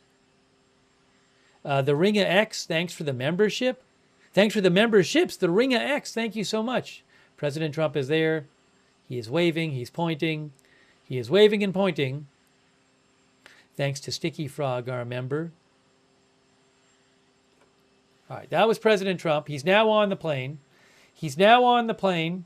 So for now that he's on the plane, I am going to focus right now on, we're going to focus on the Fed decision. In 2 minutes, it is coming up, the Fed decision. And I got to go to their website here. Now, I can't remember exactly. I think maybe it's right. Hold on. I think maybe it's there. Oh, this is definitely the website. But I was saying, I think maybe this is where you look for the press release. See, it says press releases. So I think in 2 minutes, it's just going to pop up here in 2 minutes.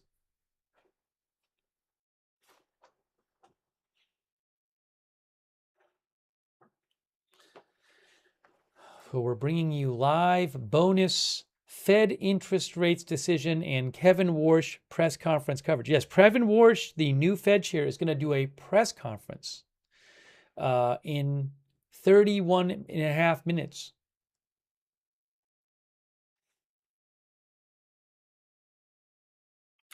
I got to keep refreshing this. All right, 1:30 until the interest rate decision, guys. And I think it's announced on this page. I hope. I don't know where else it would be. There's this page too. I'll keep refreshing both of them, but I really think it's this page. All right, about 1 minute and 10 seconds. John believes the Fed is cutting. And that would be a real surprise if they cut or if they raised rates today. Be a huge surprise. But will they change their guidance about what they're going to do in future months? That seems more likely. All right. It's 47 seconds. No, we're not going to have time to do a poll. I think the last time we covered it, I think I found the announcement here. 30 seconds. You can yell at me if we get to 30 more seconds and I can't find it on the website, then yell at me because that means I'm looking in the wrong place. But I am on the press releases page. I don't know. I'm going to panic in like 15 seconds if I can't find it. 5, 4, 3, 2, 1. Is it up there yet? I don't see it there yet. I don't see it on the news yet. Okay. What's happening? Am I on the wrong page? Meeting calendars and information. June. No statement yet from June. See, Federal Open Market Committee. No statement, no minutes, nothing posted there.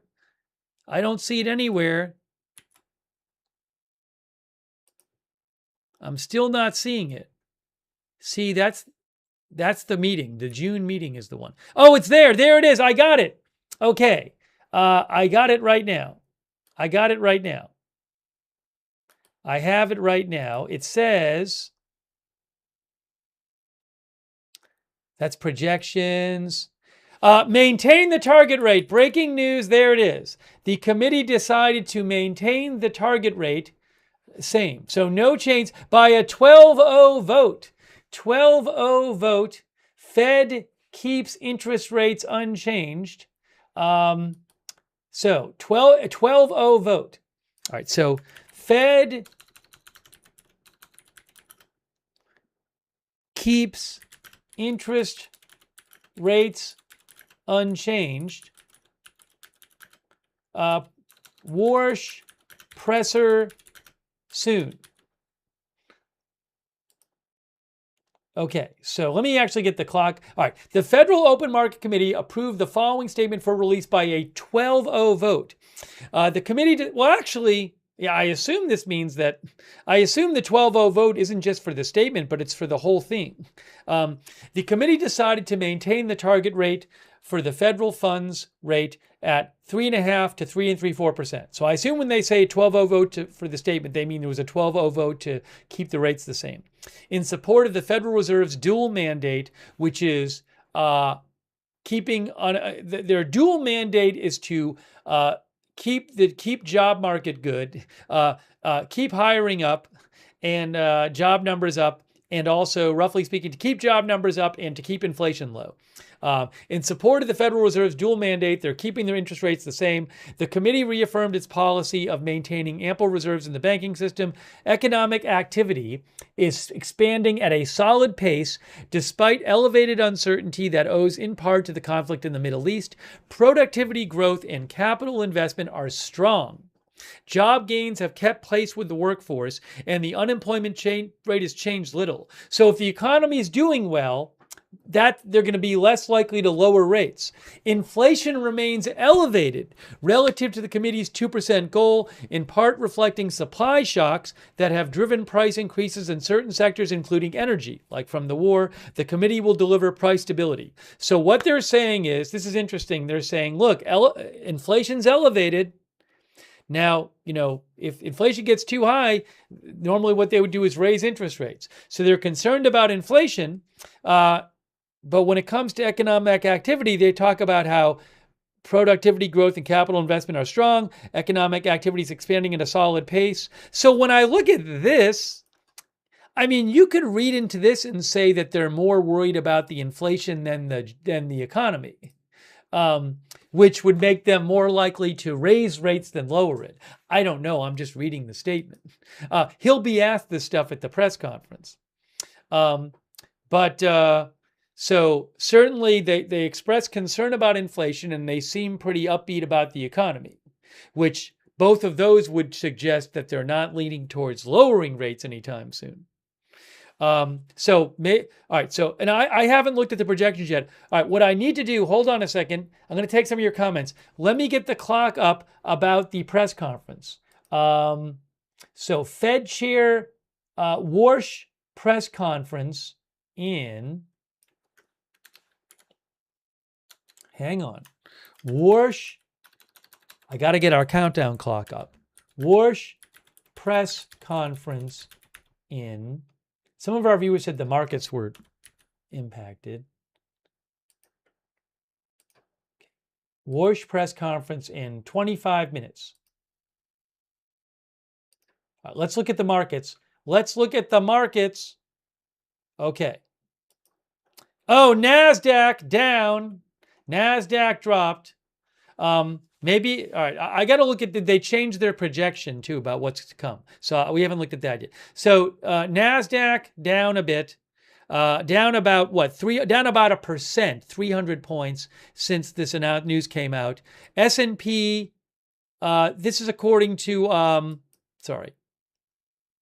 this is tradingview.com. S&P has fallen about 60 points. No, about 60 points, close to 1% since the news came out. And the Dow, there you go. Dow fell, that looks to be about 370 points, maybe about 0.6% or so. Okay, so now, hang on a moment here. Now let me see. Soon I'll get the camera from the, in about 10 minutes, I'll have the camera from the Fed press conference room, and I'll put that up on the screen. Now let's see what happened here. Okay, so we read you their statement where they say that they kept the rates the same. They had concerns about inflation and that they thought the economy was doing well, which certainly doesn't suggest they're going to lower rates anytime soon. Now, how about this? Press release. Implementation note issued. Oh, there's one other thing. Oh, projections. Projections materials. meeting participants submitted their projections of the most likely outcomes for GDP growth, the unemployment rate, and inflation for each year from 2026 to 2028 and over the longer run. Okay. So they did economic projections. I'm not sure how these have changed. How about projections for predictions? Oh, okay. So the current federal funds rate is 3.5 to 3.75%. Now, this is where they assess midpoint or target range or target level for the federal funds rate. So currently it's here. That's the current one right here. So look at this. Of the FOMC participants, the Federal Open Market Committee, 8 of them for 2026, 8 of them project it'll end the year with the same rate. 3 say it'll be 1/4 point higher. 5 think 1/2 point higher. And 1 thinks, what is this? 3/4 point higher. And then 1 member thought it would be 1/4 point lower. So of the 16 people, 8 think that by the end of the year, rates will still be unchanged. And 17 people. Is it 17? I think it's 17 people. 8 say rates unchanged.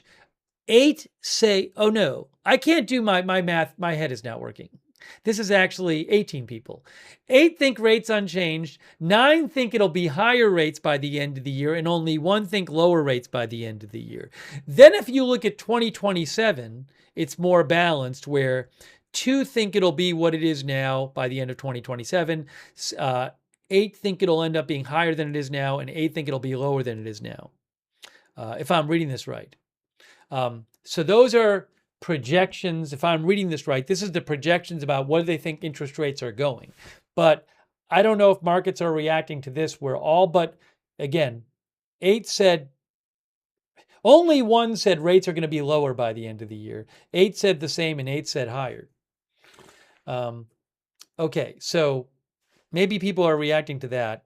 I'm going to get some more expert analysis of this in a second. But we're going to have the press conference in 21 minutes. I want to take comments from you guys. And let me, for example, just to, oh, what did this say? Maintain the interest rate, maintain interest rates.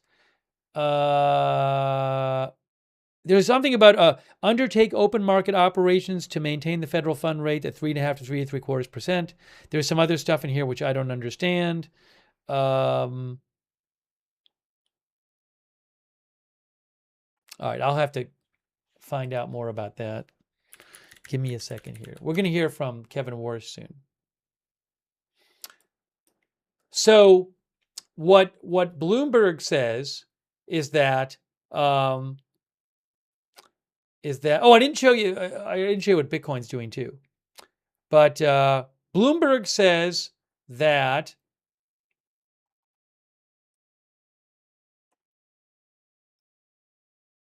the Fed, they held their interest rates at the same. Yes, as I mentioned, 9 of the 18 participants in the meeting penciled in predicted a rate hike for 2026. 8 said rates stay the same in 2026, and 1 said rates will fall in 2026. Fed removed their statement reference to additional rate adjustments, which they removed a statement which suggested in the past that they were leaning towards cutting rates. Yes, so Bloomberg says their easing bias has dropped as expected. Also, Bloomberg says that it may have been unexpected that so many of the policymakers, 9 of them, thought that there would be a rate hike sometime in the remainder of this year. Okay. And, Warsh himself, it sounds like, did not submit a forecast for the rates. Okay.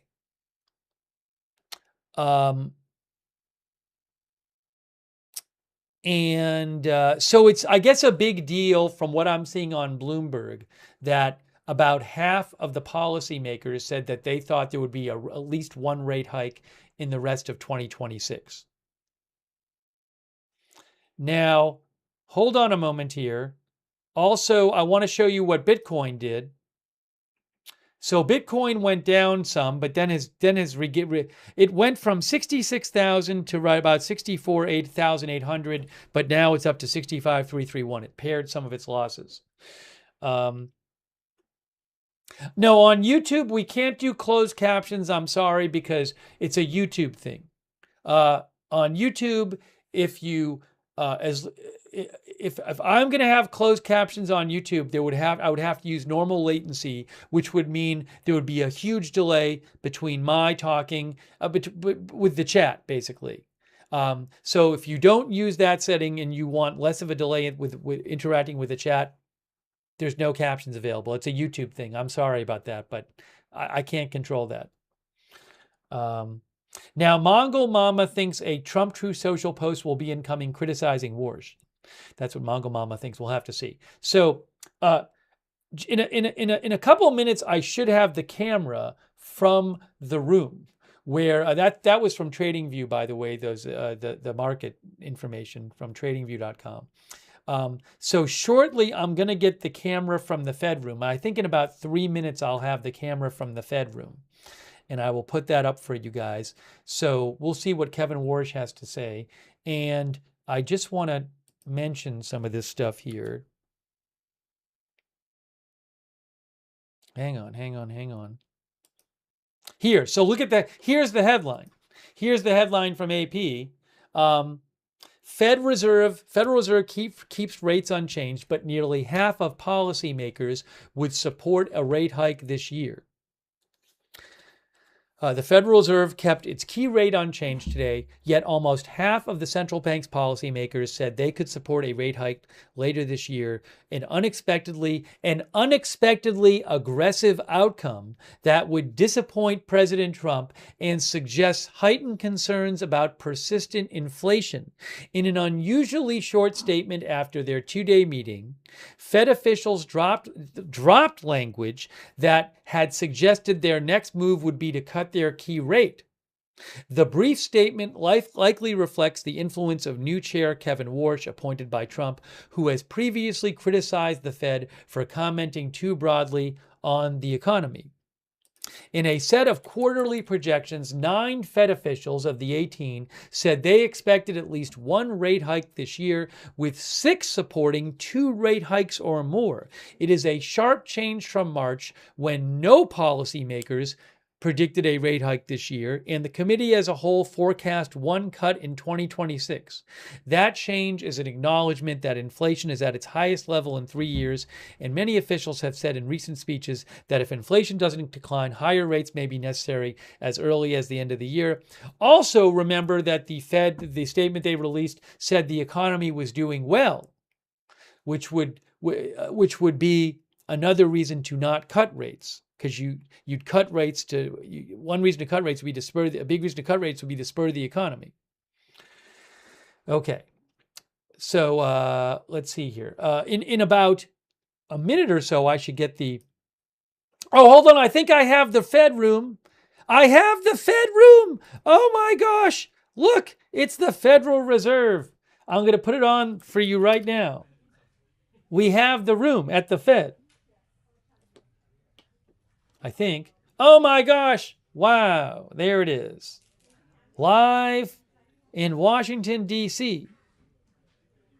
at the Federal Reserve. I assume it's at the Federal Reserve.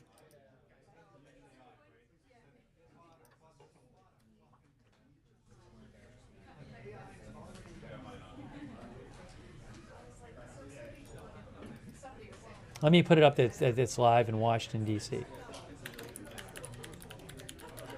Yeah, Board of Governors, Federal Reserve. Oh my gosh. We have the live press conference coming up for you.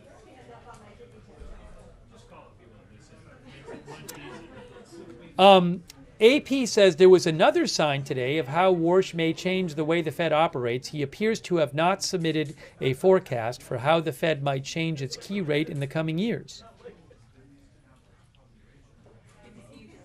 A chart illustrating the projection showed just 18 dots, even though there are 19 policymakers.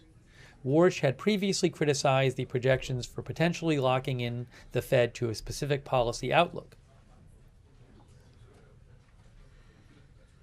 Today's policy meeting, I think it's the last 2 days, right, was the first for Warsh, who was appointed by Trump after the president sharply criticized Warsh's predecessor, Jerome Powell, for not reducing rates deeply enough. Rates were not reduced today.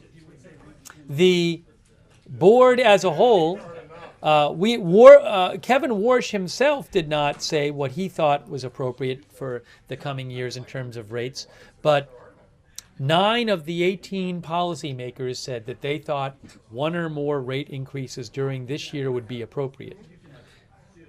It was a surprisingly aggressive stance by the Fed, which President Trump is probably not happy with, I have to imagine.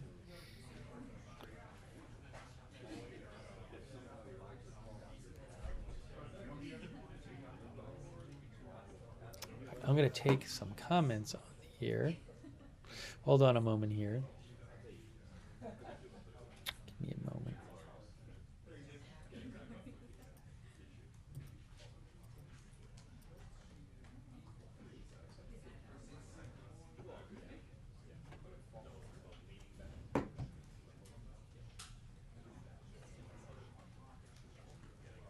Solar Fridge says not afraid of high interest rates since they should push prices down. There's no other way.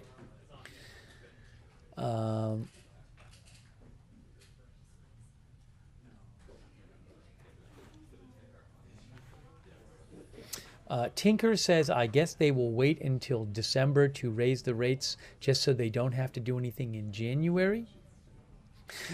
Cars and Cats says Warsh can't submit his own interest rate forecast because Trump will fire him.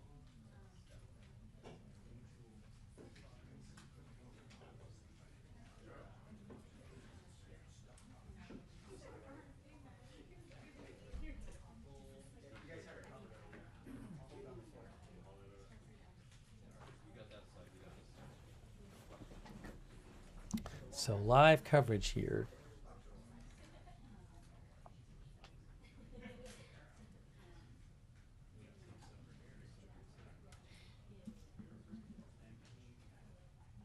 Yes, they did not raise the rates either. That is true.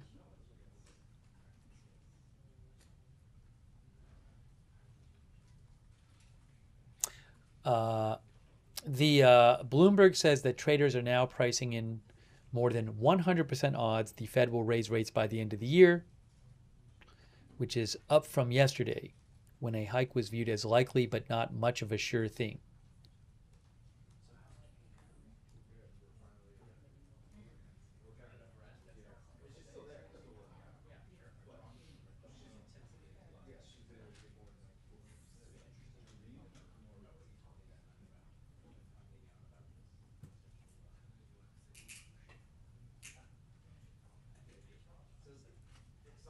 Hang on, I'm checking for some other updates here.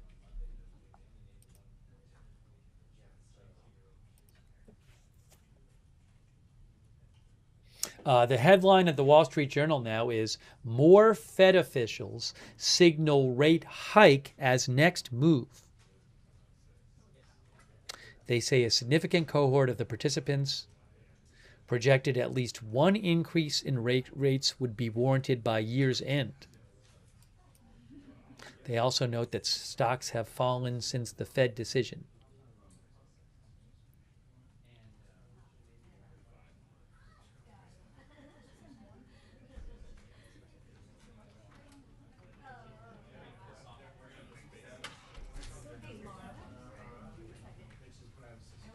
Hey, thanks to Kenneth Colton for your support. Thanks, Kenneth.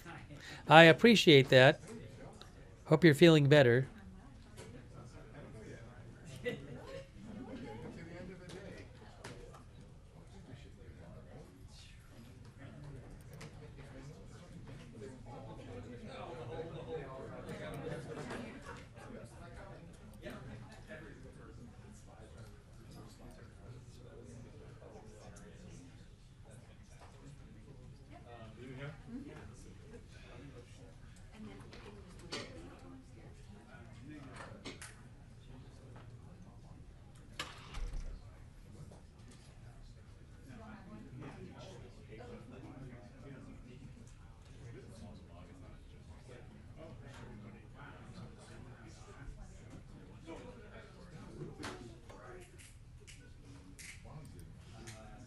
Some of our viewers have been talking about SpaceX price.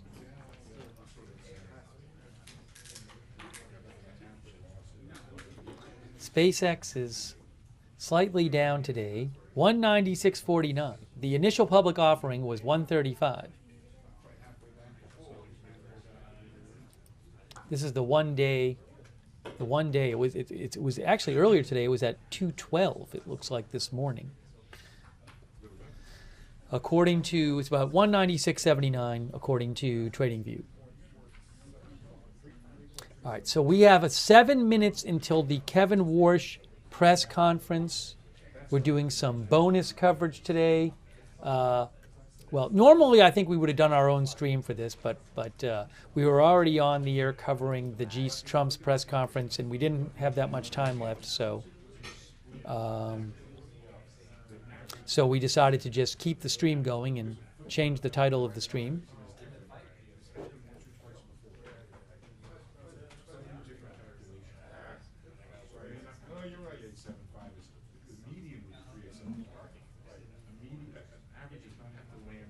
Weir Hamster thinks SpaceX is going to go down a lot when they hit their quotas to sell.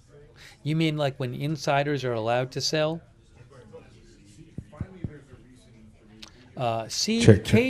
Cade says, I'll buy SpaceX after all the employees take profit when they are allowed and drop it.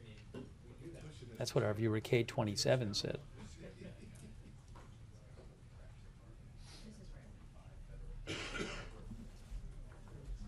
So again, interest rates unchanged, but generally speaking, what happened is the Fed surprised people because a bunch of the policymakers predicted a rate raise sometime in 2026. So their attitude seems more favorable to raising rates this year than was thought before the meeting results were announced.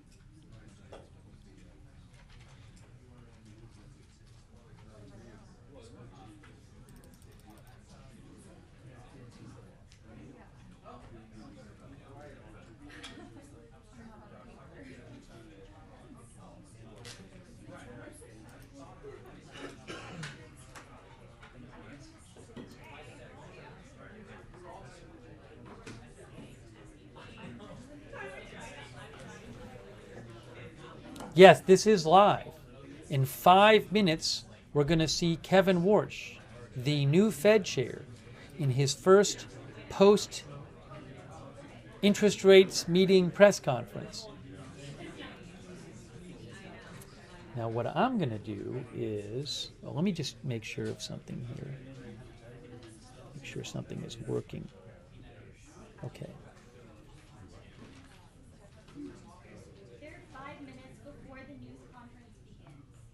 When the news conference begins, the chair will make a brief opening statement and then take questions.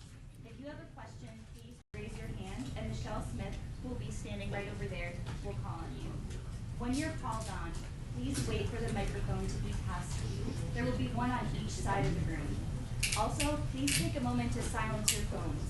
This is the most important part. Please silence your phones, laptops, or any other electronic devices that might make noise. We'll be back shortly with a 2-minute warning. Thank you. They already gave the 5-minute warning.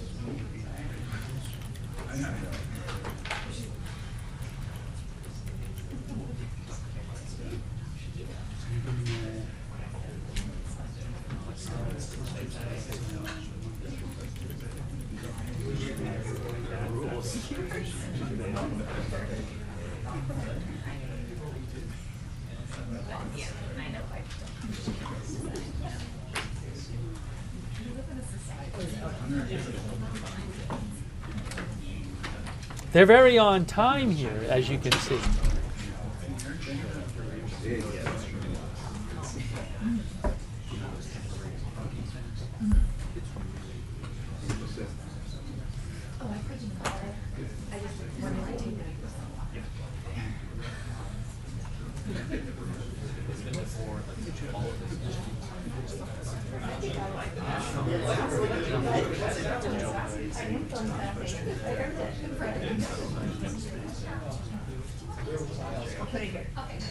And for all you know, this is why. All right.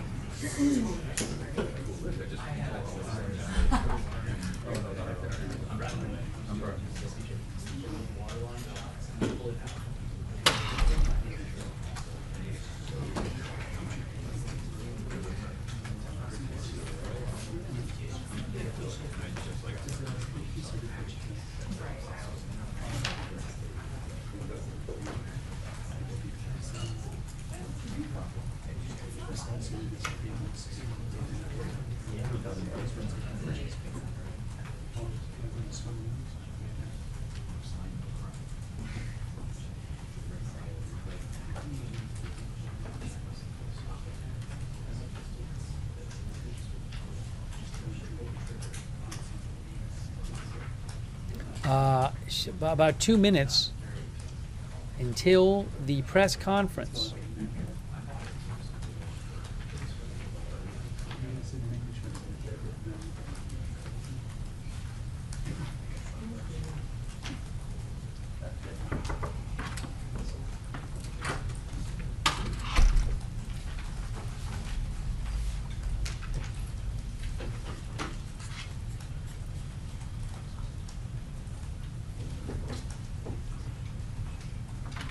All right, 2 minutes, everybody. 2 minutes. 2-minute warning. I guess my clock isn't accurate now. My clock is no longer accurate because she said 2 minutes. So I'll turn off the clock.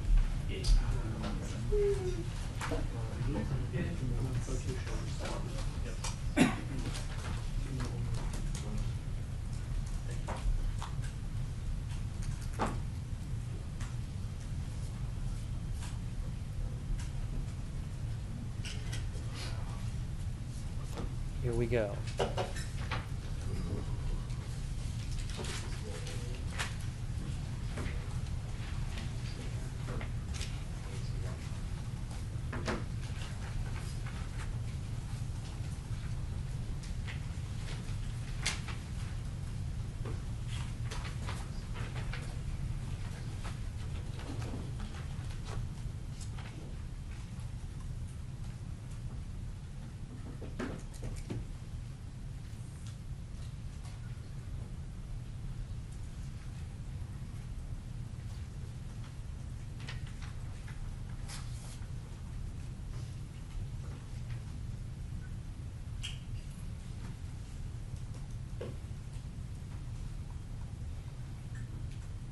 Should check and see if President Trump has posted anything on his True Social about the interest rates.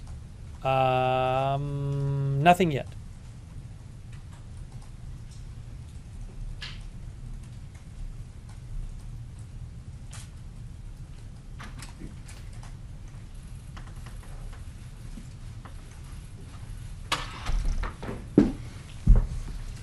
Here we go.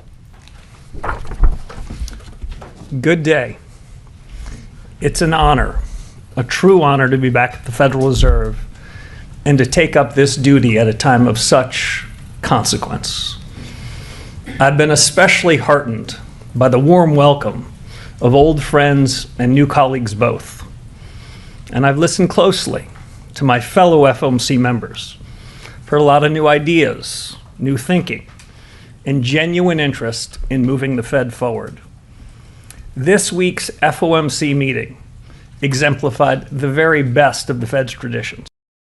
This debate, open-mindedness, commitment to mission, responsibility, and accountability for performance.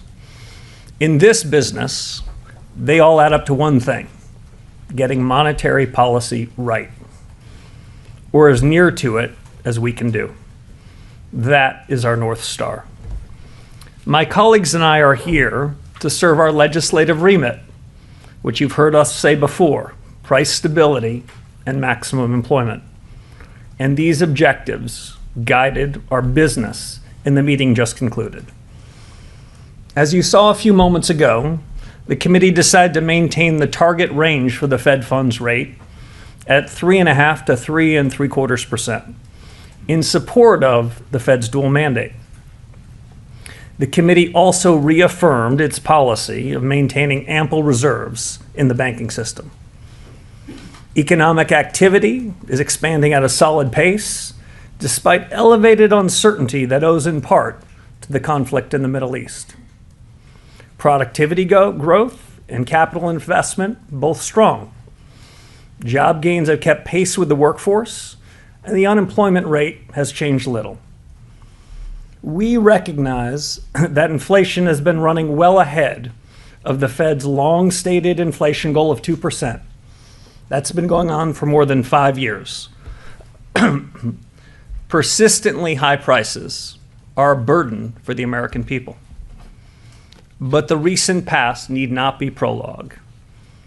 I am pleased to report that members of the FOMC are unambiguous and unanimous. This committee will deliver price stability. At any institution, a change in leadership is a natural and timely opportunity to reaffirm its mission, to review current practices, and to consider whether those practices best meet our objectives. My Fed colleagues and I will be working in close collaboration to ask what changes might improve the conduct of monetary policy. On that score, you might have already noticed something, a difference in today's policy statement. It's a bit shorter, a bit simpler, and it dispenses with some older language. That statement just gives you the facts as best we can judge it. Absent also is so-called forward guidance, which we agreed was not well suited to the current policy conjuncture. This afternoon, you also received the usual summary of economic projections. It's been the practice of this committee for participants to submit these projections, and I have encouraged my colleagues to continue to do so. I, however, have refrained from offering any projections of my own, consistent with my long-held views on the SEP, at least as currently structured. In the median projections, real GDP rises at 2.2% this year, 2.3% next year, and total PC inflation runs at 3.6% this year, 2.3% next year. The unemployment rate stands at about 4.3%. The median participant judges that the appropriate federal funds rate to be at 3.8% at the end of this year and 3.6% at the end of next. Let me turn now to a few words on a key initiative that we're announcing today. I'm appointing a task force in each of 5 areas that are central to the broad conduct of monetary policy. First, Fed communications. Second, the Fed's balance sheet. Third, our use and reliance on existing data sources. Fourth, productivity and jobs in an era of transformation. And last, the Fed's inflation frameworks. These subjects are timely, consequential, and in my view, worthy of a fresh look. My colleagues and I discussed them with energy and purpose over the last couple of days. For each of these independent task forces, I'm enlisting some of the very best minds, both inside and outside the economics profession. They will be supported by subject matter specialists from our superb Fed staff. And they'll have a straightforward charge. Start with first principles. Ask hard questions. Examine current practice. Consider alternatives. And ultimately, propose next steps for policymaker consideration. Since last summer, my colleagues discussed possible improvements in the form and function of Fed communications. This new task force will build on that effort, and I expect propose some well-considered changes, including to the SEP I mentioned a few moments ago. The second task force, the one on balance sheet policy, will review the benefits and risks of the current ample reserves regime and the composition of the Fed's balance sheet. They will assess alternative frameworks for the conduct and operation of monetary policy. The third task force, the one on data, We'll evaluate new information sources and consider methodological changes to improve data gathering, with the aim of giving policymakers more accurate, relevant, contemporaneous, and perhaps most important, actionable information on the state of our economy. Fourth, the Task Force on Productivity and Jobs. It'll survey the pace, the reach, the economic impact of new general purpose technologies, including AI, and explore the implications for the Fed in pursuit of our employment and inflation mandates. The last task force, the one on inflation frameworks, that'll examine the drivers of inflation, first principles, and weigh the full range of ideas for delivering price stability in a changing economy. You'll hear quite a bit more about these task forces and this overall initiative in the coming weeks. Enough for now to make a simple statement. Each task force will serve an objective shared by everyone in the system, shared by everyone around that table that I sat with over the last couple of days. A Federal Reserve that is clear-eyed about its mission, fit for purpose, and focused on the future. And with that, I appreciate your attention. I'm happy to take your questions. Hi, Chairman Howard Schneider with Reuters. Good to see you again, and welcome back. This is a lot to be putting in motion so fast. What is the timeline you have in mind for each of these? So I think it'll depend on the task force. It also depends on the urgency in which we need clear answers. My expectation, I'm still in the business of recruiting and finalizing them. My expectation is the task forces will begin work in the next couple of weeks, and we'll start to get some more information from them, some more framing of how they see things starting in the fall, and hopefully most, if not all of them, concluding by year end. And just specifically on the inflation framework, you talk about first principles. Does this include a review of the 2% target itself? You've mentioned that things to the right of the decimal point don't matter. Should this be starting from a premise that 2% as a point estimate is too strict? Let me break that into two pieces. First, on the inflation framework review, their remit is, what are the drivers of inflation? What's the Fed's responsibility for inflation? In part, how do we measure inflation? But that'll overlap with my data group. On the 2% inflation objective, that is the Federal Reserve's long-held objective of 2%. You've heard me say before, I tend to focus on the left of the decimal point. Well, the 2 is the left of the decimal point. For now, 0 is to the right. I see no reason until we have reestablished our commitment and ability to deliver on the 2% inflation objective to revisit that. So that'll be outside the scope of what we're taking on. Thank you so much. Colby Smith with the New York Times. You've in the past said that inflation is a choice, and in the policy statement, it includes this pledge to deliver price stability, as you've reiterated today. But looking at the SEP, the bulk of your colleagues expect core PCE to run around 3.3% by year end, and for the 2% inflation target not to be reached until 2028. So I'm curious how patient you think the Fed can afford to be at this juncture in terms of waiting for one-time inflation waves to wash through and for underlying inflation to step down after so many years of inflation running above target, and under what circumstances you would support the Fed taking some action and raising rates. Sure. So quite a bit there. Let me try to break that into pieces. First, we have the capability and commitment to deliver on our price stability objective of 2%. That's exactly what we're going to do. In the Fed's review of its strategy over the last any number of years, in January, the Fed, including the strategy that we're still bound by, the Fed statement says that inflation is primarily determined by monetary policy. You bet it is. I've said for years inflation is a choice. You bet it is. And today I'm announcing that this committee unambiguously and unanimously have decided we are going to deliver on that. The rest of your questions sounded like an encouragement for me to give forward guidance. We've dropped forward guidance. Some along the committee, I think, dropped it, I suspect, from our discussion the last couple of days, because they said at this moment in time, it doesn't feel as though providing forward guidance is right.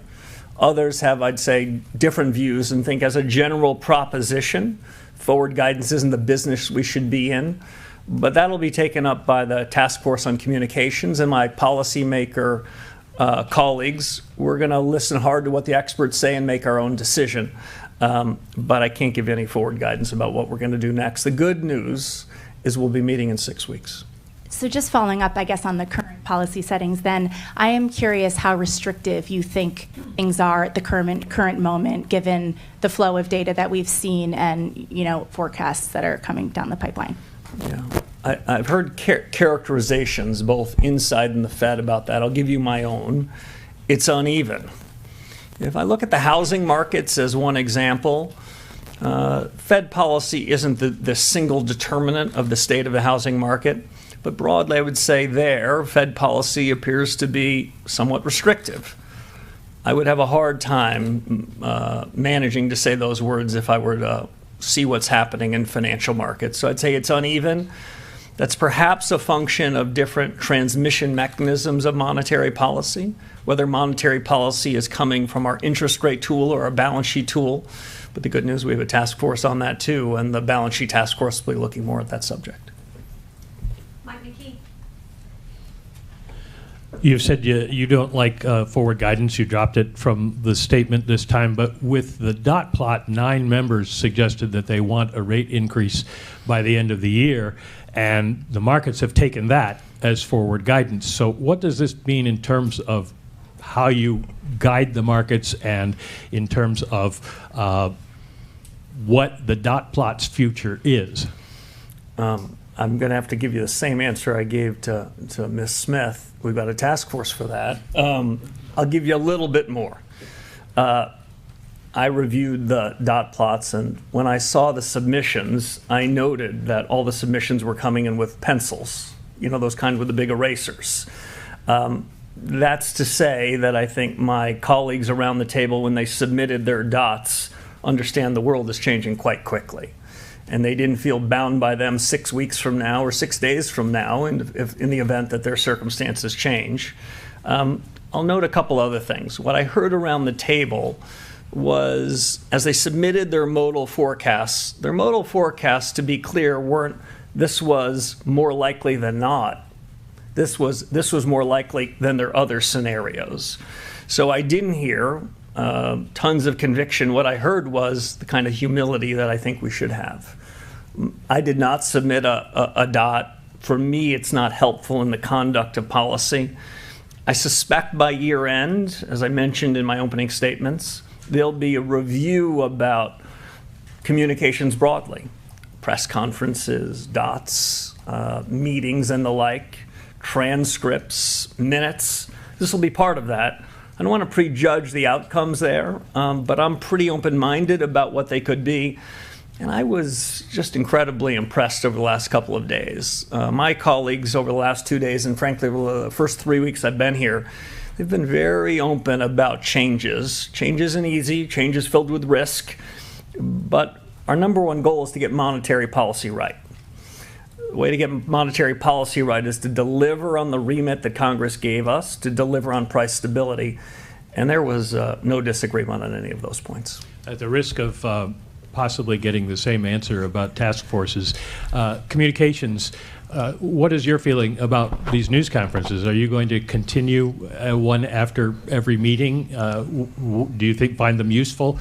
What is the future for the way Kevin Warsh will communicate? Well, this one's probably got another 15 or 20 minutes in it, so I don't want to prejudge the outcome.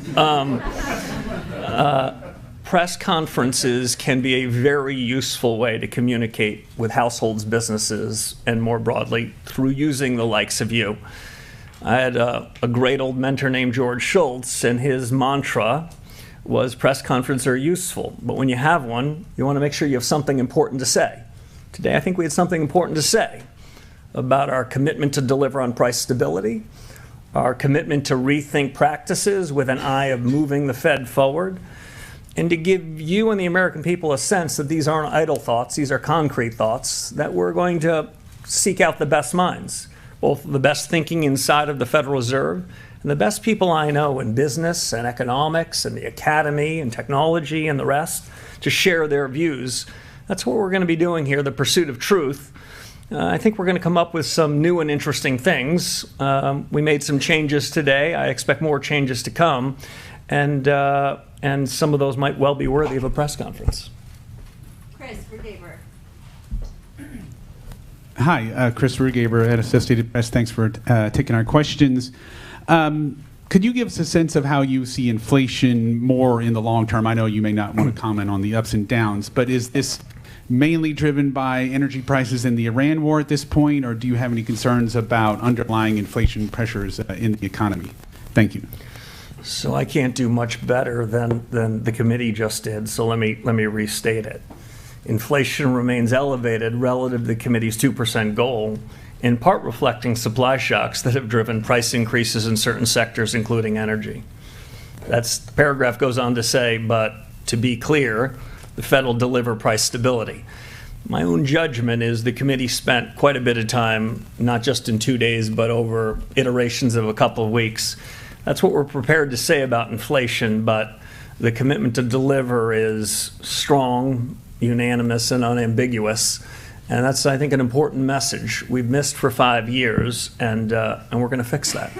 Well, great. And then just on the data task force and everything else, I mean, generally speaking, I think people feel the Fed looks at everything already. Certainly that was the sense from before. Is there data that you feel is not given enough weight? I mean, you mentioned the trimmed the mean in the past, but again, that's well known to certainly most Fed members. So what is that task force looking at, and what might be the, I mean, I know you don't want to prejudge the outcome, but are there examples of data that you expect might be given more weight? Thank you. So you're answering my question, so let me say I don't want to prejudge the outcome. I also don't want to say too much about what they're going to do because I still have a phone call or two to make before I've nailed down the people that are doing that. I'm interested in what the outside experts' view is on the subject. I'll say this generally. Most of the data that central bankers and other government officials in the United States consume come with old-fashioned survey methods, national accounts of what the U.S. economy looks like that looks very little like the U.S. economy in 2026. Survey methods that don't have response rates that we need, asking questions that might have been quite applicable a generation ago that are less applicable now. So even inside of official statistics, I would be open-minded if the task force and our own best thinking had recommendations how those official statistics can be brought up to a standard of our time using new analytic methods. I'd also say this, almost every private company CEO that's running his or her business are doing so with real-time information that isn't subject to much revision, that is telling them what just happened at that very moment. As you know, there are normal, long and variable lags in the conduct of monetary policy. What we're really interested in is what's happening right now. What we're less interested in is echoes of history.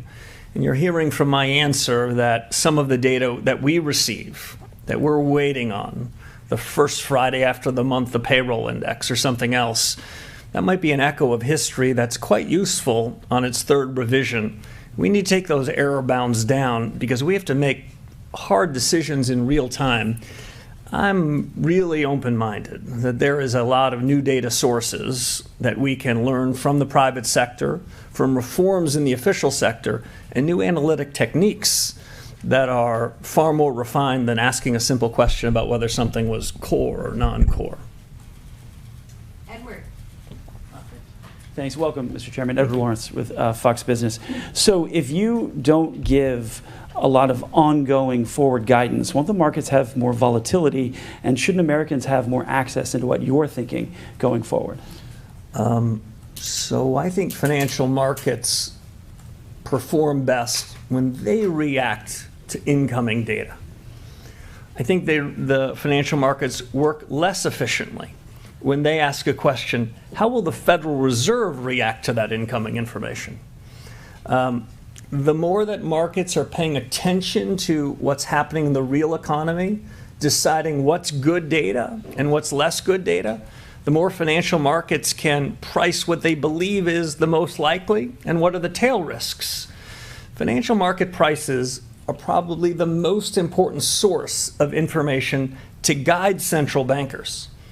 But when all the financial markets are doing is reflecting back what we've said, then we're taking the most important source of information and we're being blind to it.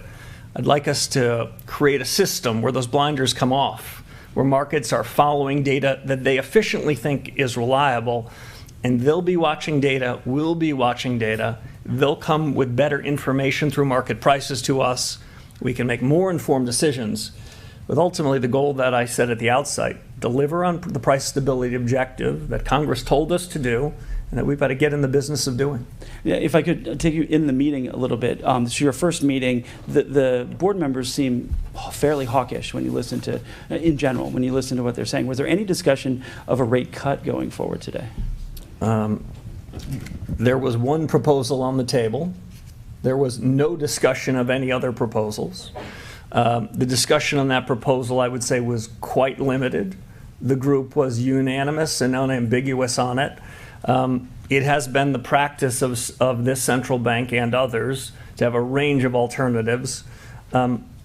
Today we had one. I thought it furthered discussion, deepened it, and made it clear what we needed to do and how we needed to deliver.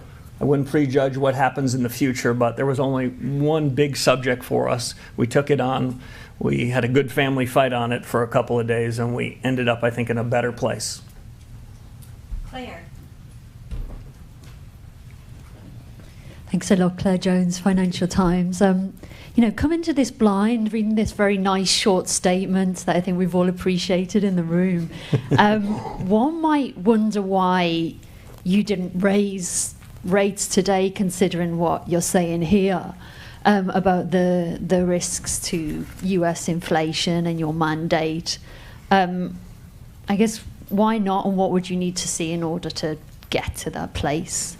And secondly, on your task forces, are there any best practices at other central banks that you'd consider looking at? Thank you. Yeah. I'm glad they're in the practice of giving you two questions, because my answer to your first question was going to be very curt. I've got nothing more to say than the statement itself. And to the point of the question I got before, market reactions to what we say unfiltered, I think, is more helpful than having delivered a statement at me than improvising further upon it. Best practices of task forces. This is a subject I've thought some about. I've been on a task force or two in my life.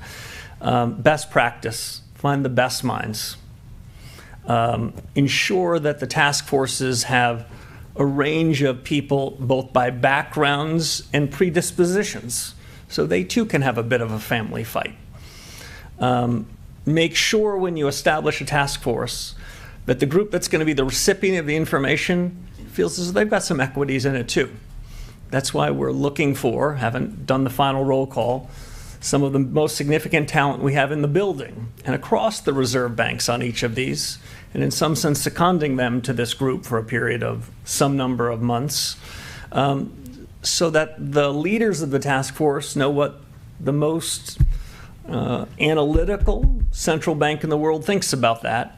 They can reflect on it. And a final best practice, we're not outsourcing decisions to anybody. Administrations past and present, reserve banks have chosen a group of 19 people around the table. These will be our decisions. We can agree to some of the recommendations, disagree with others, have a good family fight about it. But what comes from them will, I hope and believe, make the discussion we have internally better, stronger, more of a dialectic, so that we can finally deliver on that price stability objective. Just a quick follow-up on your markets point. If you look at 2-year yields, they're really suggesting that markets think more tightening is needed. Would that be your read on what the 2-year yield is saying as well? We were in such a good place. This is why we don't do third questions, I presume. I'm not going to offer any commentary on market reaction over the last 30 or 60 minutes.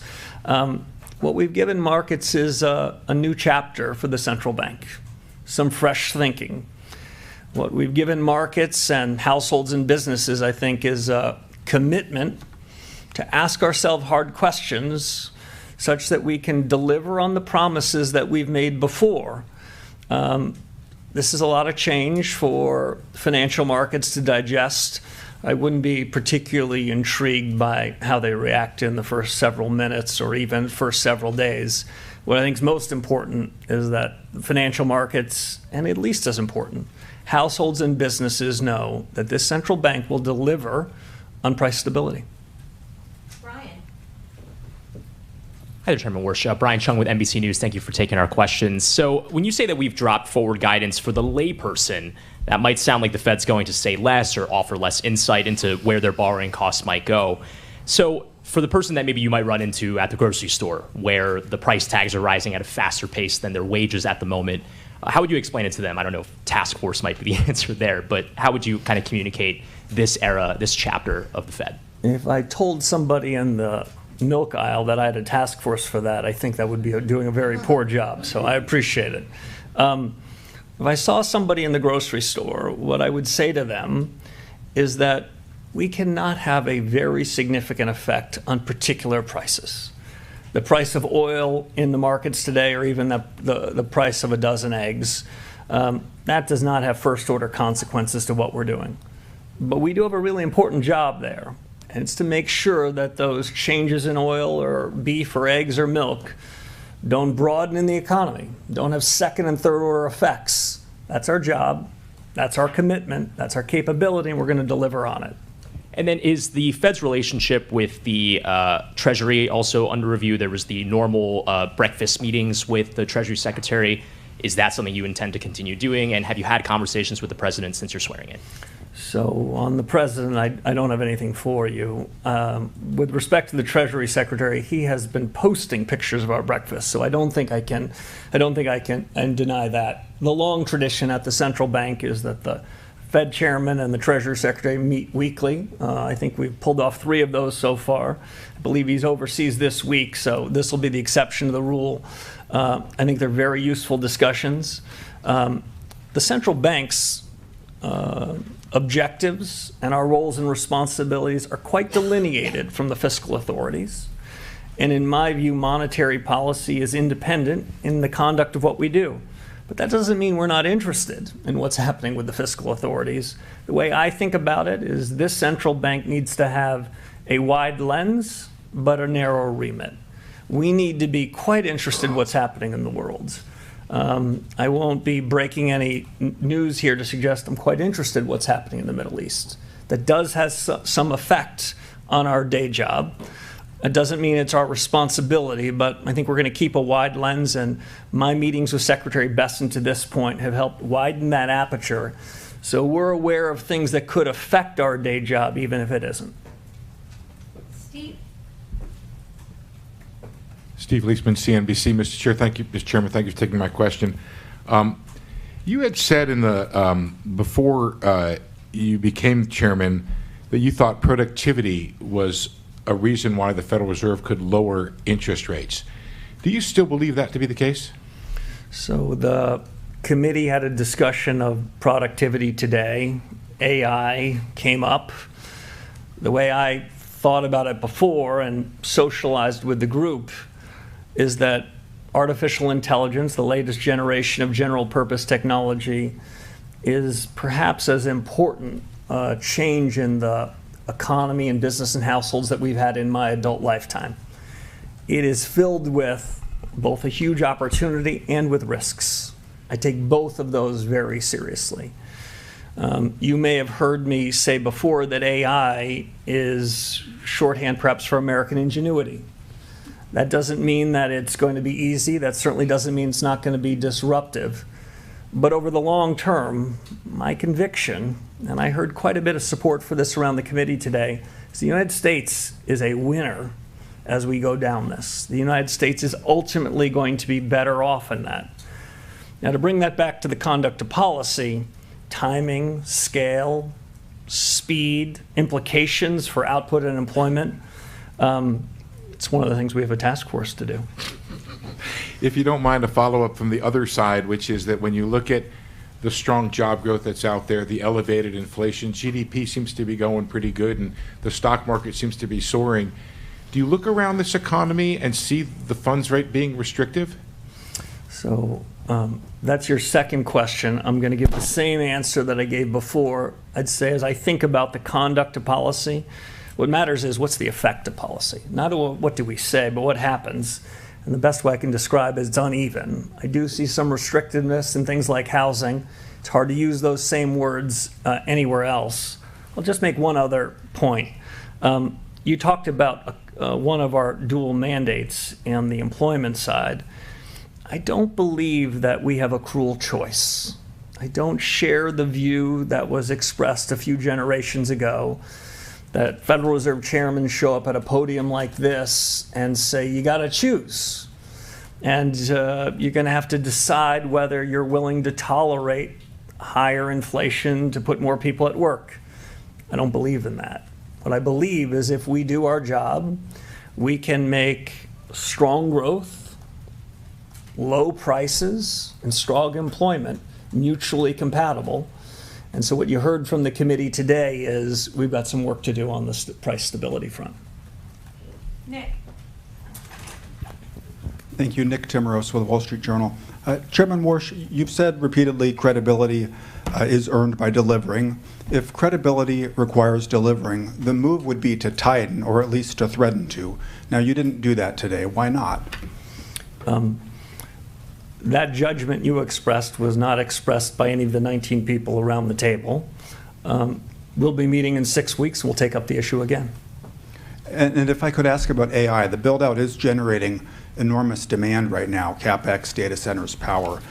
The productivity payoff may be further out. So in your judgment today, is AI adding more to demand or to supply? It's a good question. At the central bank in an economics profession, what we spend most of our time doing is counting demand. It's easier. We can see it, we can count it, we can check it, we can revise it. What we do, though, is we infer supply. You'll notice in the second paragraph of what one of your colleagues described as a very short statement, we have a sentence on the demand side and a sentence about the same length on the supply side. They're both important. Just because we can count one better than the other doesn't mean we're going to favor one more than the other. With respect to AI and the growth of data centers and infrastructure around it, we're counting the demand side, and it is no doubt showing up in GDP figures. We can be less certain when we infer the timing and extent of the growth in the supply side. It may well be an intuition the supply side is going to expand, but it'll take longer. I just describe it this way. There's a race between supply and demand. Milton Friedman says that the only thing we know about economics is that there's a supply line and a demand line they ultimately cross. When they cross and what are the implications for policy? The good news for you is we have a task force for that. Andrew. Thanks, Mr. Chairman. It sounded like on the task force on data that you were looking at overhauling or completely overhauling the system of national accounts, the way the government mines the economy. Is that your ambition? In a word, no. In a few words, much of this data gathering happens in other government agencies to which we owe a tremendous amount of respect, tremendous amount of deference. But if in the course of this we come up with recommendations, which Fed staff have already begun to develop, about things that they could be doing to help inform us as policymakers, we're not going to hesitate.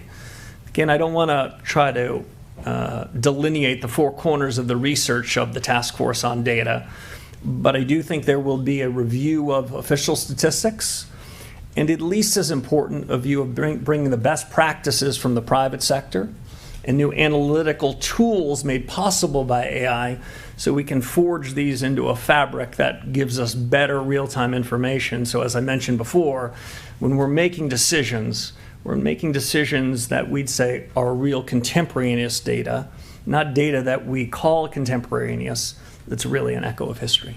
Okay. Thanks. The other question I wanted to ask is related to the building renovations. Are you considering any changes to the renovations, the projects, just in light of the fact that they became kind of a political football in the last year? I heard something about that. I don't think I'm breaking any news, but my view, when you show up at a new institution, you should go meet with the Inspector General, just as a matter of good practice. It's a practice that I hope to continue. I've had one meeting with the Inspector General, and he told me what I believe the world knows, which he'll be coming out with a report on the building and the building projects at some point later this summer. And I'll be interested in reading the report. From my perspective, with a forward-looking glance, is there anything that we can be doing or should be doing from this moment until the completion of the project to do what we can to be good stewards of taxpayer money and to make sure that we're delivering on the promises that we made? Some more work to do. You might not be surprised in the first few weeks. I've been somewhat preoccupied on other matters, but I promised to get to the full breadth of the Fed's tasks in the weeks ahead. Victoria. Hi, Victoria Guida with Politico. So I know that you did not submit a forecast, but you are the person who is authorized to speak on behalf of the FOMC. So I'm wondering if you could tell us in the SEP, the increase in the expectations for inflation, is that all because of the Iran war? What was the discussion around what the expectations for inflation being higher and also potentially growth being slower? So my read of what I heard in the room reflected, I must admit, in the SEPs, is half of my colleagues thought the policy rate, given all those developments, should be at this level or lower between now and year end, and the other half thought higher. That 19th voter was me, and I didn't submit one. There's a range of views on the questions of first and second round effects, no resolution or conviction, but we'll be meeting again in 6 weeks. I think we're going to know more then, and I think that my colleagues are very attentive to incoming developments between now and then. And can I just quick follow up on the SEP? You said that you're still encouraging your fellow committee members to submit forecasts even if you're not doing it. So what do you think is the benefit of them doing it even if you don't? That's the commitment that the FOMC made, and it's a commitment that I hope we live up to. Commitment we made was to deliver price stability. I expect us to live up to it. By the time we get to the end of this year, as I mentioned, I wouldn't be surprised if there was a new communications framework. There were some changes to the SEP. That's a committee discussion, a robust discussion. I think we'll have it.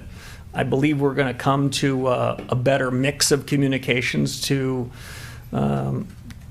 deliver on what we promised, but I wouldn't want to prejudge what those are. But between now and then, I would continue to expect colleagues to submit their SEPs. Some of them, I think, believe that the practice is currently structured is okay, but I heard a lot of interest in real reform, generally about all these topics. You didn't ask it, but I'll answer.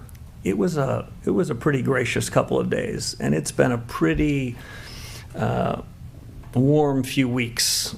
The institution wants to figure out how we can do better. The institution's going back to first principles, and I'm encouraged that what we've done in the statement, what we're thinking about doing with respect to the SEP, that instinct towards a new chapter is a real one, and by the end of the year I hope we can put some points on the board both in form and in substance of delivering. Go to Enda for the last question. Thank you, Mr. Chairman. Enda Curran, Bloomberg News. Could you guide us through, please, some of the principles that guide your own reaction function, and tell us a little bit about the kind of conditions that you think when the Fed should respond? It's going to be a very unsatisfactory answer to the final question. The Federal Reserve has a lot of responsibilities, not just in monetary policy, but in supervision and regulation, consumer affairs and payments. My own view is our credibility comes from delivering on what we're saying we're going to do across everything we do. I've devoted more time in my first 3 weeks to monetary policy than all those things. But the more we deliver on our promises as good supervisors and good regulators, the more benefit we get, the more credibility enhancement we have in monetary policy.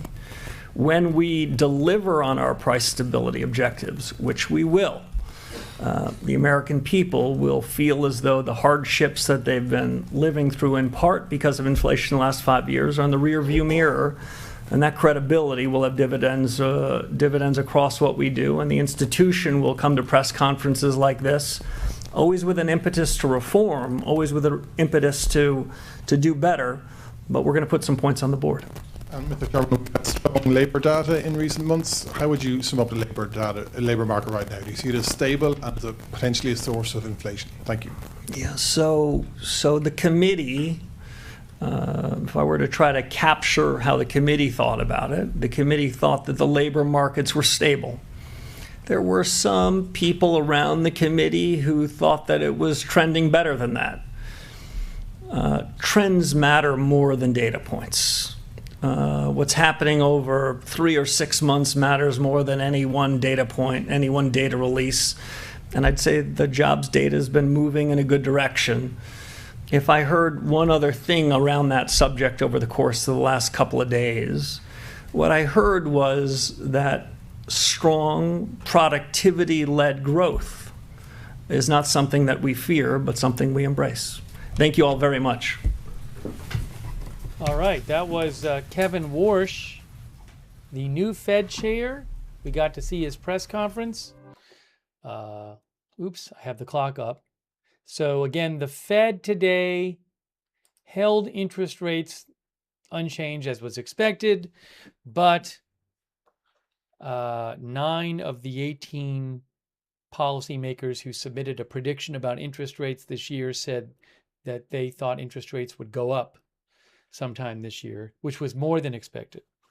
But another interesting thing about all this, and this is not my wheelhouse, but Fed Chair Warsh talked about possibly changing the way the Fed operates. It's not clear that he'll continue having the press conferences after every each of the 8 interest rate votes they do throughout the year. He said he's going to launch task forces that will look at things like how the Fed communicates, uses its balance sheet, what data it uses. So changes could be coming at how the Fed with how the Fed operates, and but he did say their statement from the Fed said this, and this is something that he kept saying again and again, is that they're committed to keeping inflation down. How does he say it? What did the statement say from the Fed? The committee will deliver price stability. So he seems very concerned with inflation, and I believe through his career he's been known as an inflation hawk, but which is a bit of a, it could be a problem because President Trump wants rates to be lower. If you want inflation to stay lower, normally you'd raise rates. You wouldn't lower rates. So it's interesting to see. I don't believe we've gotten a statement. I haven't seen a statement yet from President Trump, like on True Social. He just landed in Paris and has answered a few questions. I didn't see if he took one on the interest rates, but it'll be interesting to see what happens, because certainly they didn't lower rates today. The guidance suggested that only one of the oops, hold on. My camera went for a second. I need to refresh. Oh, there we go. Only one of the 18 policymakers foresaw rates lower this year.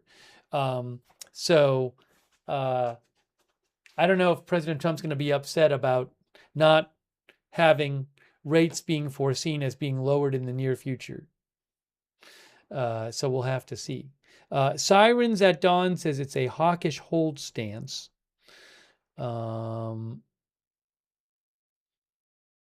And our viewer Perkuna Sat says they will not risk raising rates to ensure job stability.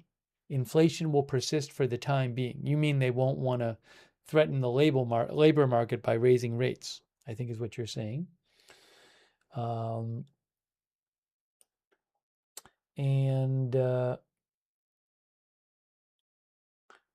Let's see here.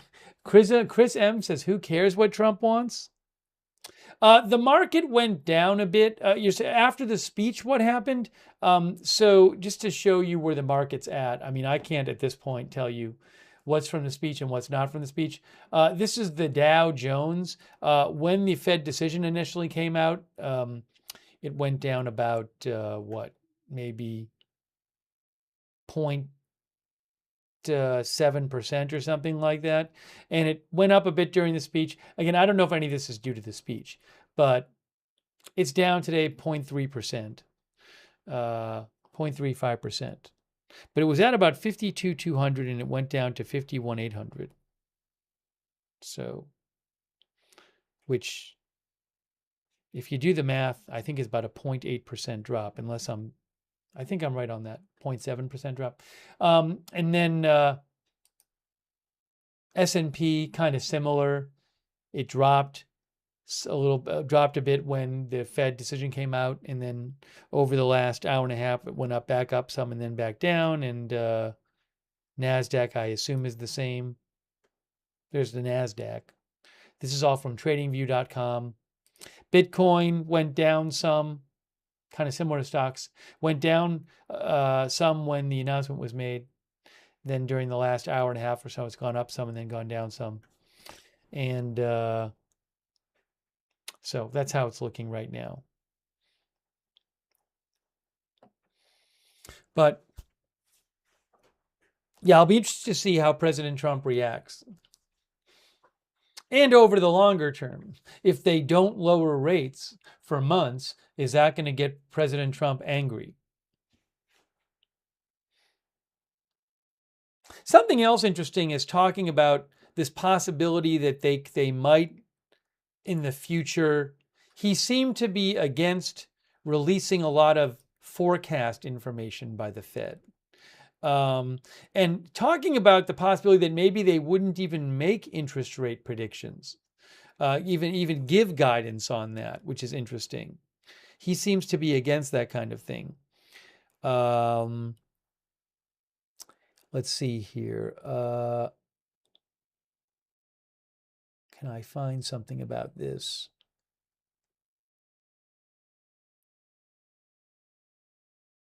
I had something before.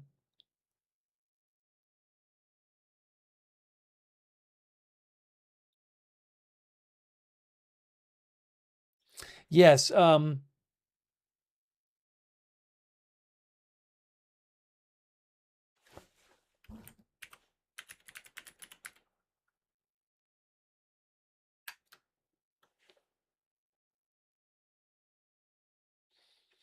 For example, today, in an early sign of Warsh's influence, says Reuters, the Fed statement today removed any guidance about future rate moves altogether in their statement, with a revised format that simply stated the rate decision and reaffirmed the central bank's intent to keep ample reserves in the banking system.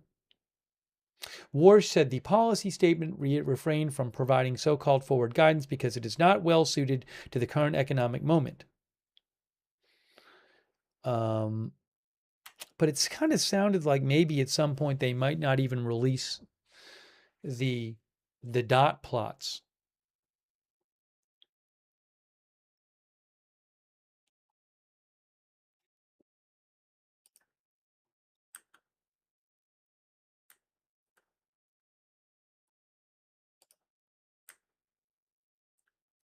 Yeah, Wall Street Journal says that Warsh has said he signaled he wants the Fed to explain itself less, including reining in its so-called forward guidance.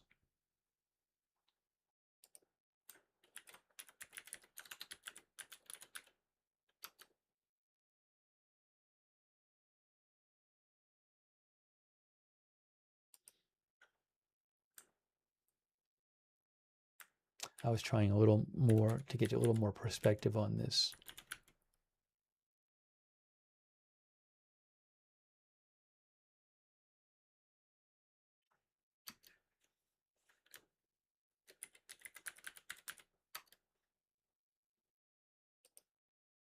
Where was it? Where was that?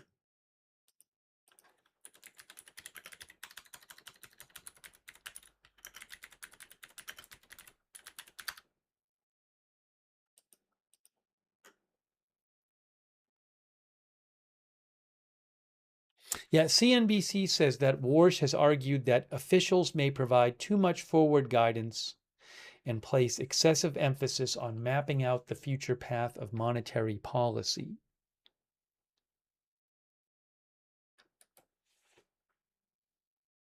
Also, yeah, there's an article, where is it here? Investing.com on Yahoo Finance mentioned that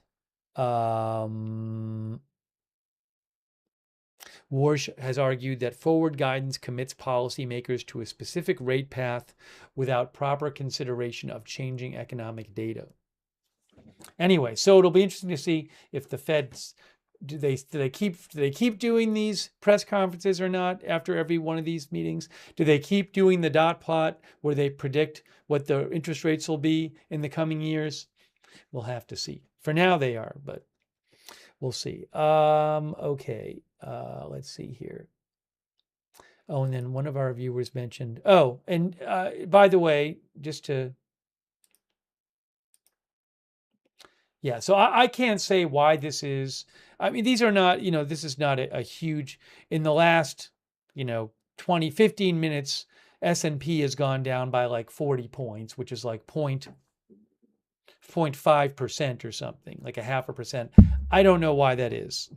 So is the Dow similar? Dow is similar. NASDAQ is kind of similar. Bitcoin, kind of similar. So I can't speak to why that is.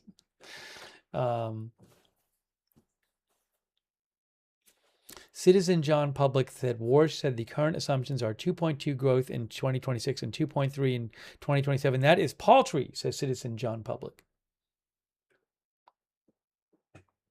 Revan's Halo thinks Trump is not going to be happy after this decision in presser. I mean, he certainly, I'm an amateur. This is not my field. He certainly didn't sound to me like somebody who was raring to lower rates. He kept talking about how they were going to, how he kept using that phrase that they were going to, that the Fed is going to deliver. Where is it here? Now I can't. I just deleted it. What is it? Deliver on price stability. They will deliver price stability. So it didn't sound to me like he was all gung-ho about lowering interest rates. I didn't get that impression. Thanks, Chucky T. Plague, for your support. Thank you. Also, I Am Charlie. I Am Charlie says that Trump frames lower rates as beneficial for growth and other things as long as inflation isn't spiking. Thanks, I Am Charlie. Well, he definitely wants rates lower, President Trump.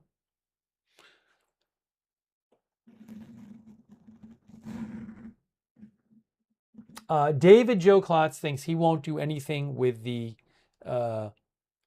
changing how the Fed operates until the first reports from his task forces, which I think he suggested things like that, said something to that effect.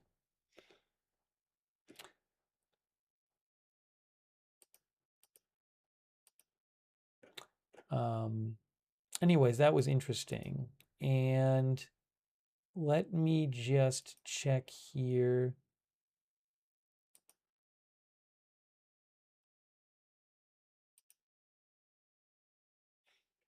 Yeah, I don't know if there's any, I'm just seeing if there's any new news here. Let's see. Who knows what we'll hear about the Iran deal in the coming days. I'm not seeing it. I'm looking at Iranian state media.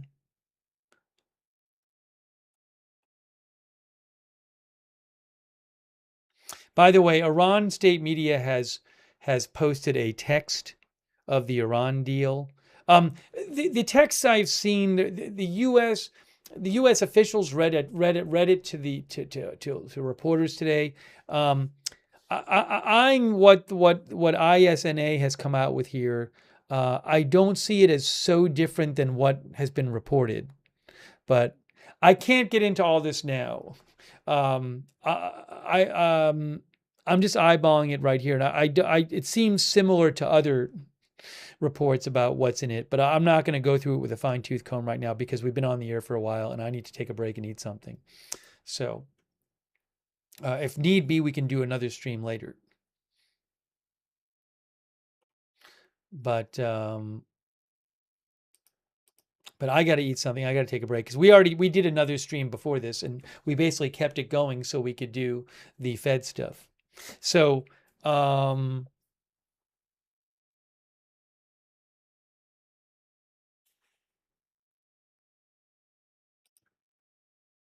think I'm going to start wrapping up this stream. But I'm sure we'll be doing more coverage in the next couple of days on the Iran stuff.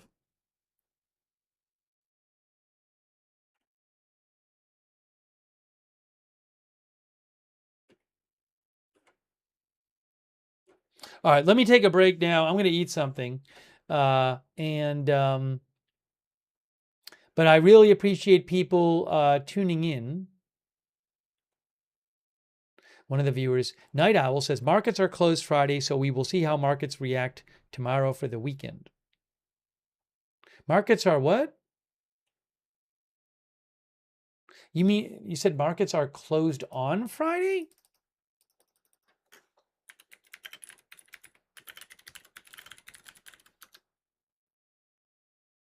Why would they be closed on Friday? Do you mean they close for the weekend? I'm not aware that they're closed on Friday.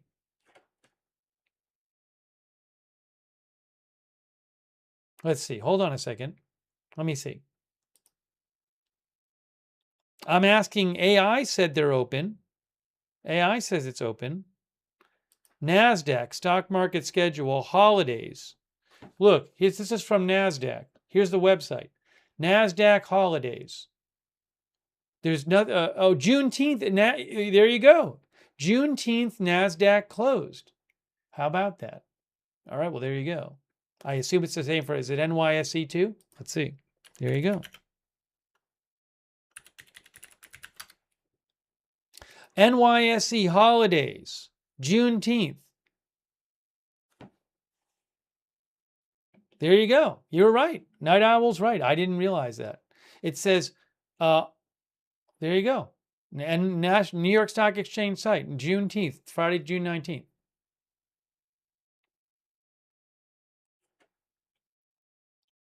Well, there you go. So the markets are closed Friday. That's it. So there'll be a long closure. So if something happens on Friday with the deal, if something happens this weekend with the deal that's strange, the markets won't be able to react until Monday. Stock markets, at least. Good to know. Good to know.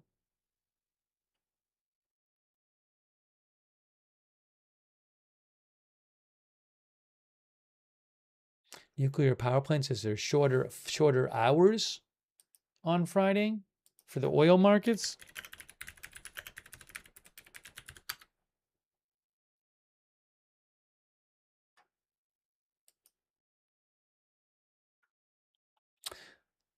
Stock market is closed. Oh, wait. This is from a few years ago. What about the oil markets? As of three years ago, the markets were closed on Juneteenth. I can tell you that. Oh, also I'm looking here.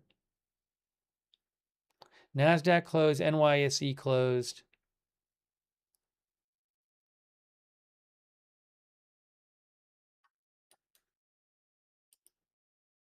Anyways, I got to take a break.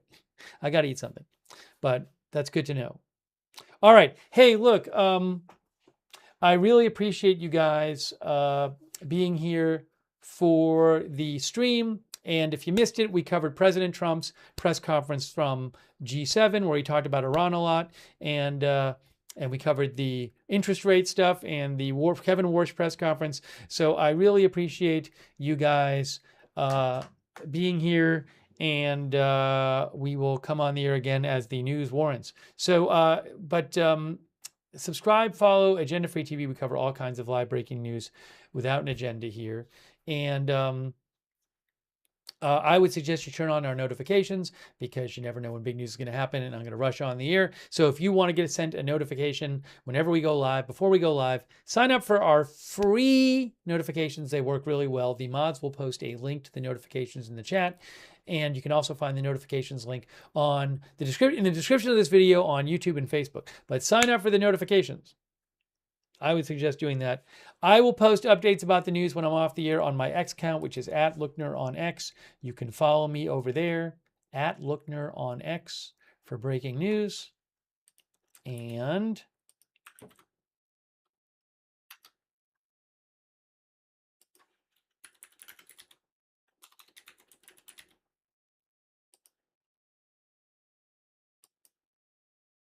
yeah, some of our viewers in the chat mentioned that there's a new tornado watch for parts of Illinois and Missouri. Several strong tornadoes likely until 10 p.m. Central Time. I don't know that we'll do weather coverage, but you never know. I hope people stay safe there. I really appreciate our moderators, our moderators being here as well. Thank you so much to all of our moderators. You guys are awesome.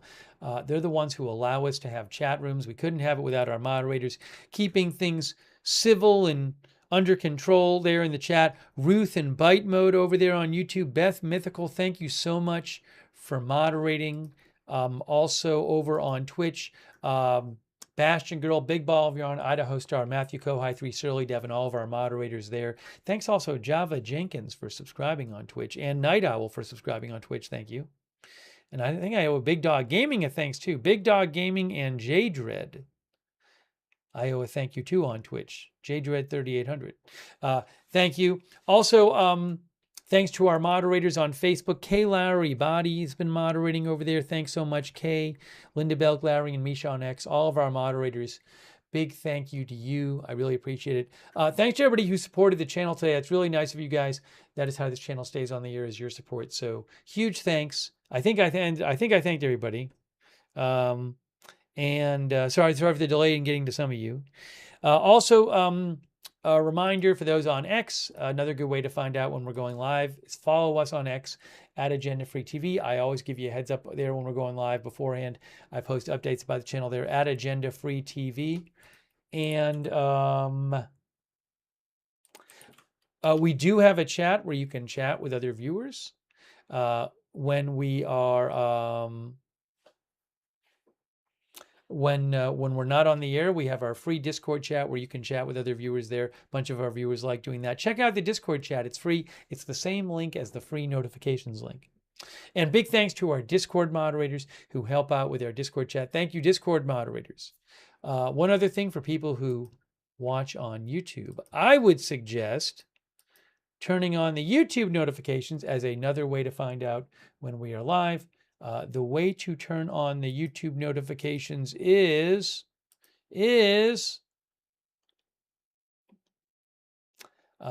subscribe to the channel and then click the bell and choose all notifications. If you're already subscribed, make sure you click the bell and choose all notifications.